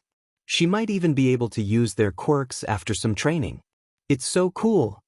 And useful. Very useful. Hisashi could think of several ways to use it without much thought. And why did you bring her home? The million-yen question. I was hoping you or Mum would be able to help her, either by suing her parents into the ground, or by forging her some papers and getting her a better life. Hisashi sighed. Too much effort for 2 a.m. and no coffee. Ask again in the morning. She can have one of the spare rooms. Thank you. Izuku, who is this? Tenko was confused. Who? His brother smiled at him, handing a red smoothie to the guest. This is Himiko. Himiko, this is my brother Tenko. The smile the girl sported was both a little manic and a little shy. The hairs on Tenko's arms stood on end. It's good to meet you, Tenchan. Tenchan? Your eyes are super pretty, like blood. And Tenko wasn't going to touch that with an 8-meter pole. Right? Well, shifting his attention back to his little brother, he resisted the urge to sigh. Don't forget. You have school too. Which is why young Toga, so that was the kid's surname, will be coming with me this morning. Tenko's father walked into the living room already in costume. I want to go with Izu-chan. The girl pouted. At Musketeer. Maybe so, but you will need to come to my office eventually. Unless, of course, you wish to go back to your parents? Tenko carefully didn't react to Toga's flinch. I'll go with you. Don't worry, Himiko. I'm sure we'll be able to see each other often. Tenko had a feeling his brother's words were less an assurance and more a prediction. Himiko was happy.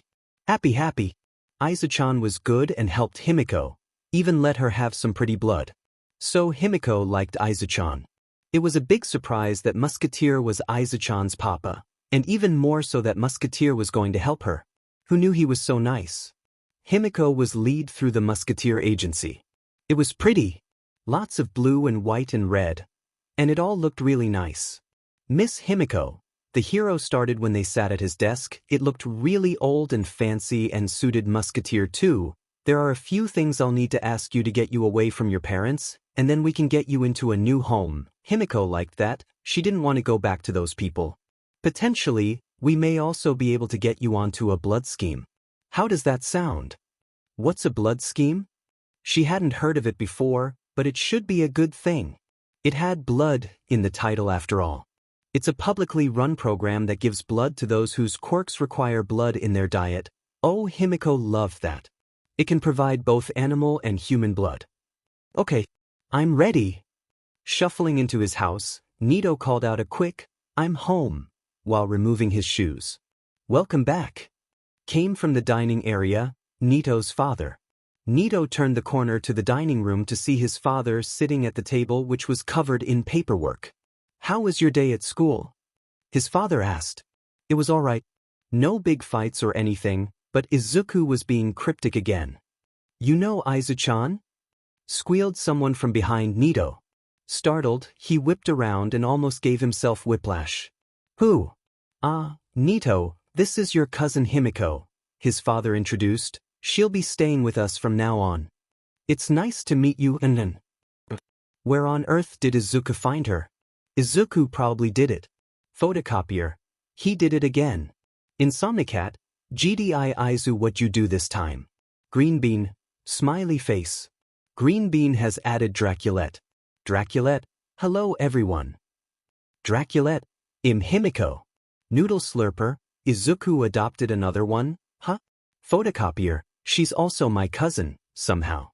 Boom Boy. "God damn it, Zuku." Boom Boy. "Another one?" Candlewick. "How many more are you going to adopt?" Green Bean. "Himiko should be the last one." Green Bean. "Until UA at least." Dove Moisturizer. GDI Izuku. Notes of Future Past. Volume 1. Entry 11. Minoma Nito. Right page. Birthday, May 13th. Height, 180 centimeters. Blood type, quirk. Nito can copy another person's quirk after coming into physical contact with the user. He is currently able to hold 6 quirks at a time and can keep copied quirks for 10 minutes. He cannot use more than 1 quirk at once, and cannot use stockpile quirks effectively. Nito, instead of ripping into the rival class at any given opportunity, has formed a healthy rivalry with both 1B as a whole, as well as some members of 1A. He still does prioritize himself and those he is close with, but does consider others' feelings. I speculate that this is due to both the appearance of Musketeer, as well as his friendship with my friend group throughout middle school. He is still highly dramatic, intelligent, sarcastic, and argumentative, but now has the ability and will to hold back on his more troublesome traits and tendencies. As a fellow quirk analyst, Nito provides insight into ways to utilize and improve others' abilities, though this is mostly limited to the team and select few others. He is the type to remember an offhand comment from 6 months previous, and plan an over-the-top surprise birthday party for his friends. In the team, Nito is a valuable analyst and works well on all types of mission, from stealth with his cousin to grand fights to rescue operations. He has also recently started working with Mei and Momo on support gear and supply production. Izuku paced his room. It had been about a decade since he went back through time, and it felt like he was forgetting something, or rather, someone. He'd befriended and saved anyone he could reach, but there was a feeling in the back of his mind that there was one more he could save. "Let's see." He mumbled to himself. Kaken, Tenko, Hitoshi, Shudo, Nito, Tuya, Himiko, Dad, Oboro, Aizawa-sensei, and Mei are all those I have the most contact with that were significant in the future, and the rest of the class should be fine. So who dash? He had forgotten to check up on the shy Hasaikai. Throwing himself at his computer, he quickly hacked his way into the police database, and soon enough the cameras around the Yakuza's base. She should be fine, or at least, Izuku hoped she was. She would only be in danger if Chisaki was. Izuku cursed himself. Chisaki was in the Yakuza. Damn it. And Izuku wouldn't be able to take out the 8 bullets, and Chisaki, no matter how many quirks he had, he wasn't strong enough yet. There were only 4 heroes Izuku trusted this case with, and only 2 of them were viable options. Mentally apologizing to future past Aizawa, Izuku hit print on the information he had already gathered. Dad. Hisashi looked up from his newspaper to his son, who was holding a stack of papers. Yes, Izuku? Something told Hisashi whatever Izuku wanted was important, so he stowed his paper. I was looking around, reading my old notebooks, so it was about what had been the future, and I remembered an old case that you should look at. His son all but dropped a stack of paper, about as tall as his coffee mug, and turned to get his own cup. Blinking at Izuku's apparent lack of sleep, Hisashi set himself to look through the stack. Thankfully it was his day off. Toshinori, in recent months, had become acutely aware he was getting old. Already he had lived longer than all his predecessors, was one of the oldest in the hero business, and, to be quite honest, didn't have the same drive as he used to. Don't get him wrong. He still loved saving people. But with the lack of all for one in the last decade and the more obvious signs of aging setting in, aching joints, more easily fatigued and the like, his sense of purpose had been waning. Something to give him a new sense of purpose would be wonderful, albeit unlikely. Perhaps it was nearly time to pass on the torch. A younger person, perhaps one soon to start a hero course, would be best. He'd make a note to contact Nizu. The principal could certainly help him. Or perhaps Sir Night Eye had some suggestions. Notes of Future Past. Volume 1. Entry 11. Toga Himiko, left page. Birthday, August 7th. Height, 157 centimeters. Blood type, AB. Quirk, transform. Toga, after drinking someone's blood, could temporarily transform into that individual.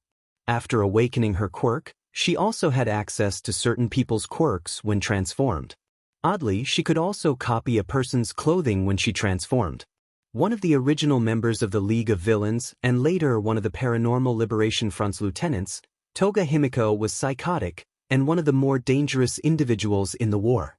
She would occasionally infiltrate our ranks, foiling both plans and operations, and was one of the most fervent in hunting the ISN.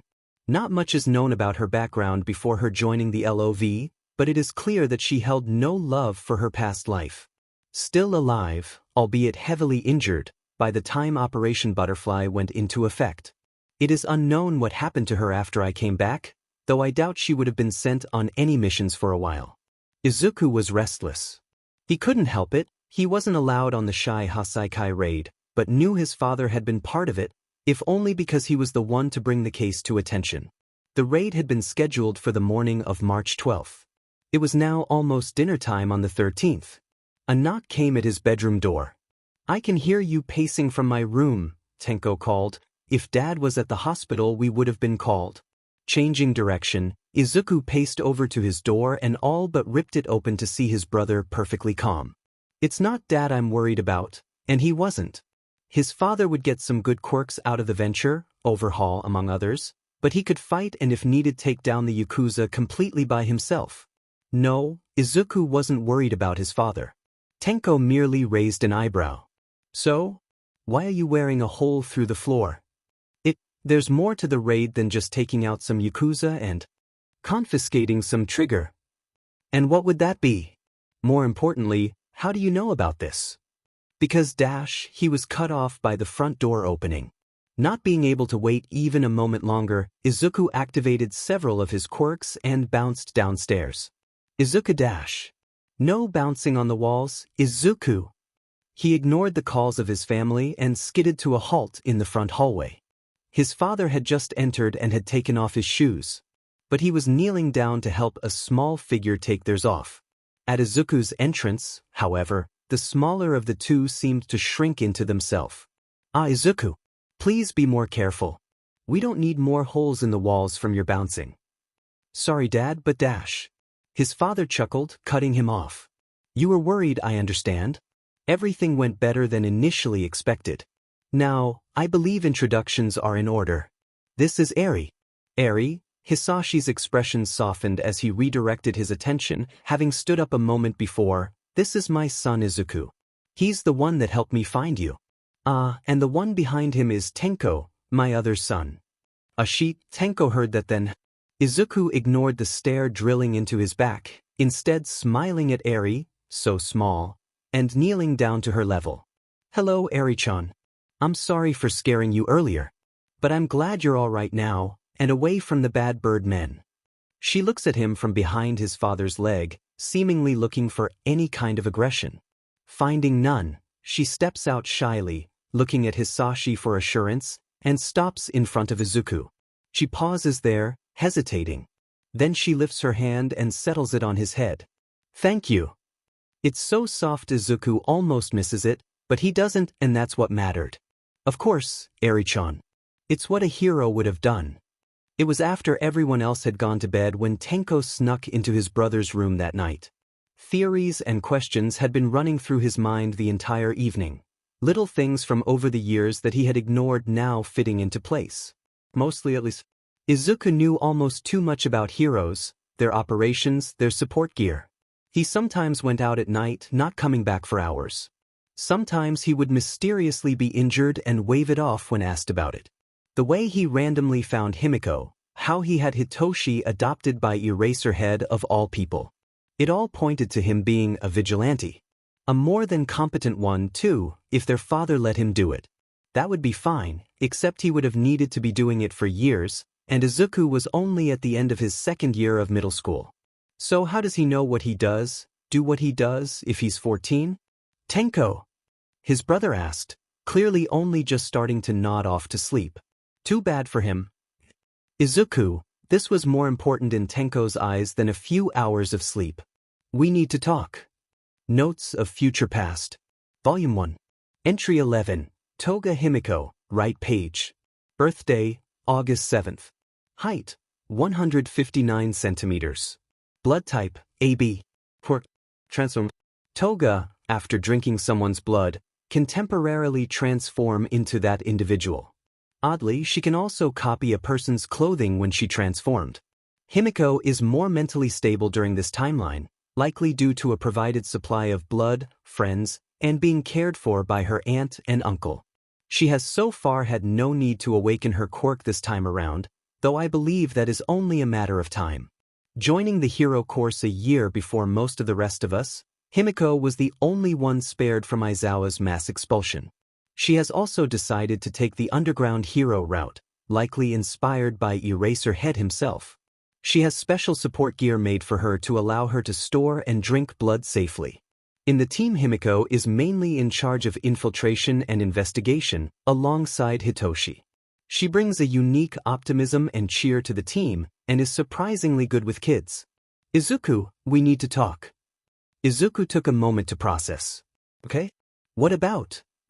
He asked as he sat up and leaned over to turn his bedside lamp on. You probably being a vigilante for one. Well, he knew that one was coming sooner or later, but also that you sometimes know too much, and that you somehow seem to attract hero hopefuls like a black hole.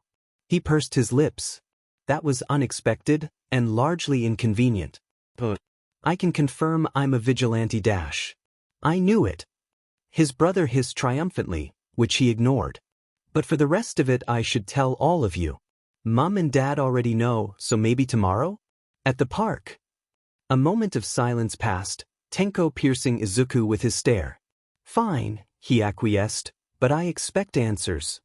Izuku just sighed and turned his light off. Of course. Now good night. 3 p.m. the next day found them all, Izuku, Hitoshi, Kaken, Nito, Shudo, Tenko, Tuya, and Himiko, at the local park. Izuku himself was nervously swinging as all but Shudo almost loomed over him. Or, well, it seemed they were, anyway. Shudo was on the swing next to him. So, Tuya began, what are we all doing here? Not that it's terrible that we are, it is a nice day, but Tenko said you were going to explain something. Oh. Is Izu-chan finally going to tell everyone you're static? What? You're static? The vigilante static? You're a dumbass. Of course Zuku is a vigilante. He's many things, but subtle is not one of them. Idiot. Considering some of the things Aizawa has said, it was pretty obvious. Izuku lowered his face into his hands, already done with the conversation. That's not all of it, started Tenko, but it was part of it. Static, Izuku? You couldn't have come up with a better name? It was the police that chose that name. He cried out, affronted. Tenko merely waved it off. Whatever. But you still have to explain why you know so much about people. And why you're a hero hopeful magnet. Added Tuya. That too. He breathed, steadying himself.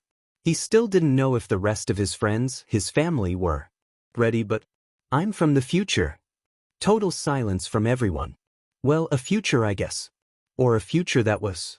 A future that won't be? I don't know how specifically how it works. Most of us were heroes and those who weren't were villains, and we fought and killed each other, but the heroes were losing, and we found a girl whose quirk could send us back in time, and Kaken tested it a few times and it worked, so we planned on using it to send me back to when I was 9, but she was still a kid, so even with May's tech I still went back too far, so I've been trying to fix things as best I can, and Mom and Dad know, and I'm pretty sure I fixed everything I could so far, but the future was an apocalypse, so really there's only going up from there, and I'm rambling, aren't I? It was silent again as Izuku caught his breath. He could tell his face was bright red in a mix of mortification and embarrassment, and probably a lack of oxygen too, but he forced himself to not look away. Hitoshi was the one to end the silence. That was a lot. Tuya finished for him, before a dark contemplative look took over his face. I was one of the villains, wasn't I? Startled, Izuku could only nod. You and Tenko and Himiko. Tuya acknowledged the confirmation with a nod of his own. Thought so. That makes sense. Himiko mused. And the rest of us? Nito was oddly quiet.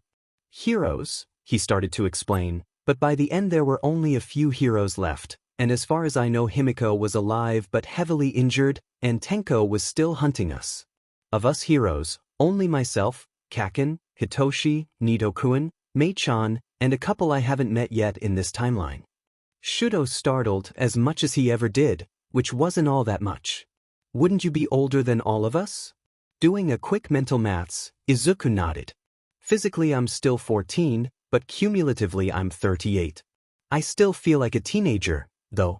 Maybe something to do with the physical brain development and Herm levels. He shrugged. But yeah, I'm older than Aizawa-san. A shiver passed through the group at the thought, and they descended into silence once more. A minute passed before it was interrupted by Kaken. Right, well, I'm going to go work out. Later, losers. Tenko and Dabi had gone on patrol, and everyone else had scattered home, so Izuku was alone as he passed under the bridge. Don't worry, kid. You'll be my hero in about 40 seconds. He had forgotten, how could he not? It had been one speck in a series of cascading events that had happened years ago. But he had, and now he was paying for it. The sludge pushed further into his trachea.